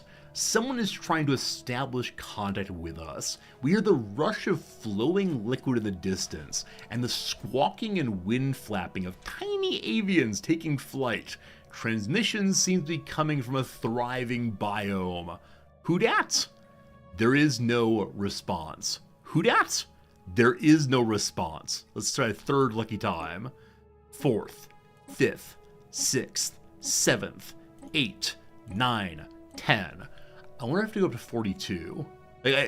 Because it lets me choose hello again, I want to keep pushing hello. Usually in Stellaris events, once you've done something and can't get any different outcome from it, it becomes gray. But this one is not gray. So maybe we're going to break our minds by saying hello over and over again. No response. I clicked a lot of times. Let's go ahead and say communication offline. Maybe they'll decide to say hello to me later. Who knows, who knows, who knows. This fleet has not been built up at all. We're to the point now where I believe if we upgrade all of our fleets, we will be at/over naval capacity. I'm going to have you and you join together instead. Cool. And that gets reinforced. Don't count your planets. Our scientists discovered something rather monstrous. A mountain range they scanned earlier was actually the outer membrane of a gigantic egg. It's uncertain what behemoth could lay an egg and what horror would hatch from it. We can look from far away, getting 4 research, or we can crack that egg. I've done this before. I cannot recall what's in the egg. I think it might just be giant omelet with a bunch of food.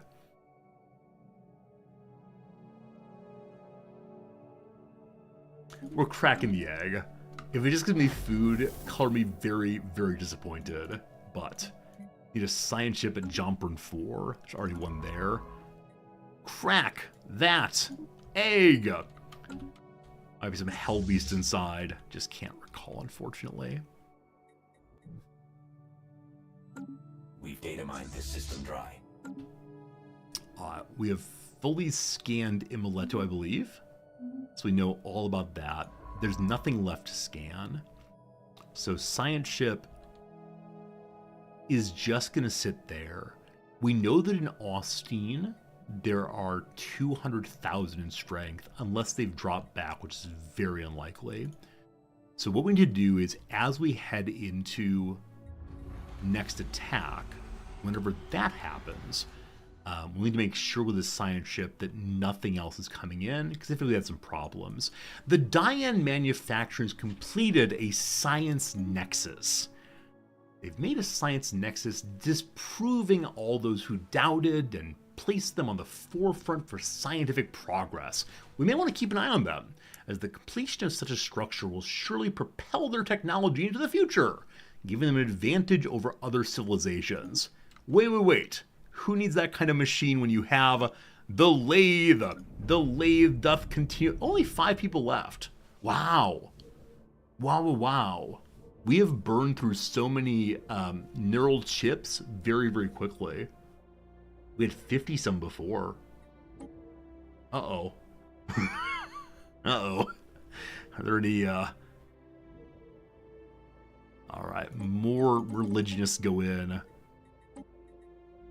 Please stop changing your order. It confuses me. I think I accidentally moved a medical worker in. We don't want to do that. All priests are fed to the revolution. Insert your own Marxist analysis here. I wouldn't dare say anything past that. Who else has priesthoods? Who else is engaged in the business of religion? I'm so sorry. I like my childhood pastor very much. He's an altogether nice person. He counseled me when my parents got divorced, but I would definitely feed into the machine. Harvest 2 has more folks who can go to the machine. Let's do that. Alright. Harvest 2. We have an ecclesiastical station. How'd that happen? That's weird. Harvest 2. There you go. There you are, folks. So as people end up in the religion position, they go to the machine. I'm so sorry. It's just that in this game, what religiosity is just unity. We don't need unity. I'm sorry I'm a monster. I'm so sorry. I swear I don't mean to be this way. I swear it's just video game. I'm a good guy. I think religion's cool. It's one of the coolest things that humans have ever made. Well, let's settle down. There's no problems here. Don't quote me out of context, please. After successfully translating their language, we've established communication with an independent space station of the Riggin Commerce Exchange. Hello! What kind of voice would this monstrosity have? It's like the worm in the tequila bottle has managed to get free and use the tequila bottle as a conveyance. I speak on behalf of the Riggin Commerce Exchange. We have facilitated trade negotiations between interested parties on station in the Brachium system for more than thousands of years. If you happen to possess more resources than you need, we are more than willing to take it off your hands. You will be duly compensated, of course. All right, well met, good day. So we now know of the Riggin Commerce Exchange. What are they up to? What will they sell me? One moment, be right with you. R is for Riggins. R is for Riggin. Hello. Several parties on a spa base have expressed interest in dealing with the nexus of next step. Should we negotiate a deal? We could hire a consultant if they like us enough. For now, we're interested in strategic resources. We can have a permanent relationship of buying moats for monies. I think we're good on moats. We're at 0 and I am selling some. So we could buy these to make them happier. We're good. Hey, Jim Lee, thanks for stopping by. Thanks for saying hi. Hello, hello. Back to them eventually. I don't know if I need any friends with them. But the Velt calls out once more. Someone is attempting to contact again. We hear the sounds of a biome from earlier, but nobody is really present. Trace the transmission. New augments research. Strap in. We now have sufficient fleets here to take Austin. We now have sufficient fleets to take Lemsa. Because of how this diagonal is set, I think taking Lemsa first makes sense. Because if need be, we can bring the fleets from Edroska forward. So everyone except for the Hyper Relay Defense team is going to go ahead and move forward. A comet has been sighted, stability -2. A light was seen moving in the night sky of Nexus, its gentle arc standing in stark contrast to the slow revolution of the stars. The citizens of Nexus see it as proof of recognition by the powers that be and a subtle blessing of our cause. Indeed, such happiness. I want to return to my earlier commentary on putting all the priests in the machine. Our entire religion is based on expanding beyond our natural limited forms. Initially, we put machines into us. The priests blessed it, saying yes. By modifying your bodies to be cyborgs, you are closer to spiritual truth. After putting machines into us, wouldn't it make sense to put us into a machine? QED, mission accomplished, no questions, thank you. All right. Habitability goes up once more. What society comes next? Let's go ahead and knock out a little bit more available envoys and so on. Great. This is what you get when you get a philosopher as a streamer. The attempt to justify all of what he wants to do in possibly specious argumentation. Not to say it is false or ridiculous, but a little specious maybe. Hey, only 100,000 here. Nice. It's an argument of compositionality, I'm sure. Machine uprising, a Copenhagen authority. These folks have a civil war because they gave their machine intelligence too much, metastasizing through and through. It's the Model 16 replicator versus the Copoxenjaxians. Show me what you got. It's happening in a place I do not know. But yeah, 3 of their systems were lost to robot people. Robot house. Another good victory. Fantastic. Okay. So, has anything moved from the factory? No, it is stable right now. Okay. So, construction ship is hanging out here. It should have been building these, maybe eventually. For now, Lemsa gets made. Full up on artifacts. Astral actions, give me science. No. More to scan there. I'll have my science ship go grab that right quick. Hostile fleets are here. That's okay. We've been insulted. Borders are now closed with the robot people. It's strange. We're also robot people. Who knows who knows? And then the border's open. The robot people. They realize they might need my help. Okay. More ships, more ships. We have a ton of minerals, so to the market to dump minerals again. And buy more alloys. Yeah, it feels like at any part of the game, one always just needs more alloys. Yeah. Not sure what causes the need for alloys other than building more ships. I will hit naval capacity. I must get there. Gotta believe, gotta believe. All right, you drop back and heal up. I'm gonna rotate out 1 fleet at a time because I want to keep substantial strength here if Austin attacks us. Don't believe they will.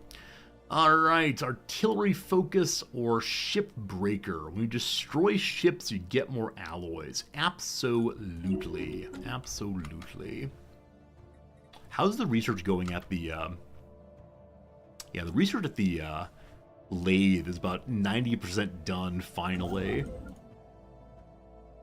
That has been taken. We begin to build mining stations. We'll probably grab Kraximia next. Kraxima? Not sure how to say that one. Science ship, go explore here. We learn more neutronium materials. Cool. Other science ship here. Have you run out of things to do possibly? Let's send you out just to find anything you can. Comes back with, they're going to look more, don't you worry. This fleet needs filling. We can build more mega forges, or whatever they're called. More whatever it is. We only have the 1 construction ship now, so I'll put out a new one from the capital and have it find more places for Dyson swarms and such. I'm sure there'll be some good ones somewhere.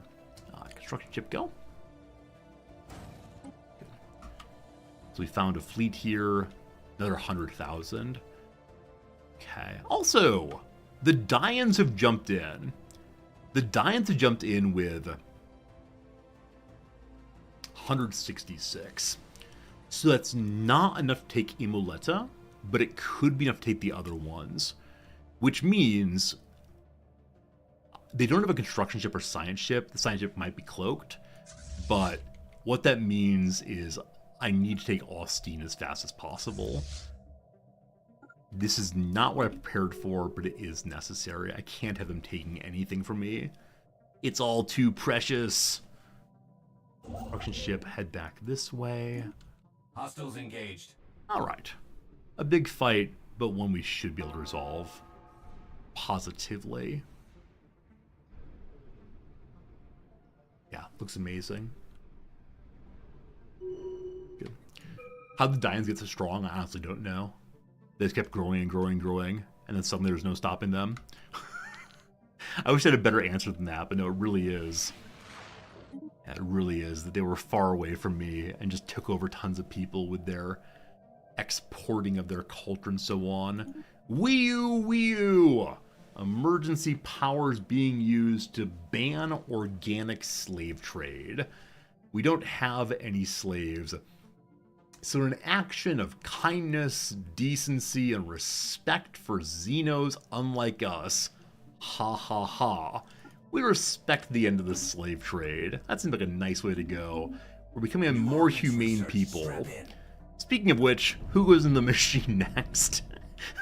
Which of you wants to live in the machine? Alright. Check the ecclesiastical station. None of you ecclesiastic people. Ecclesiates, possibly. Politician into the machine. That's good enough for now. Alright, we now have half envoy more. We're better at insulting people. And we get benefits for insulting anyone we want to. Fine. There's a bunch of technology hidden behind psionic theory. I'm not sure we want that. Ship fire rate, pretty cool. We get a command center. All system defense efforts are coordinated from a large facility buried deep in the hull of the starbase. Map arrays and 3D projections track all space traffic passing the system at any given time. All ships nearby have 10% faster firing rate. That looks pretty cool. It's a pretty fast one also. Construction ship is finishing here. Looks like the large fleet that jumped in is now leaving, so they elgated somewhere else. We don't mind people passing through our territory, so long as they pay the fee, and the fee is me getting a little worried about them. Oh no! The insides of Jompern 4 were not what we expected. Instead of some infant titanic life form, we simply uncovered genetic slop. The entire planet is filled with genetic material and resources. What all this material would have become is unclear, but the galaxy is probably safer. We don't know. Fascinating. Yum egg. Does that ever come out to any other event than that you get galactic slop? Like, is there a possibility of an event that leads to, I don't know, someone attacking you, or you get a little friend maybe? We discovered a new astral scar. Astral scar rather than astral rift. Show me the astral scar. It's in Gossamer. That's my territory. We've constructed something. Is it not scannable? Is it just get more threads? Kind of unfortunate if so. Yeah, not scannable at all, unfortunately. The egg can hatch somebody that destroys the science ship. Okay. I mean, at some point we should engage with that one. Okay. So construction ship finished the job here. We need to go build this one next. The Clorniversians have a science ship. They're preparing to take something over. There's a way to get a baby space dragon. I've seen the baby amoeba. Connected capitals. We connect our capital to the pious Flirin theocracy through a hyper relay network. I don't know what that means, but hopefully we enjoy engaging with them. We do not allow anyone to come visit us. Stay away. We're not a holiday destination, don't you know? Fleets here are about 220 or so, something like that. This fleet needs friends. Hey, it's Satana's cache. After a massive excavation effort, the databank on Synaptic Lathe is secure. Initial geological surveys indicate the cache has lain buried for more than 100,000 years. Alright, team. This is nonsense. So, I wonder if Satana randomly chooses a planet. Maybe a planet inside one's homeworld system. But Synaptic Lathe has not existed for hundreds of thousands of years. We built it ourselves. We know what went into it, but apparently surprised things inside. Remarkably, the cache retains its charge, hinting decryption may be relatively straightforward. Someone get me the lock-picking lawyer, so we can open it or give it over. We told the Satana that we would give it away. Let's do so. Hooray for our, we'll call it generosity maybe. Alright, blessings of the Queen. Dutiful child, my blessings upon you. The databank returned and its contents unexamined. I was right to place my faith in you. Your reward shall be the measure of your loyalty. Thanks, Mom. What do you desire? Technology? Resources? You need only ask and it shall be yours. If we say technology, we get ascension theory. If we say basic resources, we get 30,000 of everything, completely capping out our resources. Is this actually capping anything we select? This may be full cap on anything we select. Or rare resources. Thanks, Mom. I'll take technology. Even though I'm not quite sure what ascension theory is, I'd love to learn. So we learn more things. It would be nice to have the alloy for sure. That said, friends, it's time for a little break. It's been another hour. Live down for 3 hours and 30 minutes. We have the opportunity to pause the game, do some crossword. In the past hour, we have further strengthened the L gate. In the past hour, we've pushed some buttons and hoped for the best. This is how the game goes. Gradually.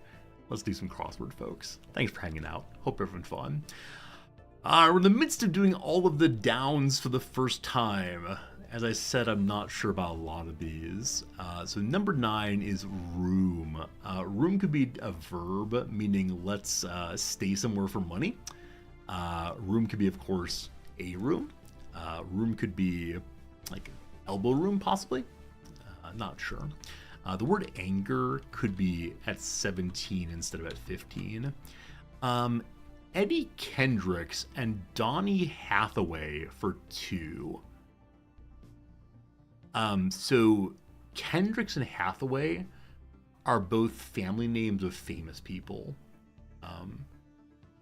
And so I kind of wonder, are these Nepo babies? But that wouldn't fit. So I have no idea. Go back to square one. Something to the top, possibly. Like restart comes to mind. Gets even for. Well, something sounds good. I think woos is probably wrong for goes after. Anger is not helping us, so I'm gonna get rid of it also. Go on is persist. Okay. Because of that, the more than irk is indeed anger. Part of a snapback. If it's clothing, this could be a strap. I still do not know what a snapback is, but that word would fit. Irk. Room. Like stay at? Go back to square one. Regroup. Gets even for. Atones. Averages. Okay. Network that canceled the Mehdi Hassan show. So C-SPAN would fit there. CNBC would not fit there. ESPN would not fit there. It could be one of the ESPN, like ESPNU. I do not know who Mehdi Hassan is, unfortunately. Line in a pneumatic system.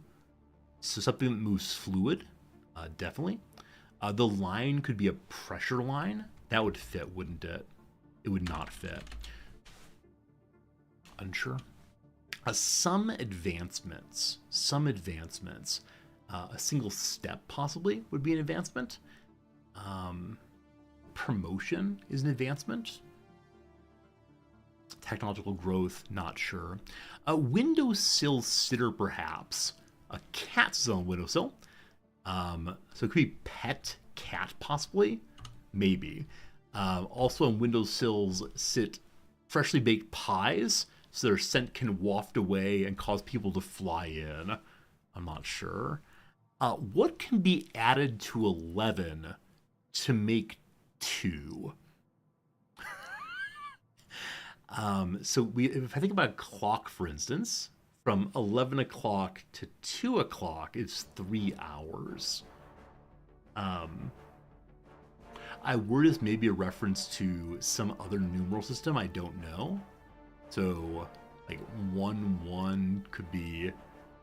I actually don't know binary at all, unfortunately. Let's go and do these last few downs here and then back to the game.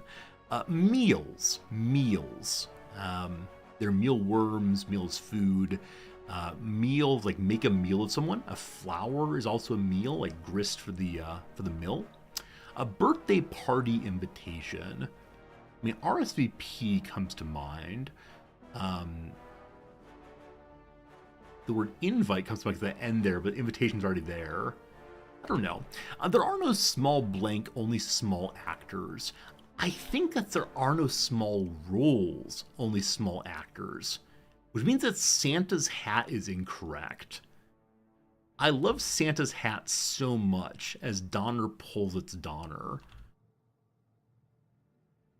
I think it's small roles, only small actors, which makes me very, very sad if I'm wrong about that. It's Blank Thing, a concert filmed in the 1970s. Is it It's Your Thing, do what you want to do? Maybe. Rattle off.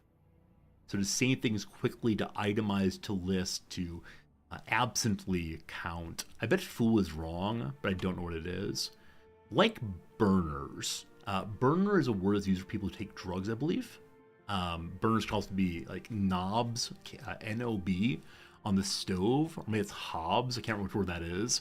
There are afterburners on flying, what are they called, airplanes? the flying machine, you know, the dirigible. Actually, there's burners in a hot air balloon. Burners could be in a lab also, the Bunsen burner. I have got no idea. Got no idea. Oh, Mondays. Oh, Mondays. Oh, Mondays. All right. Things are happening. Hooray for things. This is an unclaimed system. We could go and grab it, but no. We're focused on the L gate eternally, eternally, eternally. The rest of the galaxy does not matter. All that matters is pushing buttons here. All right. That has been taken. This is where almost all of our fleet is now going to live. So once again with the upgrading, hooray. Got to level up on our Grand Ruler. He gets a Destiny level perk, now level 8. So he could be a driven educator, helping everyone else learn.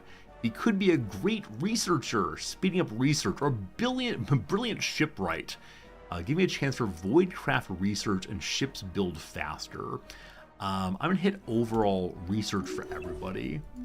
Just keep that going. So we're at the point where research takes absolutely forever.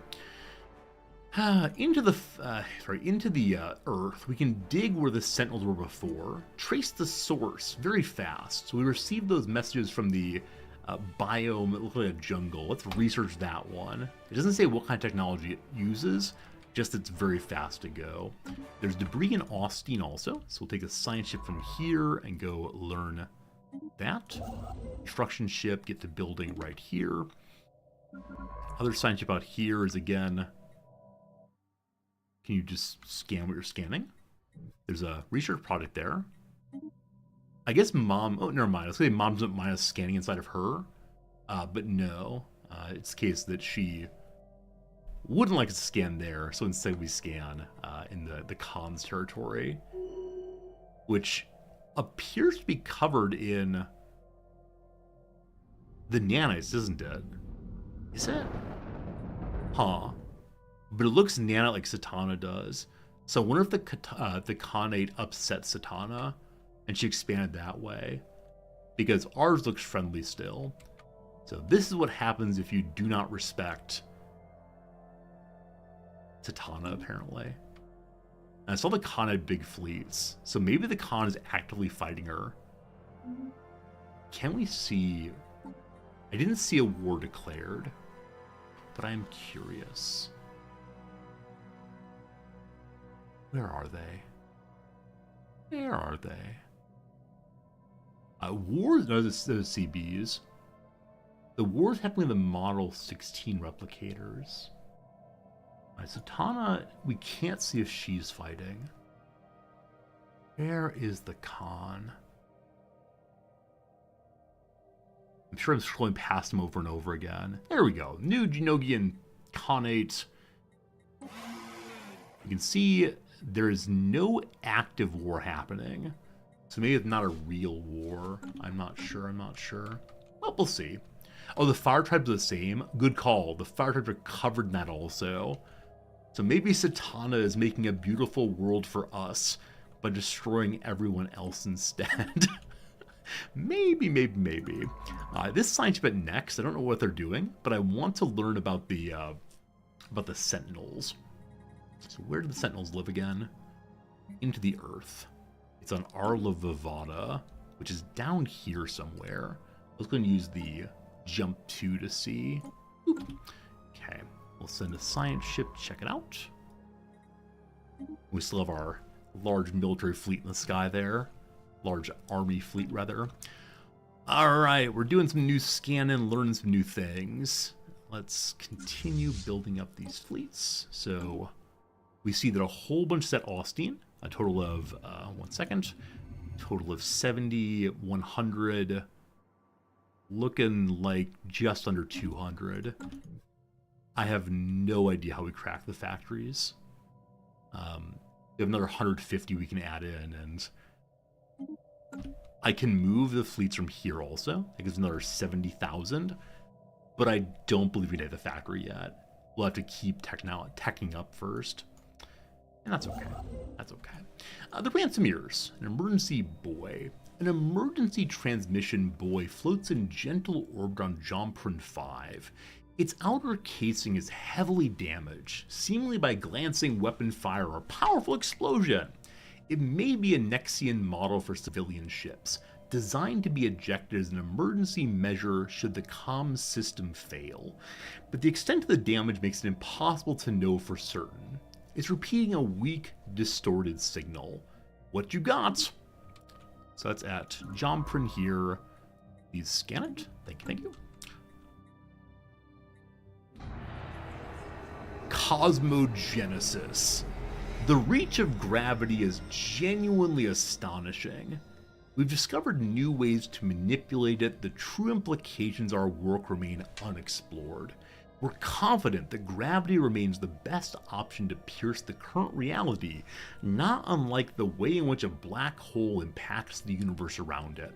We've hypothesized that access to what is essentially the flip side of reality could allow us to alter the rules on this side. This is a dangerous field of study, but caution must not get in the way of progress. Friends, we're going to the space. Inside space. Gravity rules all for now. So, I know this is not the Cosmogenesis ending, but wouldn't it be delightful if we found a way to turn off gravity throughout the galaxy, and everyone just floated away? Like, we're the only people with magnetic boots on, so we stay on our planet, but everybody else floats away. Alright, new research options unlocked. I believe we also then unlock the, where's Victory? I think we also unlocked the new, where is it, management? The new level of Crisis. So we can now get the Battle Cruiser, we can get complex Fallen Empire buildings, we can also get exotic anti-baryons. Using dark matter and defensive technology and encryption will enable us to create nullifying fields and robust communication channels. And lastly, internal expansion unlocks the theoretical infinity thesis that brings us closer to fulfilling our goals, more engineering each month. Precise and incredibly minute alterations in gravity allow us to inject commands into the code of reality. Extreme caution is imperative as we learn the applications of the new and incredible tool. We're going to reprogram this thing. Make sure you don't make any endless loops. Alright, technology finished. That seems pretty good. So, what is the Shrink Space Depot? The depot influences a portion of subspace where the distance between molecules is reduced, effectively shrinking anything stored there. Living beings are forbidden to go inside. So we can get ourselves a bag of holding. To get more research storage, or more storage overall. Or the Science Nexus, which someone else already built but could be good for us. I just don't have any dark matter. I believe this thing does require dark matter to run. I'm gonna build it, and we have 100 dark matter to do something eventually. Fine. Okay, so we know / believe there's only 97,000 there. So, one moment. The buoy has been verified as one of Nexian make, and the signal it's relaying has been stabilized. So we could say, we are the Nexians, whom are you? Or instead, shut it down, we don't care. Whom are you? Hello? Thank you. Hello? This is the Captain of Luxian, a Nexian civilian transport. Former captain. The Luxian is gone. We were boarded by pirates and taken captive before they blew up the ship. Who captured you? I think they call themselves the Ransomeers? The Ransomers? At any rate, they're a vile bunch. We'd be dead already if they didn't think they could get something from us. For us, from the nexus of next steps. I've overheard them discussing their demands. Alright, do we rescue them? Of course we do. No Nexian left behind. Oh, thank you, Longneck. We're being held in some space station, but I have no idea where we are beyond that. I'll increase the temporal transmission burst now. It should let you triangulate the location of the prison from the emergency buoy. Position recorded. We can go defeat the Ransomeers we want to. We're able to locate the source of the mysterious transmission. On tracing the signals to multiple points of origin, this is a different transmission we're trying to find right now. We've ascertained they must be coming from a moving ship. Our leading theory suggests we're contacted by a ship, which may be used as a nature reserve of some sorts. Give me contact! We establish communications and are met with the now familiar sounds of the biome. However, this time, we hear someone speaking. Warm greetings, Nexian. I've been expecting you. Pardon the pretense, but I know how curious you were. Now let me ask you something. How do you value life? We could say, whom are you? We could say, that depends. We ask a trick question, ask them to explain, or terminate communications. First, whom are you?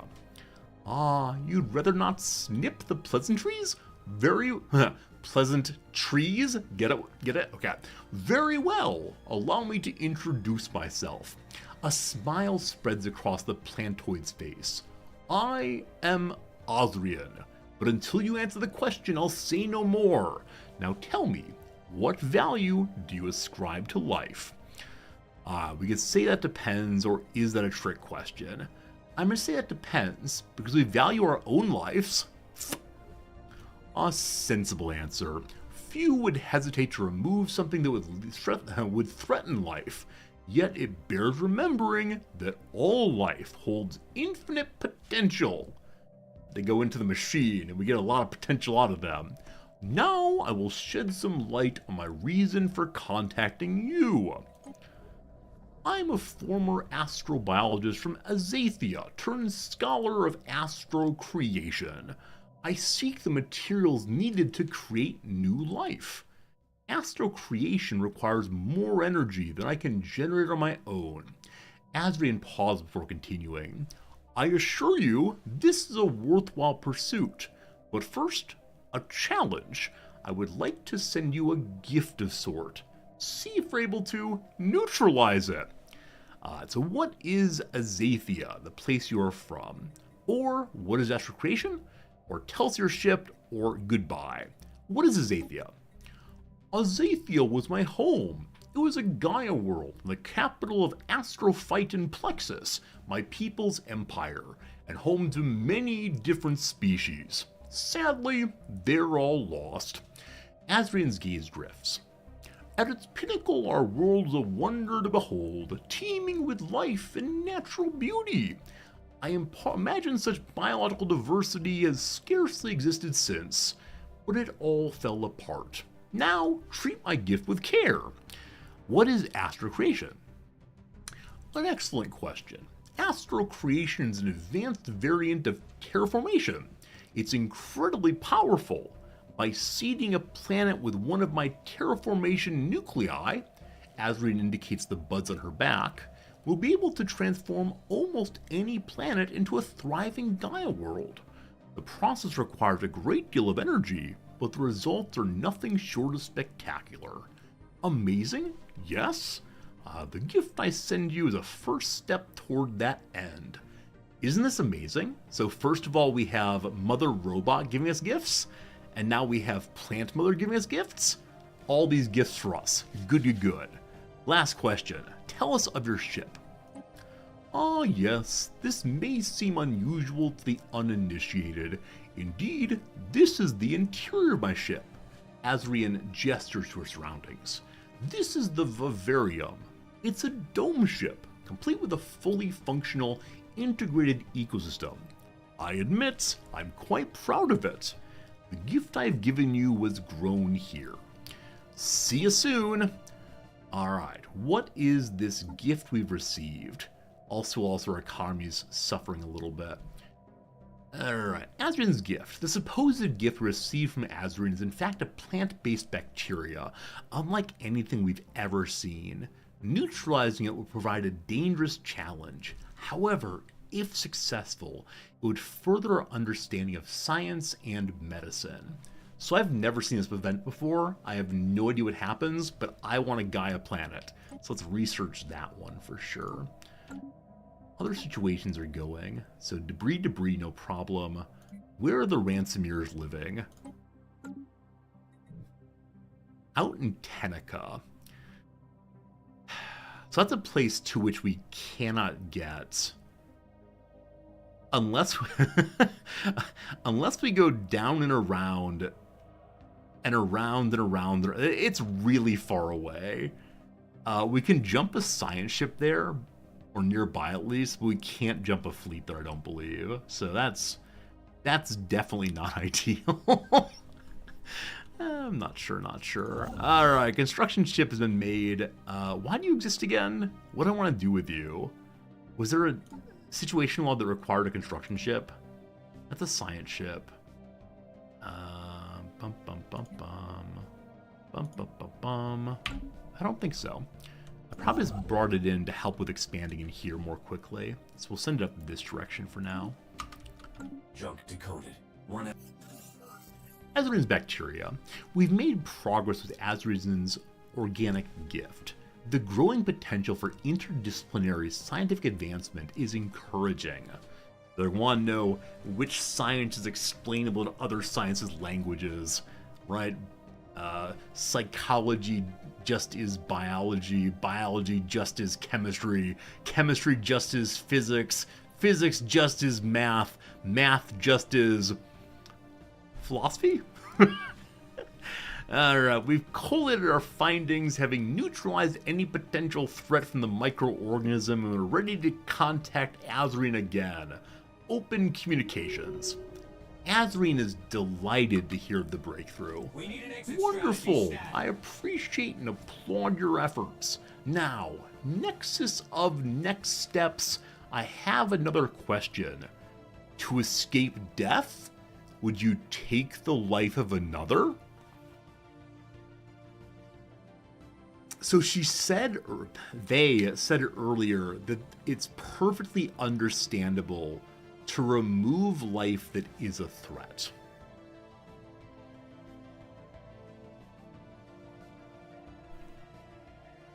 I'm going to be honest. In this case, with these people, of course we would. Indeed, most would. Survival is the driving force of all living things. After all, understanding and accepting that fact might save you one day, and your conscience. Before my next query, I have another gift for you. It is a Rafflesia azafia, a type of flower native to my ship. I challenge you to make it bloom. Farewell for now. Alright, so new pretty flower. Good call, Blue Link. That new construction ship was to make megastructures. Thanks for reminding me on that one. Okay, so it's time to figure out who needs a new Dyson Swarm. And that is an energy producer.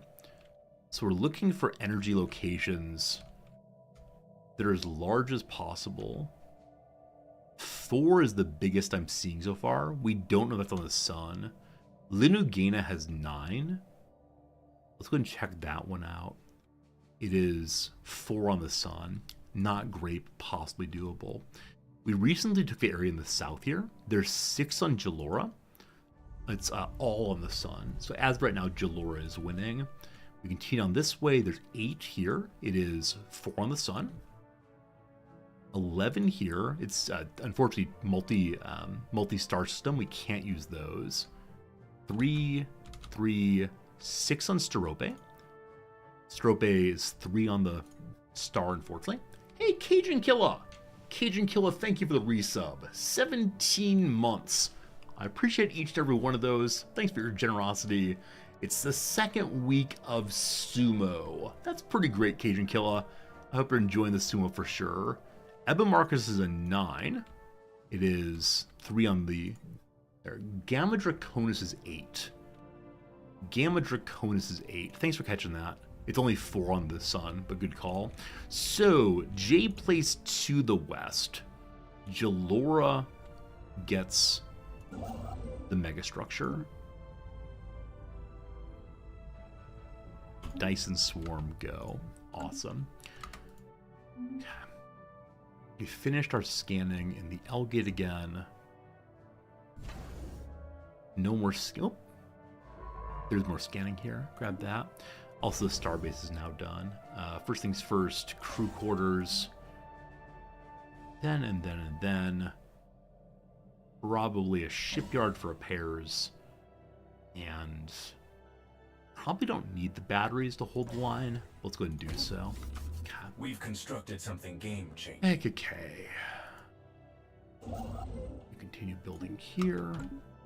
They'll drop back and build there. We have more hyperlanes needed also.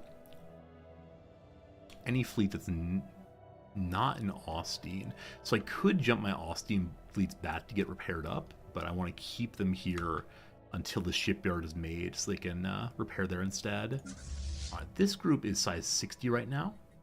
We don't have alloys to continue improving it. Payday. But now we do. Just the one. Yeah. Time to dump consumer goods, buy alloys again. Occasional trip to the market. To flood one thing. Game-changing. Namely 2 things. These contacts aren't your and buy as much as we can of the other. Unfriendly traffic en route. Good. Fleet detected. Alright, somebody came to Tempest Shoal. I don't know where they came from. They came from the factory. I don't have anyone watching there, so I'm not sure if it's a new factory group or what. But we should be able to defeat them straight away. We do not have a defensive platform to help us, but our fleet's substantial enough. They try to phase away. They don't succeed. Mission accomplished. Awesome. Everyone goes back home. Everybody claps. That's a big win for us. Science ship can go scan this immediately. Lovely, lovely. Feeling pretty good about our attempt to take over the L gate.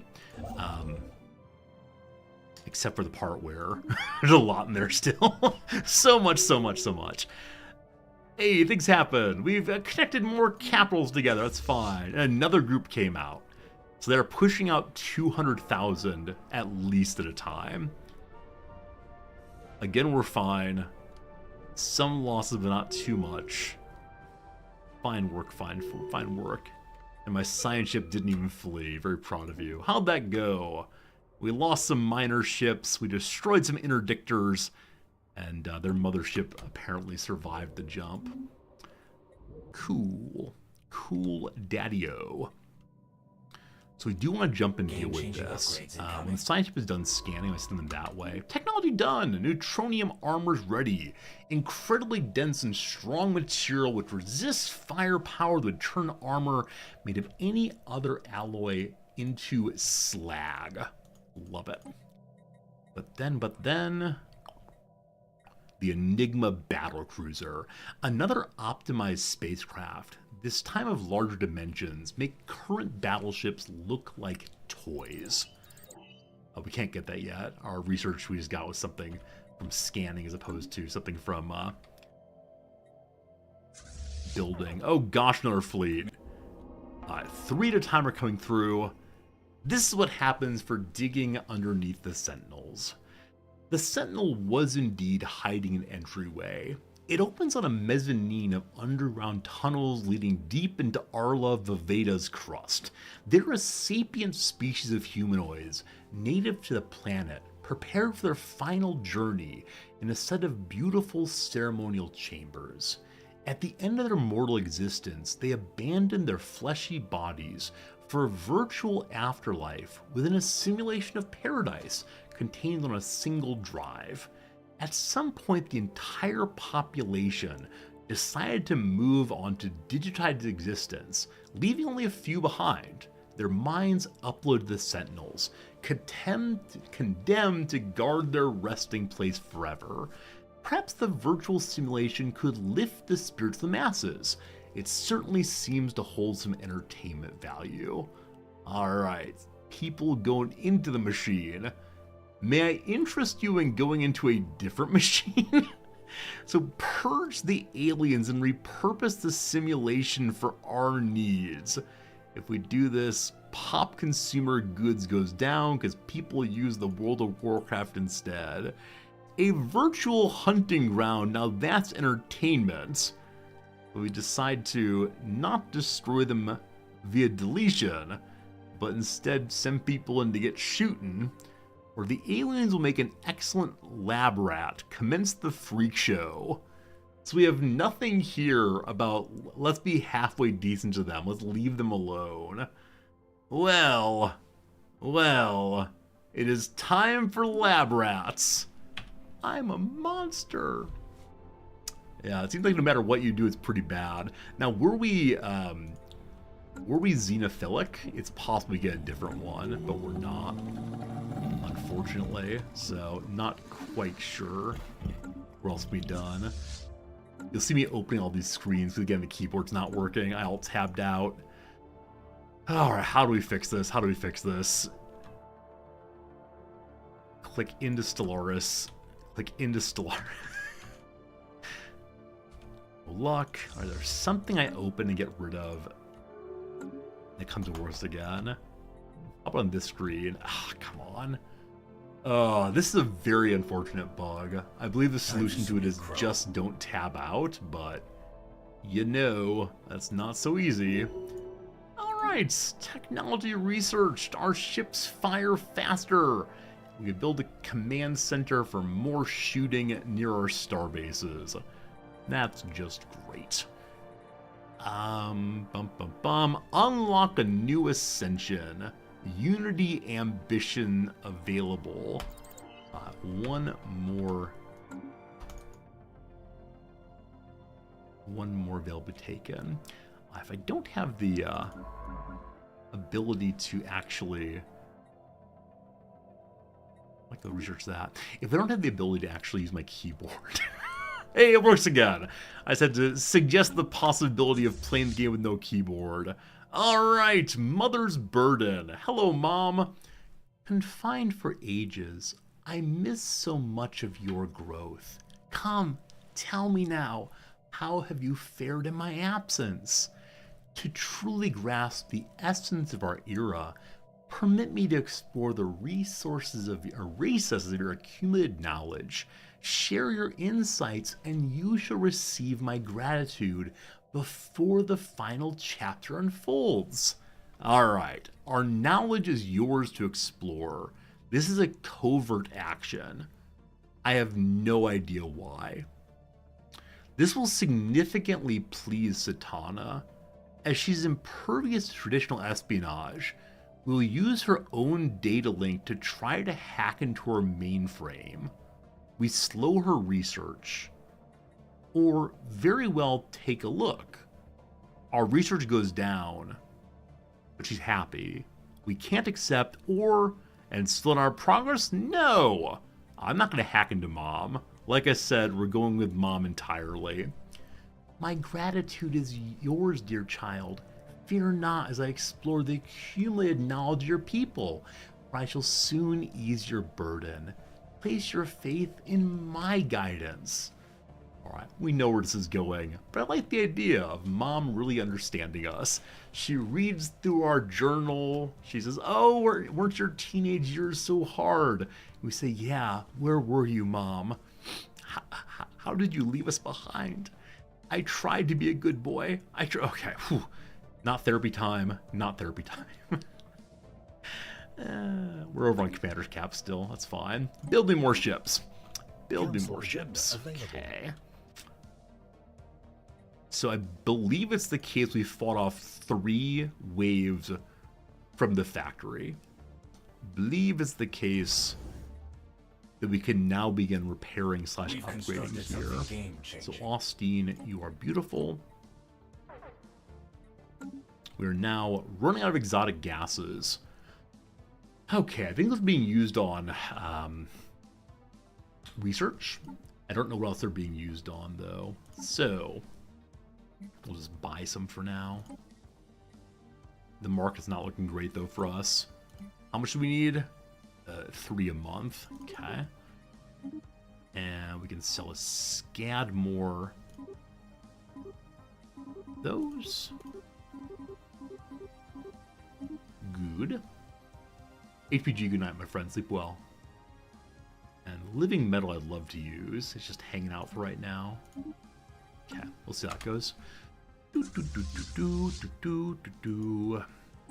ships, more ships. Go and upgrade also. Anyone who's not docked should be docked. Oh, they're trying to return elsewhere. Nope, this is your home now. This is where you all live.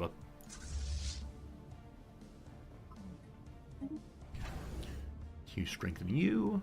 Want to upgrade, wait till 1 tick happens. There we go. Wait till 1 more tick happens. Beacon on Vyzon 1, a forgotten weapon. So we're going around and learning about all of Satana's past. This is called the Queen's Servants. Preliminary scans did not show anything unusual on Vyzon 1, but as we focused our attention downward, we discovered an unusual subsurface layer of metal.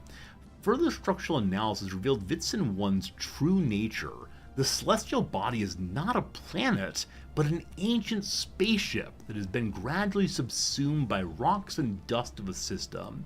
The metal samples we drilled are so old. How old are they? They precede the formation of our own home planet. It's impossible to determine anything about the ship, its makers, and its function, but one thing is certain.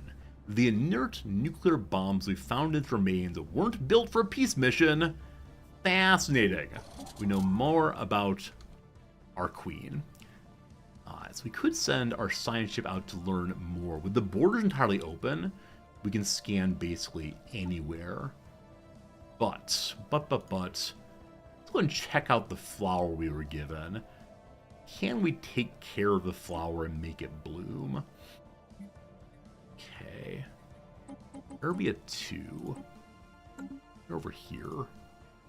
Way far away. Science ship, go figure that one out. No way to reach the project. Are we closed borders with these people? They are hostile to us.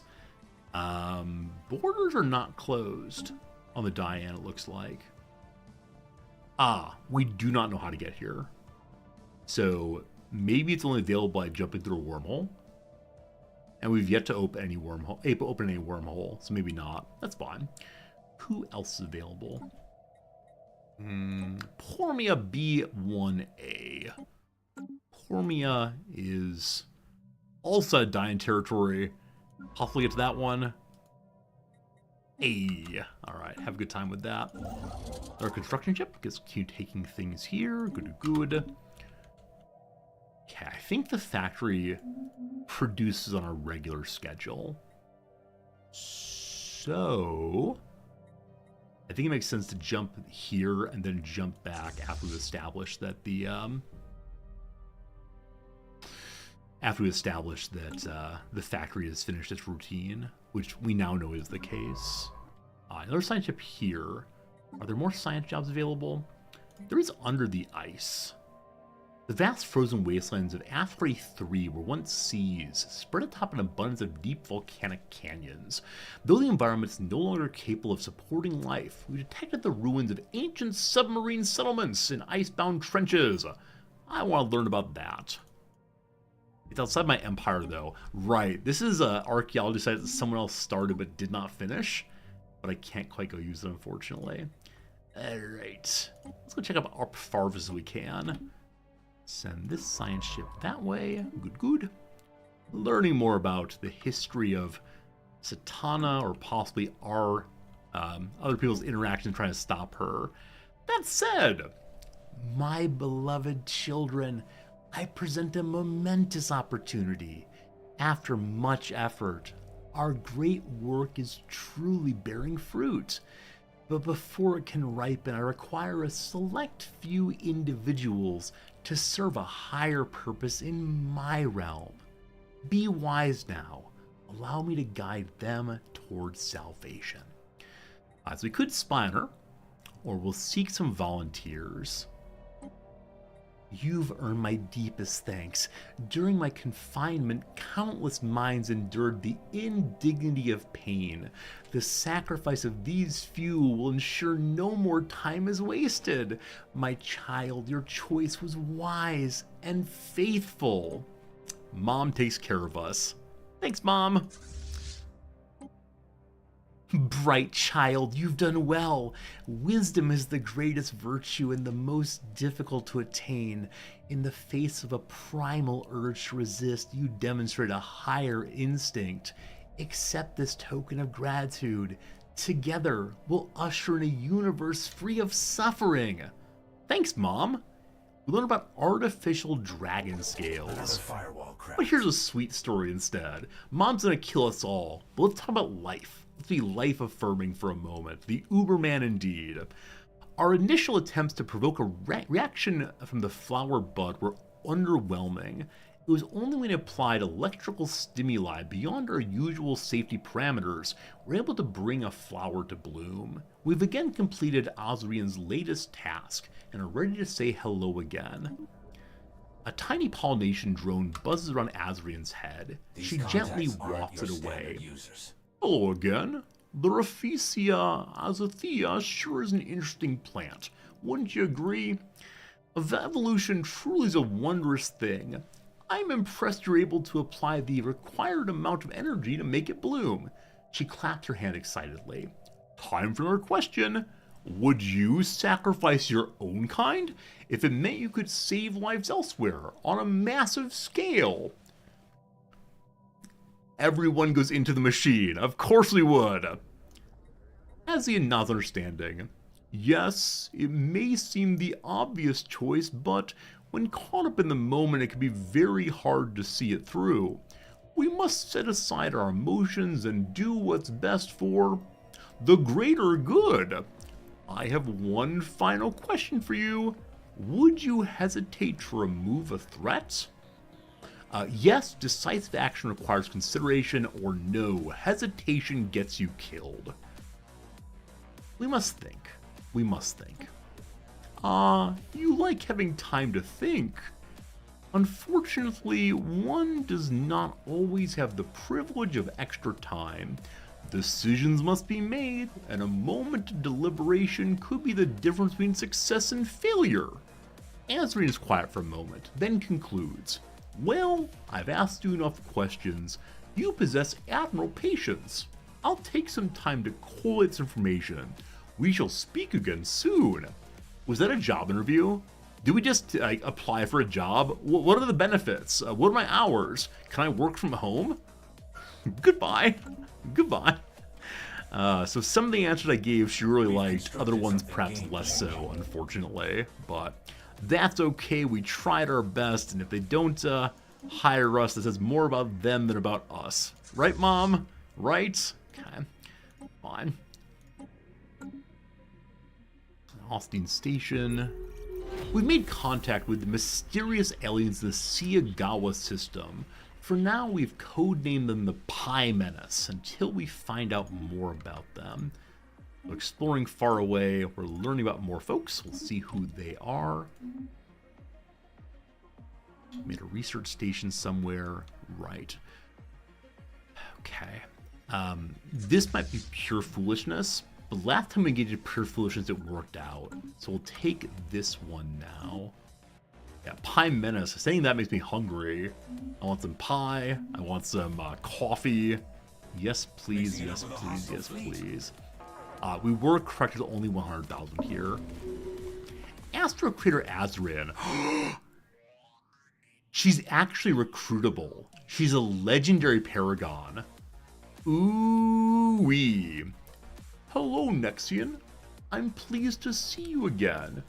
Despite our differences, it's my hope that you'll embrace my teaching and learn to utilize astro creation for the good of the galaxy. As long as you strive to create new life, my skills and my ship are at your disposal. If this pleases you, I will gladly join you. Her main trait is Perceptive Mentor. If you use her, leaders get one more trait option, but possibly better ones. She's a Genebus. 30 monthly food. The buds on her back, she's secretive about them. 3 remain. I don't want to eat her back. That feels pretty bad. Last one is Xeno Cataloger. This leader is tasked with discovering, identifying, cataloging all Xeno life forms. The data is then assessed to determine any possible threats and future contamination protocols. What are those things on your back? Azrin appears surprised by the question. A unique trait to my species, simply put. In our youth, they grow quickly. Not without discomfort, I might add, and must be pruned regularly, lest they be weighed down by them. She smiles. At my age, however, such troubles are a thing of the past. They're not quite seeds, but it would do for an analogy. I've come to call them terraformation nuclei. Within them sleeps the potential for growth, rebirth, and life. The Gek. What's that buzzing tiny drone of yours? This one? Azrian gently lifts the little flyer. This is a pollination drone. They help to ensure the vigor and future of my ship's ecosystem. They're not altogether inorganic and even possess the ability to produce pollen on their own. Azrian points to the drone's bottom. They can even regulate pollen transferal by use of static magnetism from their battery terminals. Adorable, isn't it? Lastly, we asked her before, what is astro creation? Okay, I guess the same thing. The buds on her back can be used to make Gaia worlds. Typing quickly into the console, Azrian adjusts some instruments. Wonderful! I've plotted a course for your capital and will be arriving shortly. Oh, before I forget, my ship's ecosystem is home to a wide variety of ecto-hormones. To commemorate our collaboration, I've prepared a gift of pheromones. It's not our best work, but they'll provide some positive effects on our people. Most excellent. Pheromone cocktail added for 2 years. More happiness, more pop growth speed, more resources, and researchers increase also. The scientist Astro Critter Azrin has joined our empire. She is not fitting into our ethos at all, but that's pretty cool anyway. That's pretty neat. Fleet returns home. She's pushed the go home button. Cool. And then construction ship, go grab this before anybody else can. Good. Alright, what other skills should she have? Further Spark of Genius looks absolutely beautiful. She's become the head of research, absolutely. Neither of these are even slightly useful on the council, so whatever. Again, useless. Again, the same. Alright, so she has a lot of scanning traits we don't exactly need, but that's okay. Bring me the council! I'm sorry, head researcher, you're being replaced. There she is, looking pretty good. She's cataloging Xenos to be useful for purifying the galaxy. I very much like how you think. we're not pure. We're not cataloging them as plants to learn about them. We're cataloging them to destroy them. Don't tell her, but it's definitely true. Fleets get built in. It'd be so great if there were a reinforce all fleets button. Rarely does one want to build up this many fleets as fast, but it's cool when it happens. We got a message in first contact. It's repeating syntax, which can indicate sapient origin. Wait, there is a reinforce alt in the fleet manager. Of the screens I do not use, the fleet manager is definitely one of them. There's a reinforce all button though. Cool. Thanks. Good to know about that.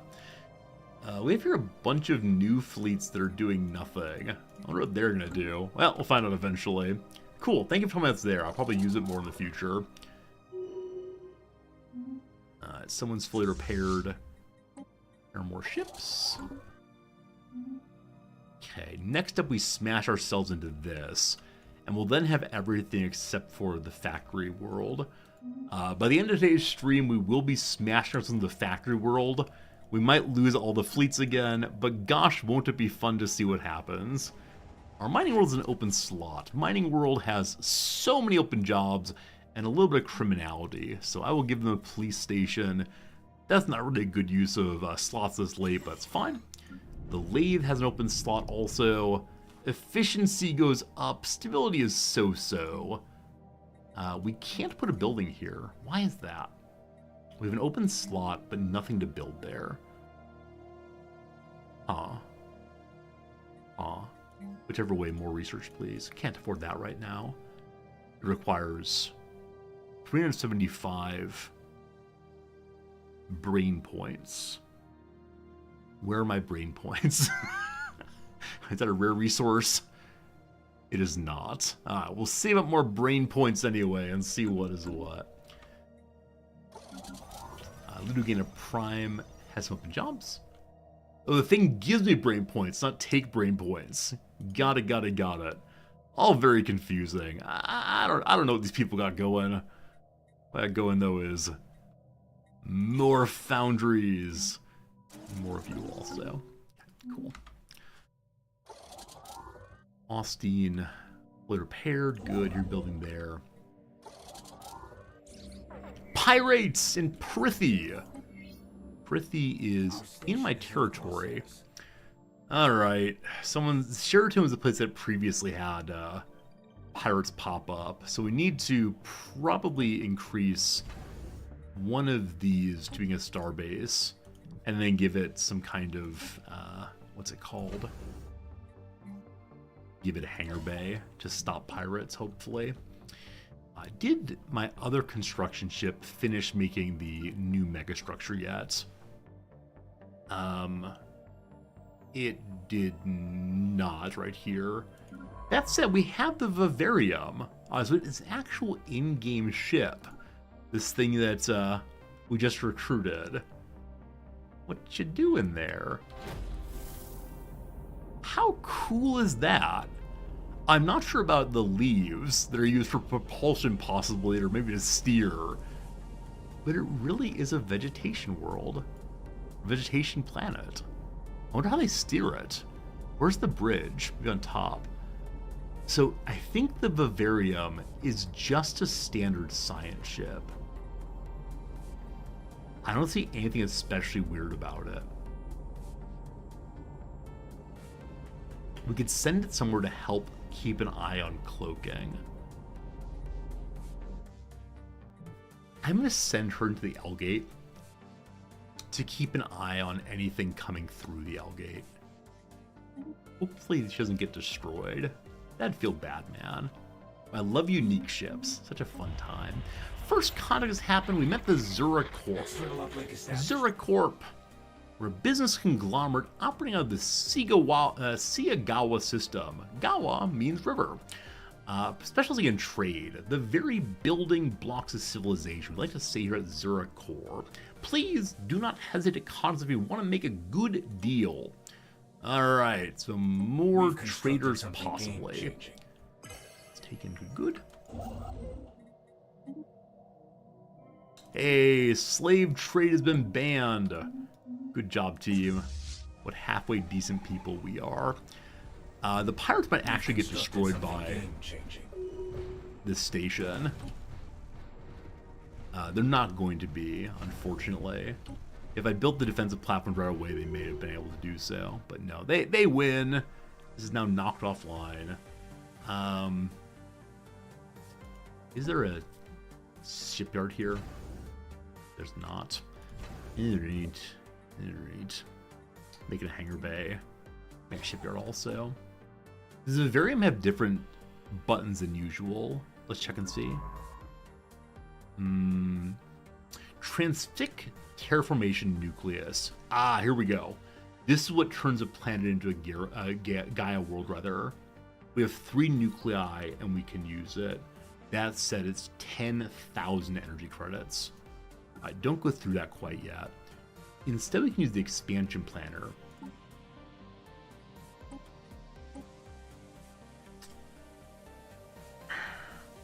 There's a size 24 barren world here. Out in Epimarcus. So cut off from the galaxy. But size 24 looks pretty cool. It's Epimarcus 6. Hello?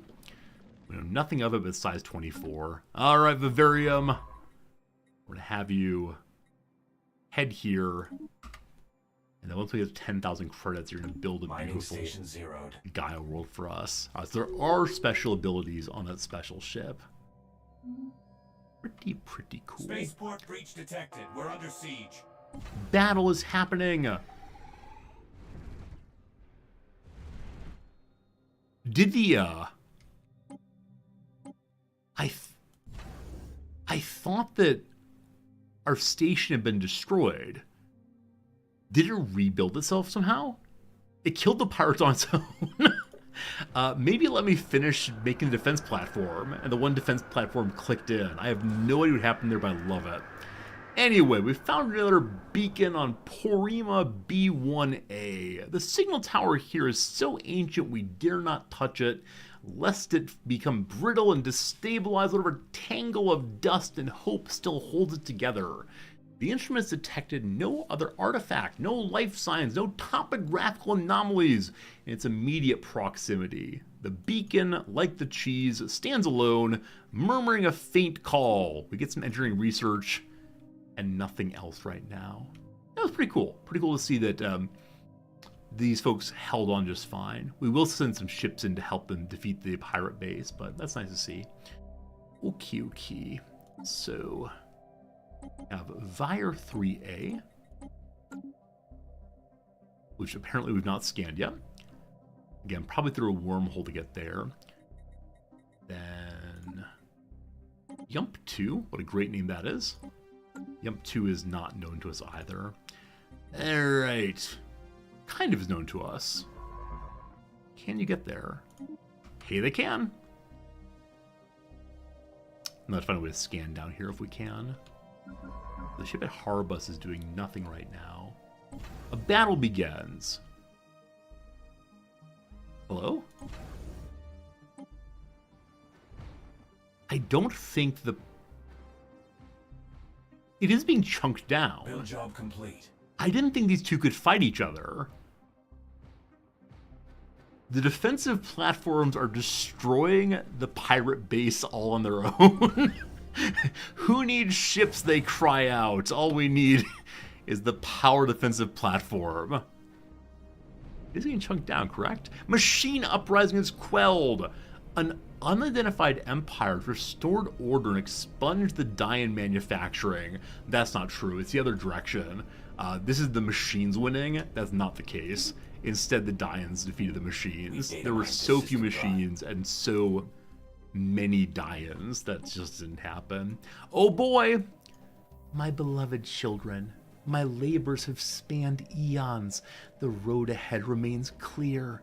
The journey towards salvation necessitates a united endeavor. I ask a small favor, a small contribution of resources, a minuscule drop in the boundless expanse of the cosmos. In due time, the meaning of my actions will be revealed.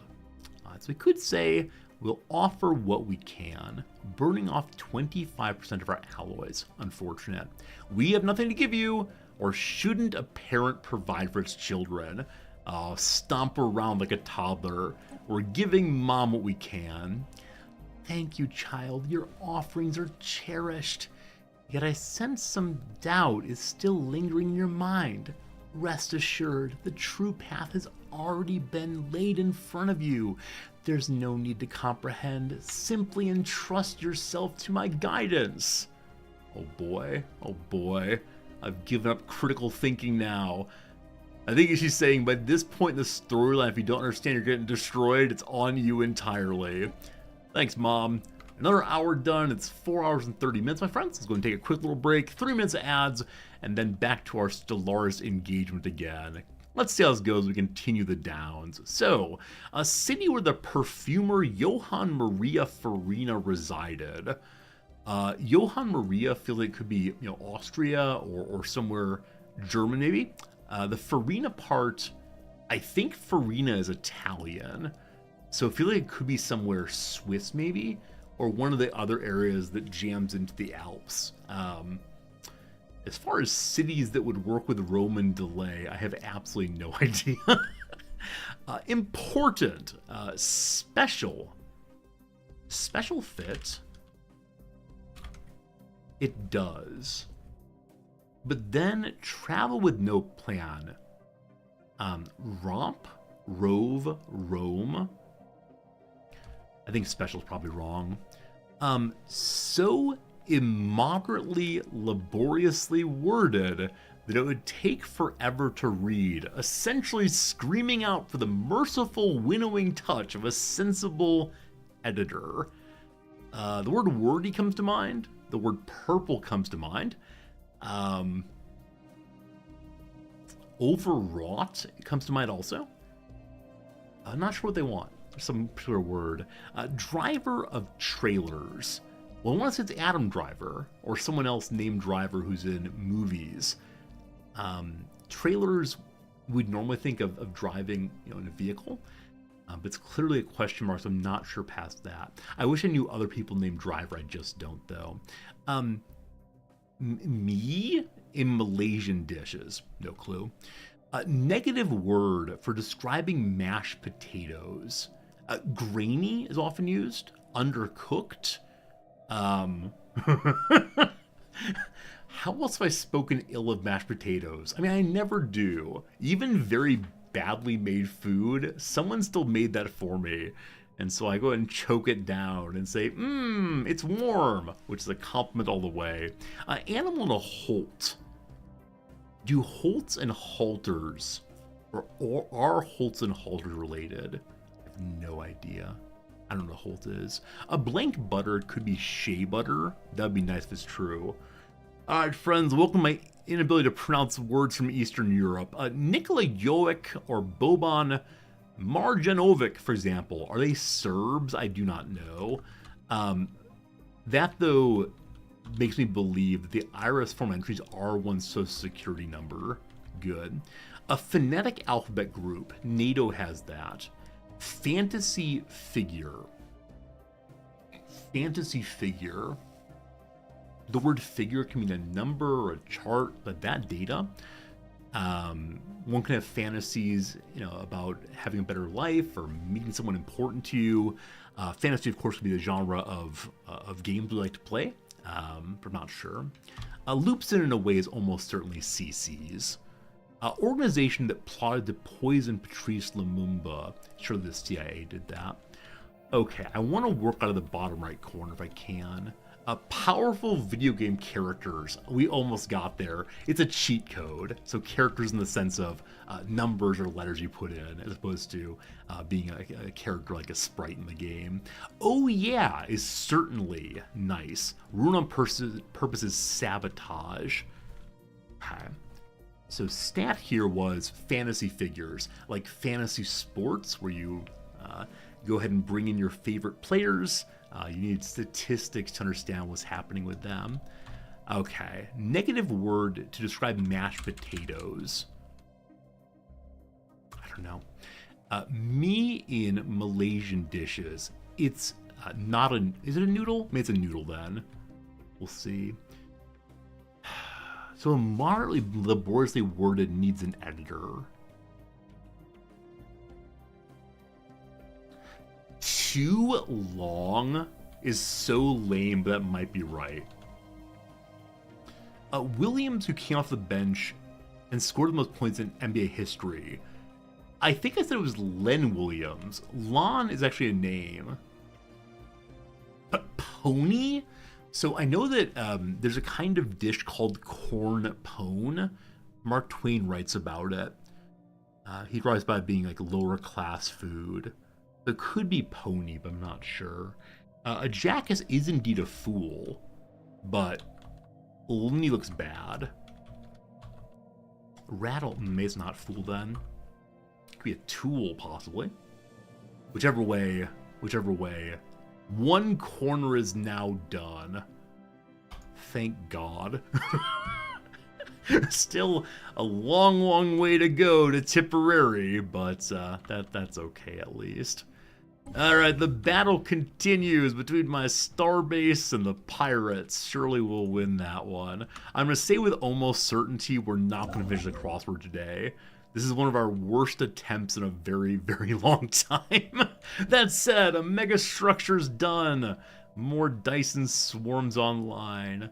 So we're looking now for any star that has 4 around it. I think we established it 1 down here. That's a binary system.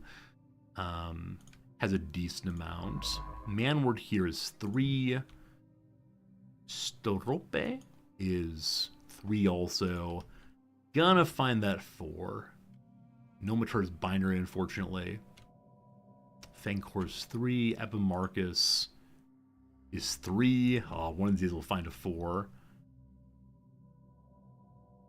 Thorinacrux.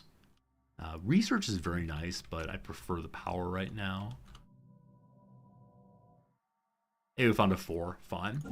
You go make megastructure, new swarm. This ship is not doing a darn thing.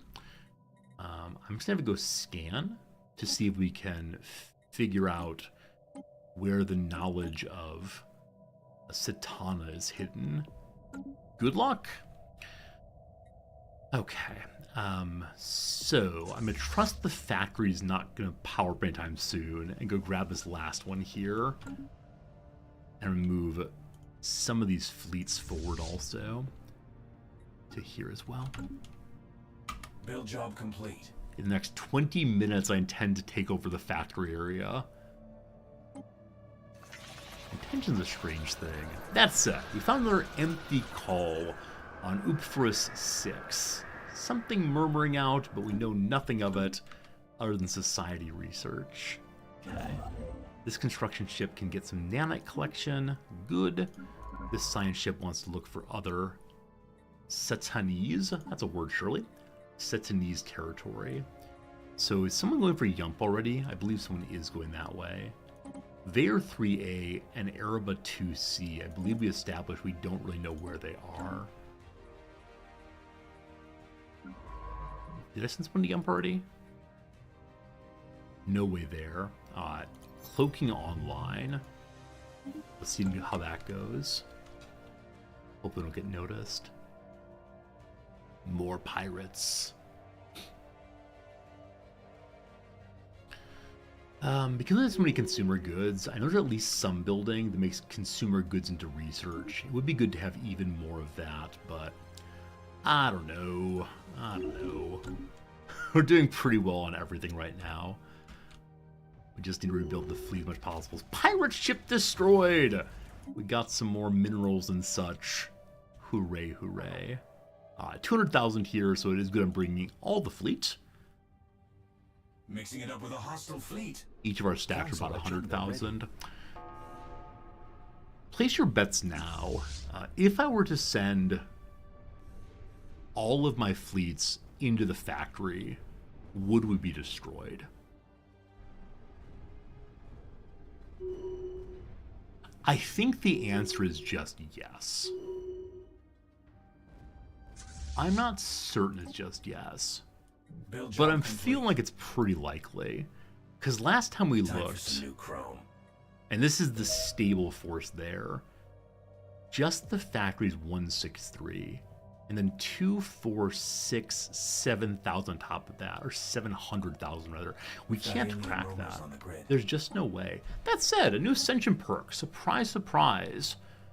So what would help us most of all right now? Get 100 more naval capacity is a possibility. We could get Voidborn. We get Arcology to make the Ecumenopolis. No, I think we're not going those directions. I think it really is more naval capacity. You think we get trashed if I attack it? I think you're probably right. I just want to do it today so badly, but I recognize that there are occasionally foolish desires I have. More often than I'd like to admit. But we've done so well so far. We've done so well in taking the Elgate territory. We should probably just keep on building up.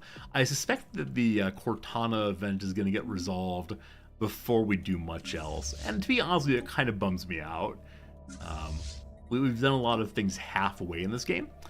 A lot of ways in which we've... what's the word for it? Like, we're almost the Crisis, and we've almost finished the Elgate, and we've almost done so many things. But I believe that the Crisis is going to win, and whatever way it does, we can see the situation clicking along. I mean, she's only at part 1.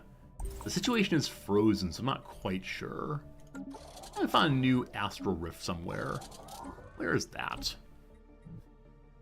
Out here, a place is not mine. Again, we could jump and take it. We have so much influence. Construction ship, can you try to jump and take that? No, it's not our borders, nor can we make it our borders. There's no direct way to get there. It requires to pass through territory we can't pass through unless we can cloak. And my construction ships just can't cloak, unfortunately. Okay, grab you two. Good. Now that we've increased our overall naval capacity to over 1,000, it is time for yet another new fleet. And soon enough we'll stop saying that. Soon enough we'll stop saying, more new fleets, more new fleets. But it is the case that every time I say we're almost done, we just get more going. Thousands upon thousands of cryogenic pods rest under the surface of this planet, their presence marked by the beacon. The pods are highly sophisticated, built with unknown alloys and equipped with state-of-the-art sensors to closely monitor the occupants. There's no flaw in this design, yet none of the occupants are still alive. It wasn't a technical failure that turned this chamber into a mass grave, but a lack of energy. As Yump got older and dimmer, its energy was no longer enough to keep the structure operational. The pods remained to last forever. The rest of the universe, not built that well. The Satana situation advances by one more point. She asks us to go look at other things. We're looking at other things. Also, she has convoy on my planet. Time for a vote! Do you want the Guardian Angels Act? Less weight from fleet power, defense army morale increases. Why does anyone want that? We vote against it. It doesn't really matter, though. Fleet weight is the only thing that matters now.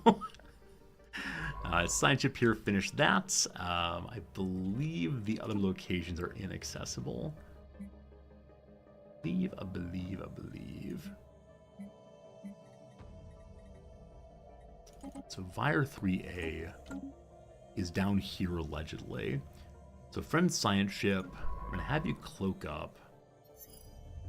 Try to go scan down this way. Can't survey someone else's borders. Really?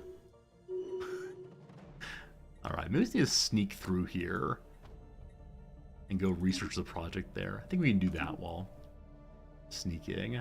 This person's looking at a factory world. Let's have them make more consumer goods. It's fine. Okay. The reinforce all button over here. 287 more ships need to be made. I wonder how close that will get us to our cap. Does the fleet planner show me what our max cap is? It says 724 right now, but that's just what's built currently. I'm not sure. I'm not sure exactly. The only way to figure it out is to build, I suspect. Hey, out here there's a Tianki Matriarch and an automated dreadnought. We know that earlier the Alliance destroyed a whole bunch of Leviathans, but I wonder if those are still there.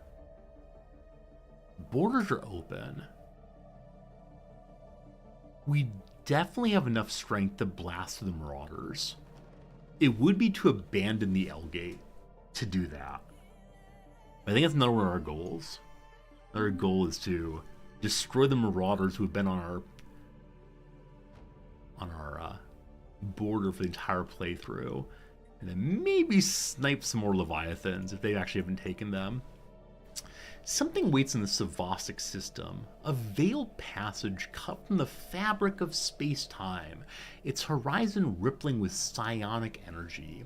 Sensor data erratic, and the crew of the science vessel reports strange disturbances, wildly visceral dreamlike visions, a persistent sense of being watched, fateful hallucinations. Despite the frustrating lack of useful telemetry, it seems clear we've stumbled on a tunnel through uncharted reaches, a dangerous path, yet the rewards may be great. On the tunnel's far side lies a distant corner of the galaxy. What's beyond the veil?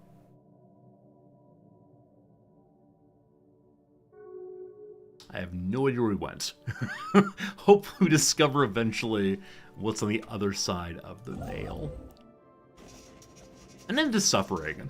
Satana's benevolent rhetoric masks a dark agenda. She plans to erase sentience galaxy-wide using a formidable device. It'll reduce us to mere husks, driven by instinct, while our consciousnesses are forcibly digitized and confined. This grim future must be averted at all costs. So we now get the look here dum-dum. If you've not been reading the events, let's summarize. The Queen is going to destroy us all. Oh, I just didn't quite recognize that one.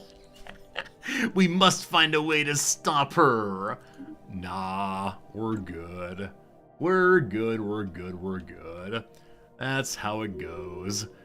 I'm okay following mommy's demands. That's alright. A great leader has died. Good old Spec Quecto. Not Spec Quecto. That's a real shame. That's a real shame. If you're straight up fighter, you don't get that intel. It's new to you. And maybe the game is trying very hard to push me in the direction of fighting. Like, look here, dum-dum. You're not supposed to help her. Stop helping her. But this dum-dum is all bought in on helping her. We're burning through our gases and motes really fast. I wonder if we have ships that are requiring gas and mote and crystal upkeep. Well, we can stop selling those for right now. I think I'm selling crystals at least. Hello. Cancel that. Cancel that. Need to make some more factories of the same. Does no one have an open slot, really? Hello? That's requiring additional gases, so no. Autochthony is dead to me. Replace it with gas factory. Yeah, any rule of autochthony I need to get rid of right now. Replace with gas factory again. The foundry station can have plants as well. We are real bad on moats also. So first of all, the ancient refinery. Upgrade that also. Add in as well a chemical plant. Everybody got autochthony still.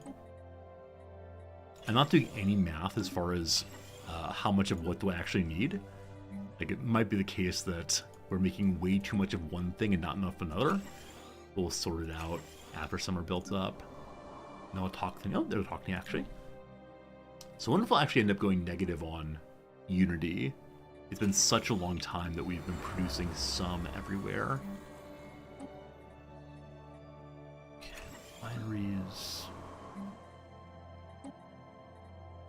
Moats. Make this one into gas.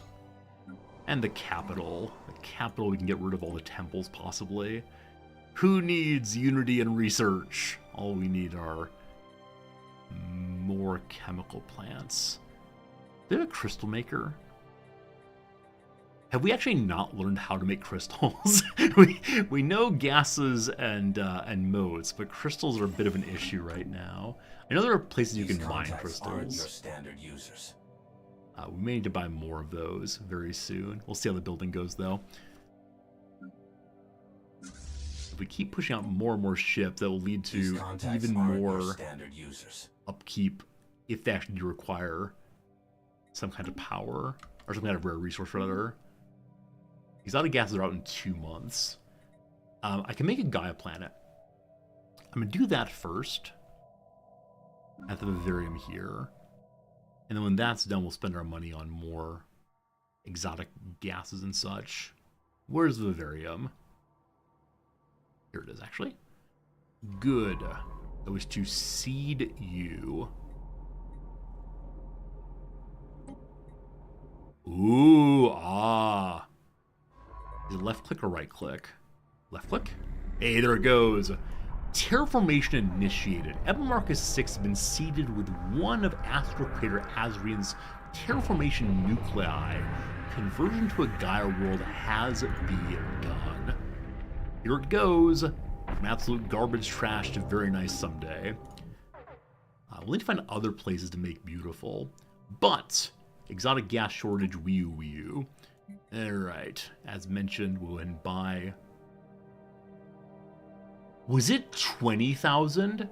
I thought she said it was 10,000.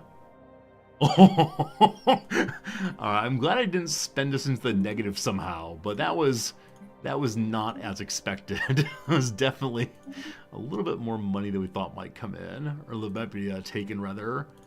Alright, we're fine. Don't you worry, team. Everything's good for a while now. Oh, bear plant's more expensive? Okay, good to know. Is Satana going to destroy Astro Crater Azrian? Her health has visibly declined. She refuses to be examined, so we're unable to help her. Oh, as we take her buds, does she die? She wants us to take her buds and make Gaia world. She wants to sacrifice herself for the creation of new life. That's distressing. I sort of wish that event didn't pop up quite so fast, so I wouldn't automatically realize what had happened. But that's really interesting. She's a cool character. She's a very cool character. I do enjoy the legendaries so much. These are such amazing storylines. That's nice. Vivarium, let's go home. These contacts aren't your standard users. Epimarcus is your home, that's fine. Okay, so we've somehow fixed the exotic gas problem. I know I said to build a bunch of buildings. They've already been built. No, none of them have been built. Something game-changing. Why on earth did our resources switch over so much so fast? Like, not the resource pile, but instead the bit we're making now. No idea. Anyway, we found the Amor Elvio system. It gives off a strongly hostile impression on first sight. None of its planets are remotely habitable, either scorched by searing heat of the system's 3 suns, or stripped of life by powerful solar storms. However, there is one life form that appears to thrive here, the space amoeba. Giving up their otherwise fairly solitary lifestyle, they've congregated in great numbers, flitting in and out between the blisteringly hot inner system and the large gas giant further out in what appears to be an elaborate breeding ritual. It's unclear what could have possibly caused the amoebas to favor this inhospitable system. Regardless, they seem intent on protecting it, and have already turned their flagella towards the wandering mine in an overtly threatening manner. Battle stations online. It's actually still cloaked, so they actually can't see it. Oh, the amoeba are hanging out here and having a good time. Secrets are ours. Should we go destroy all of them? Where are you going, boss? Must have told him to go somewhere. I'm gonna stop that and scan here instead, please. I want to know all about it. But they are hostile to us. I wonder what fun we get if we destroyed them. It's not kicking dogs, I promise. Whichever way, we now have nanite repair systems. So this will allow us to have our ships repair themselves faster. I do wonder if it eats nanites, though. We are pulling in 9 nanites a month right now. Let's see how that works. Alright. We can get ourselves the Titan. The bigger ships, or the Enigmatic Battlecruiser. So probably the Enigma Battlecruiser is better than the Titans. But Titans are so cool. Enigma Battlecruisers first, because they allow us to become the Crisis more and more. Council election going. We're still in 4th place. We have no Minister of State. Our fleets are too small. Let's see, our fleet weight is 11,000. The Dian fleet weight is only 10,000. So we're in better shape on fleet weight than they are. But they're still so beefy. So beefy. Someday we'll be good like them. But not yet, probably. Who leveled up? Somebody leveled up. It's a commander. You're a commander. More admirals, more good. That upgrade was well worth the alloys. The ransomeers are up here. I need to destroy them to get a scientist back, but they're in a weird spot, so probably not. Show me the lathe. The lathe's at 30% efficiency. It only has 6 chips inside of it. Anybody want to be a chip? Anybody feeling like being a little chippy? Someone find their way to the pulpit again.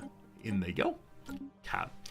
Satana the Queen's servants. On Vire 3A's surface, we uncovered a sprawling complex, its entrance clearly marked by a signal tower. The reinforced doors were blasted open long ago, destroyed by an unknown force that swept through the complex with obvious fury. There was no mercy in the methods employed here. Every last cryogenic pod was smashed, their former occupants subjected to a deadly awakening. The remains still haunt the empty corridors, preserved by the cold vacuum of space and floating amidst clouds of shattered glass. On the floor of the cryopod chamber, a message has been scrawled by a laser weapon. Our scientists are struggling to translate its exact meaning, but somehow they doubt it to be a prayer for the dead. Fascinating. We learn more about our queen. But then, we discovered the frequency used by Satana's convoys and stations to issue distress calls. If we're quick and decisive, we can mount raids without her ever knowing it was us. Our victory must be certain, or we risk drawing Satana's ire. What are those convoys hiding? Victories in convoys will no longer trigger opinion penalties with Satana, so we could destroy her convoys and she wouldn't care anymore. But I'm just curious what happens if you don't. I'm curious what happens if you accept the ending, accept that she's coming to smush us. Wouldn't that be nice? That could be nice. Alright, I believe there's one more location, Erebor 2C. It's over here. Can we get there now? No way to reach it, because we have no science on it. We're not cloaked, so we cloak up. Can we go there now? No, because we don't know where it is. So, it's surely behind a wormhole.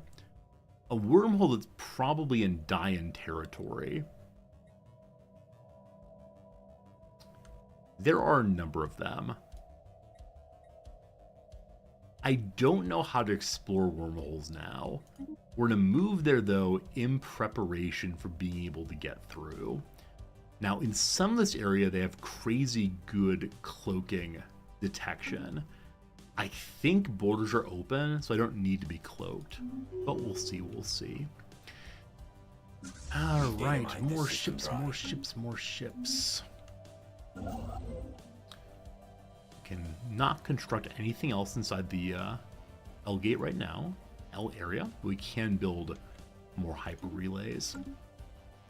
Good. Game-changing upgrades incoming. The fish research habitability. Nicer to live where we live. Reverse engineer minor artifacts. What's that do? Various artifacts and technologies functioning by arcane means that cannot be understood or replicated, at least not by conventional science known to us. Break down artifacts for random technology bonuses. Heck yes. It's finally something to do with the artifacts. That's going to be absolutely wonderful. Absolutely wonderful. We're now plus quite a bit on all of the rare resources. We go to the market again and stop the buying here. Good. We eventually fight Satan, or we let her kill us. She's not going to kill us. She's going to liberate us from suffering. Why would anyone not want to be liberated from suffering? These contacts You seem illogical. You seem unreasonable. You're not being clear right now. She won't kill us. She loves us. Dyson Swarm made there. We can now begin to upgrade the Dyson Swarms for even more power. Need alloy for that. Alright, we now want to find places to get the forge thing. This place has over 20 current minerals. That's a good place for the forge thing. It needs to have a molten planet, though. Right? That's the other side. Molten planet plus lots of minerals. And this place seems not to have exactly that. Alright, who else has, we'll say, more than 10 minerals for now? Yel Barasta. A commander just died there. Yel Barasta has quite a bit of minerals. But does it have a molten planet? That's barren. That is molten. Nice, nice, nice, nice, nice. Alright, bring me the forge. Equatorial band. What's this?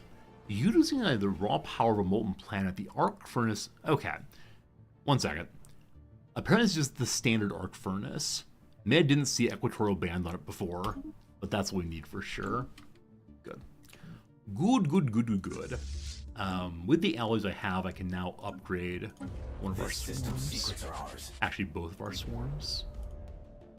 We have so much power very soon.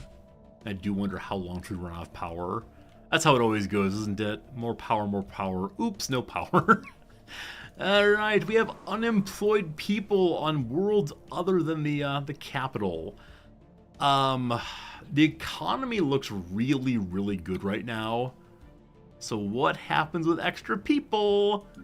What happens with extra people?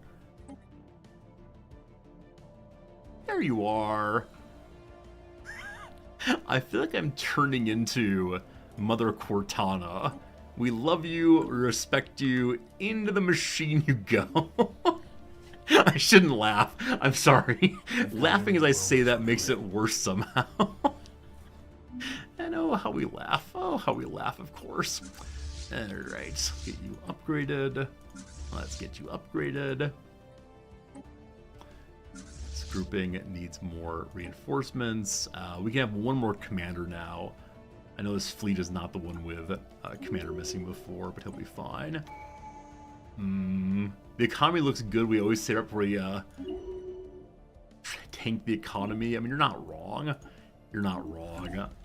The economy of this game is so fiddly, where very small changes make everything go very, very bad. But that's okay. That's okay. Operative resurfaces. We're spying on the Dians. We don't believe in former agents. They're nothing to us. They go away. We don't like you anymore. The astral threads have refilled, so we can use those for government edicts again. They'll turn off at some point. Oh, what are these ambitions? These are new.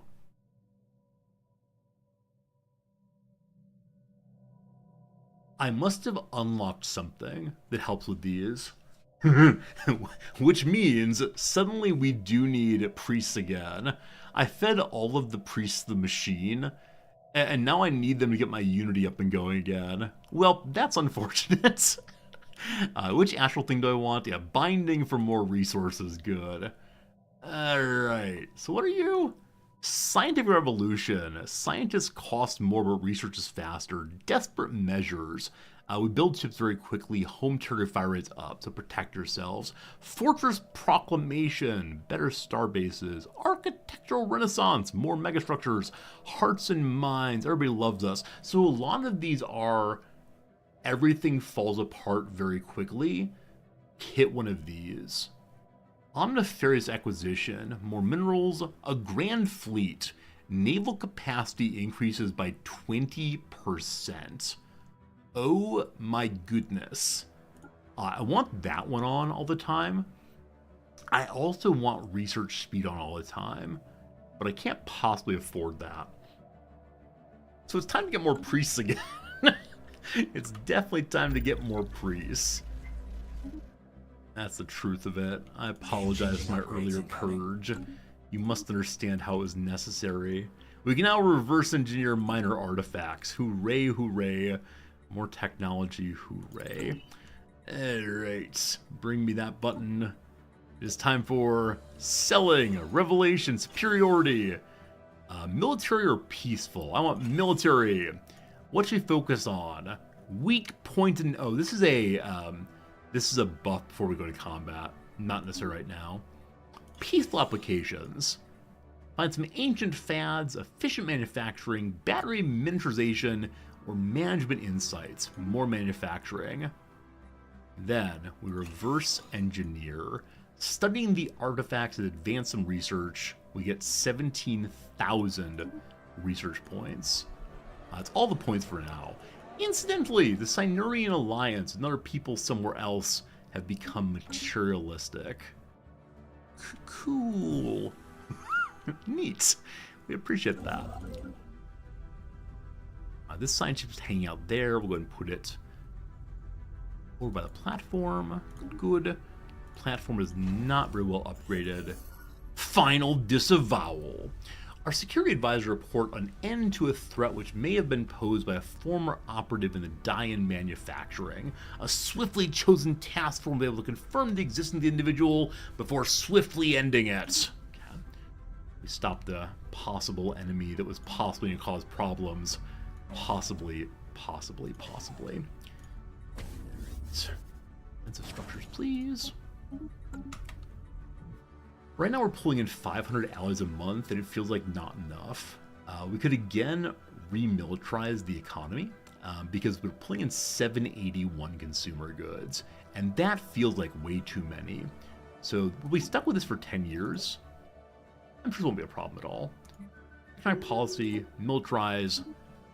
As the month ends, we'll see what falls apart first. That's gonna be pretty bad. Also, in a moment here we have an astral action to quickly build another hyper lane. That's what you can be doing while you're flying around is... Well, hyperlanes are not so important. Because all that matters is we can get to the factory zone quickly. Resolution passed. Our fleet weight's less important. Also, we're burning through astral threads as we should be. Have an opening on next neighbor. So, one person with no job. Usually I throw them in the machine, but I'm going to send them over to help make more power instead. So you're going to go to Harabus 2 from next neighbor. Look how generous that was. What a good guy I am. Cool. The open slot in the lathe keeps bothering me. Encounter next, we've learned the Upsilon Menace. Wonder who they are. Let's find out. Probably gonna be yet another traitor of some sort. as we keep strengthening our fleets and repairing them and all the rest, I'm excited to see how strong our fleet strength is. This is 56 out of 160 now, so we can go to 160 on our fleets. That's amazing. Only halfway in at 23, so we'll start getting to 60 or 70. Also, we met the Hef Menace. Oh, Hef, who are these people? Right. Everyone's getting met as we explore the world. So we need to increase our fleet sizes now to 160. Have we learned about the new battle cruiser yet? We have, new battle cruiser. We've not, or maybe battleship. What's it called? It is the new battle cruiser indeed. So we're only about a quarter of the way through there. I would love, love, love to finish that one before we build up anything else in the fleets. But it's 72 months away. Gonna be a while. Let's learn of Vlur. An extremely powerful subspace entity of some kind has been encountered in the Ionides system. It does not appear to be hostile, and may not even be fully aware of conventional spacecraft, but its mere presence in Ionides is causing massive subspace disturbances in the entire system. The disturbances are localized around the entity itself and should disappear when it leaves the system. When it does not acknowledge hails, the entity is continuously emitting a complex pattern of tachyon pulses, which appears to form a language. If our translation software is correct, it's saying over and over, Vlur seeks, Vlur finds. This will interfere with our ship systems. So this is Vlur. Vlur is a being of pure void energy. Do not know about it anymore, but it's in there somewhere. Vlur. It's actually not there. It's somewhere. We've lost it now. Good. All right. So we get plus 12 minerals here because of our new building. An official just retired also, so we can hire more folks. We've met the artisan troop. It took absolutely forever for us to meet them. Look how goofy they are with their veil/necks. I don't know what that is. They are the artisan troop. They wish to delight us, etc. I believe the artisan troop can give us more influence. I think. Maybe Unity. I can't remember which one. We hear a repeating sound. There's going to be some traitors. Surely. Don't call me Shirley. More Unity! It is Unity they give? That's good to know. We do need Unity. Suddenly we're out of minerals. We're selling it each month, so we can stop that for now to fix this problem. No idea what changed. We're getting more here anyways. We'll be a-okay. It's gonna do something. I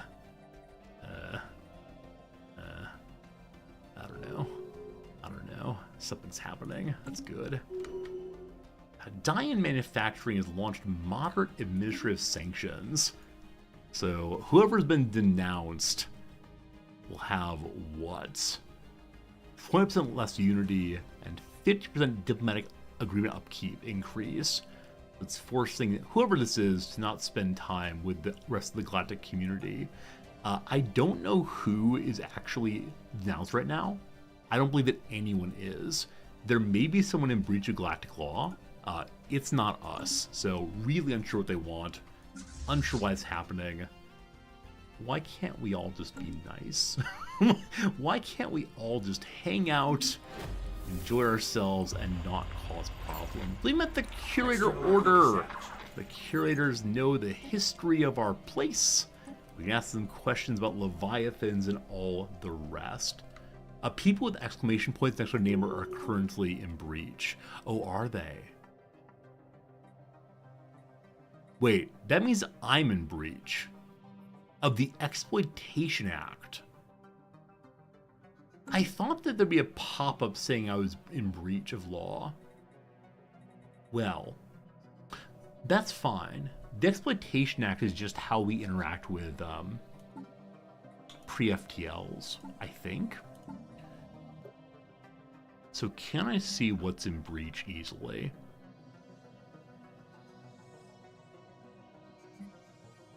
Non-interference is the one the law prefers.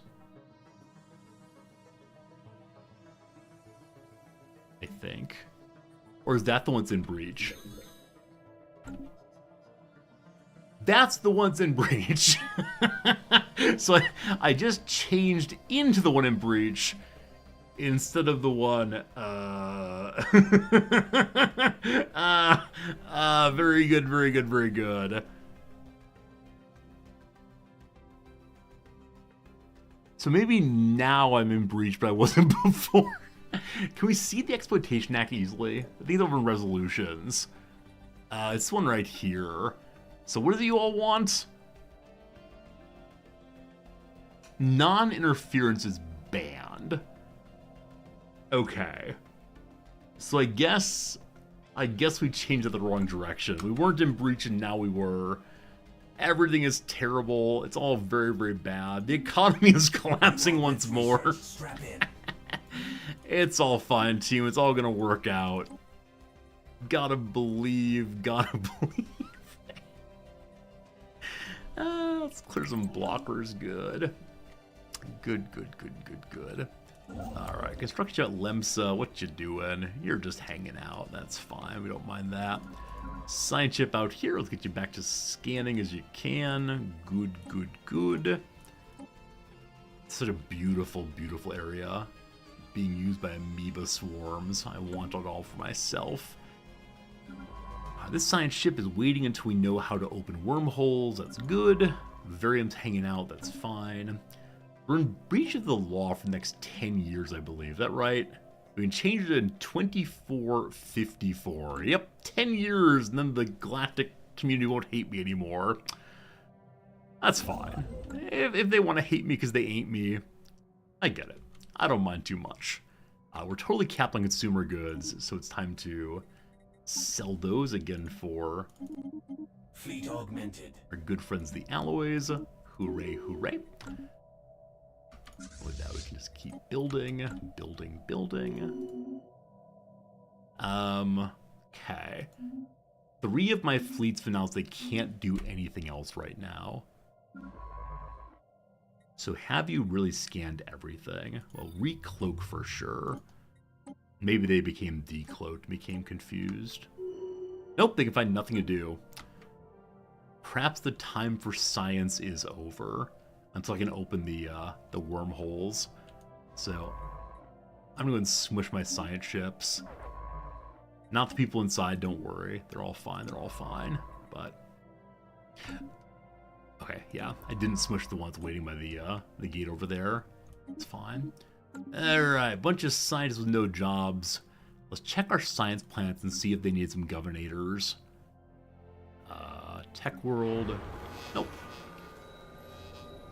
Another tech world somewhere. Stape. Yep. Alright, any of you good at being governors? Not particularly. Right now we have pulling in 37 exotic gases. So we're going to upgrade all of our research, because that will allow us to get even more research points. I also said that shameful autochthony building, but if we're only pulling in 74 unity, I need the autochthony building to stay around. That said, there's still 9 open slots here. What on earth am I doing? We're low on power. What truly matters is alloy. Truly, truly. Okay. We're now negative on unity. I don't know what I changed. We get rid of leaders. We're negative 118. So some of my useless leaders. Time to retire, folks. Time to retire. Thanks for hanging out. Be seeing you. This is very, very slight savings. We have 121,000 saved up, so burning off 105 is just fine. People are attacking Austin. This will be the 3 stacks coming out. She'll defeat everyone very easily. With that in mind, we should go and upgrade this some more. Good. Yeah, definitely as our empire gets bigger, Unity costs more and more. And they destroyed my minerals. How dare you?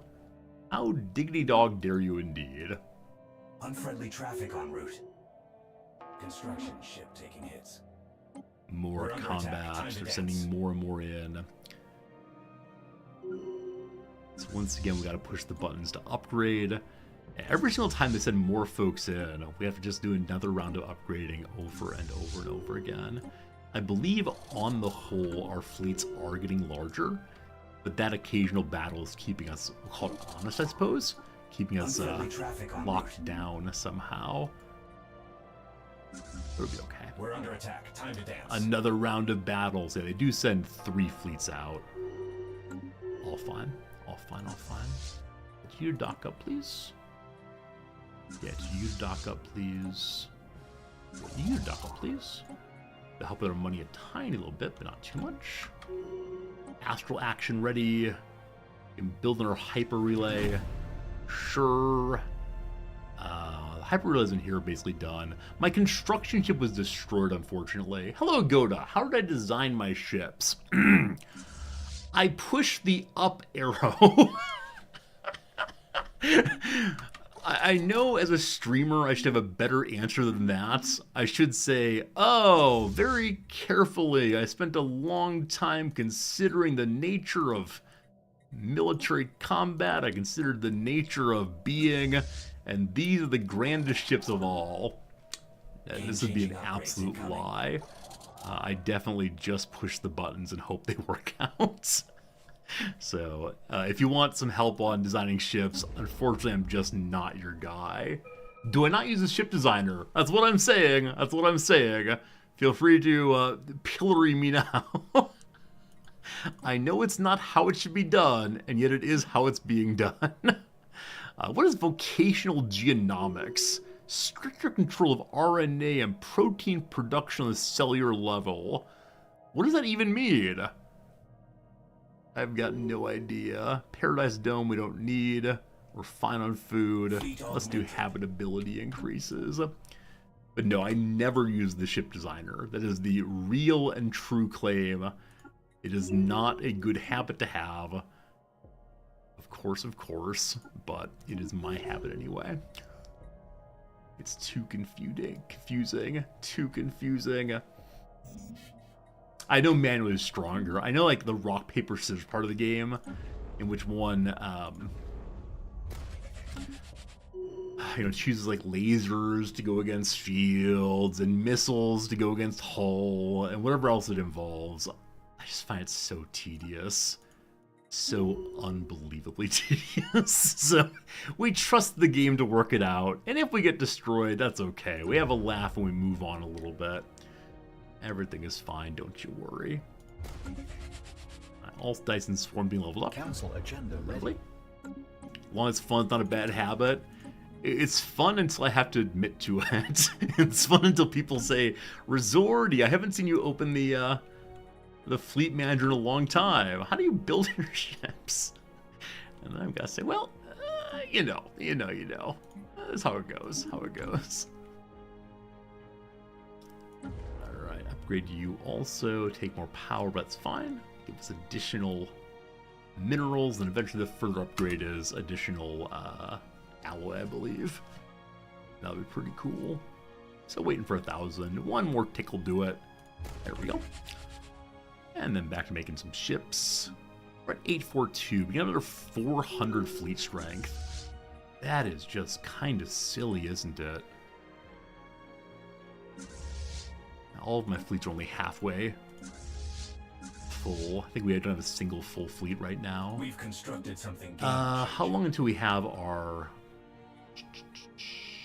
How long until we have our new battle cruisers? 68 months still. Probably cost nigh infinite money, but I can't wait to see what we're gonna get. Friends, it is heading into 2 o'clock my time. You know what means? That means I'm on for half an hour longer than intended. We could keep playing all day. How close my next crisis level? That's a great question. Let's find out. That is in... It's one of these buttons. Governance? Nope. Situation log? Nope. Technology? Nope. Where the heck is it? It's not discoveries. Where is it? Hey, there it is. The crisis, the crisis. So we have 31,000 advanced logic. We have more than enough if we do the next research. We have almost enough to get to the final level. It's slow. We could play all day. We definitely should. Yeah. I don't think you're wrong. Like, I'm not gonna say we shouldn't play all day, or we couldn't, or wouldn't it be fun to do so? But I do need to say that I need to go away at some point fairly soon. I gotta get some work done on the YouTube video that I promised to be uploaded by the end of the week. It's been going very slow. They keep getting distracted by playing Vermintide. This is really the trouble in my life right now. More than anything else, I just kind of want to play Vermintide. I'm not even very good at it. My play is largely just let's swing our weapon around and hope for the best. Hey, it's a molten world. Cool. Alright, bring me another Mega Forge. Impressed we thought Stellaris would wipe us out last week and still going. Oh yeah, there was definitely a point last week where I was pretty sure the game was over. The con had gotten through and was causing some major problems. But we got lucky. Maybe we're not lucky, maybe we're good. I don't know. I don't know what's going on here. What I know though is I have a free, what's it called? A free hyperlane to make. I should probably hyperlane more of these things together, though the main line's looking pretty good. You can surrender the economy won't kill you, but that's to be a weakling. That is to admit defeat in a way that is absolutely intolerable for somebody like me. But it worked out okay. Ultimately, it was just fine. Okay. Our numbers there are looking, let's see here. Yeah, we're heading into 300,000 territory. Unfortunately, they're towards 1 million. So, at least the L system is ours. Not that much can be said past that. The front gate guards are 80,000 also, but. Okay, no wormhole opening here, I'm afraid. We can go to the next level of crisis, I suppose. Let's do the particle lance. Particle lance sounds pretty cool. Yeah, team, I hate to say it. Things are going so nicely. We're having a lot of fun. We're pulling in 2,000 research a month. I doubt that's very much, but, you know, it's all going pretty well. The Bavian Interplanetary Republic is no more. Destroyed by a way I do not know. What I do know, though, is I need to pause the game. I need to say it is time for me to be bouncing. So I hope you had a fun time today. Hope things were good for you.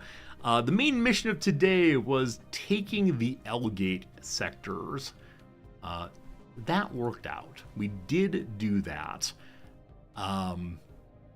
Past that, I'm not sure what we did exactly. I believe we pushed some buttons. That was pretty fun. We began spending more time with Satana. We read a tremendous number of events, I believe. Here comes Big Resorty. Folks, it was great. Folks, it was a good stream for sure. We're down to merely 4 or 5 days till the semester begins. I'm a little nervous, but I sure am looking forward to hanging out with you all and telling you the story of the semester and all the rest. It was a good time. Appreciate you a bunch. Nothing else to say for right now other than thank you a lot. And if you enjoyed it, throw a follow. If you enjoyed it a lot, maybe a subscription. Whichever way. Thanks so much, folks. And hello, friend, I suppose. And goodbye, friends. We'll see you again real soon, friends. Farewell. I'm going to end the stream by playing a quick little ad break, so the stream will still be live. I'll put some piano music on if you want to hang out. Whichever way, I'll talk to you again tomorrow.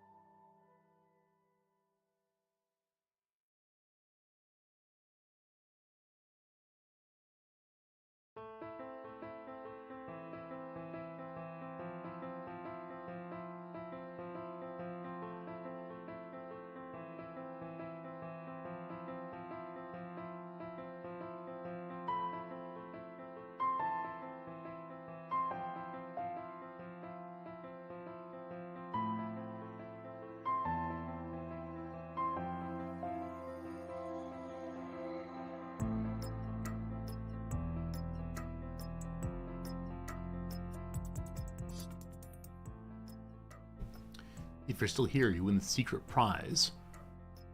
I don't know what it is. We'll find out tomorrow. Goodbye.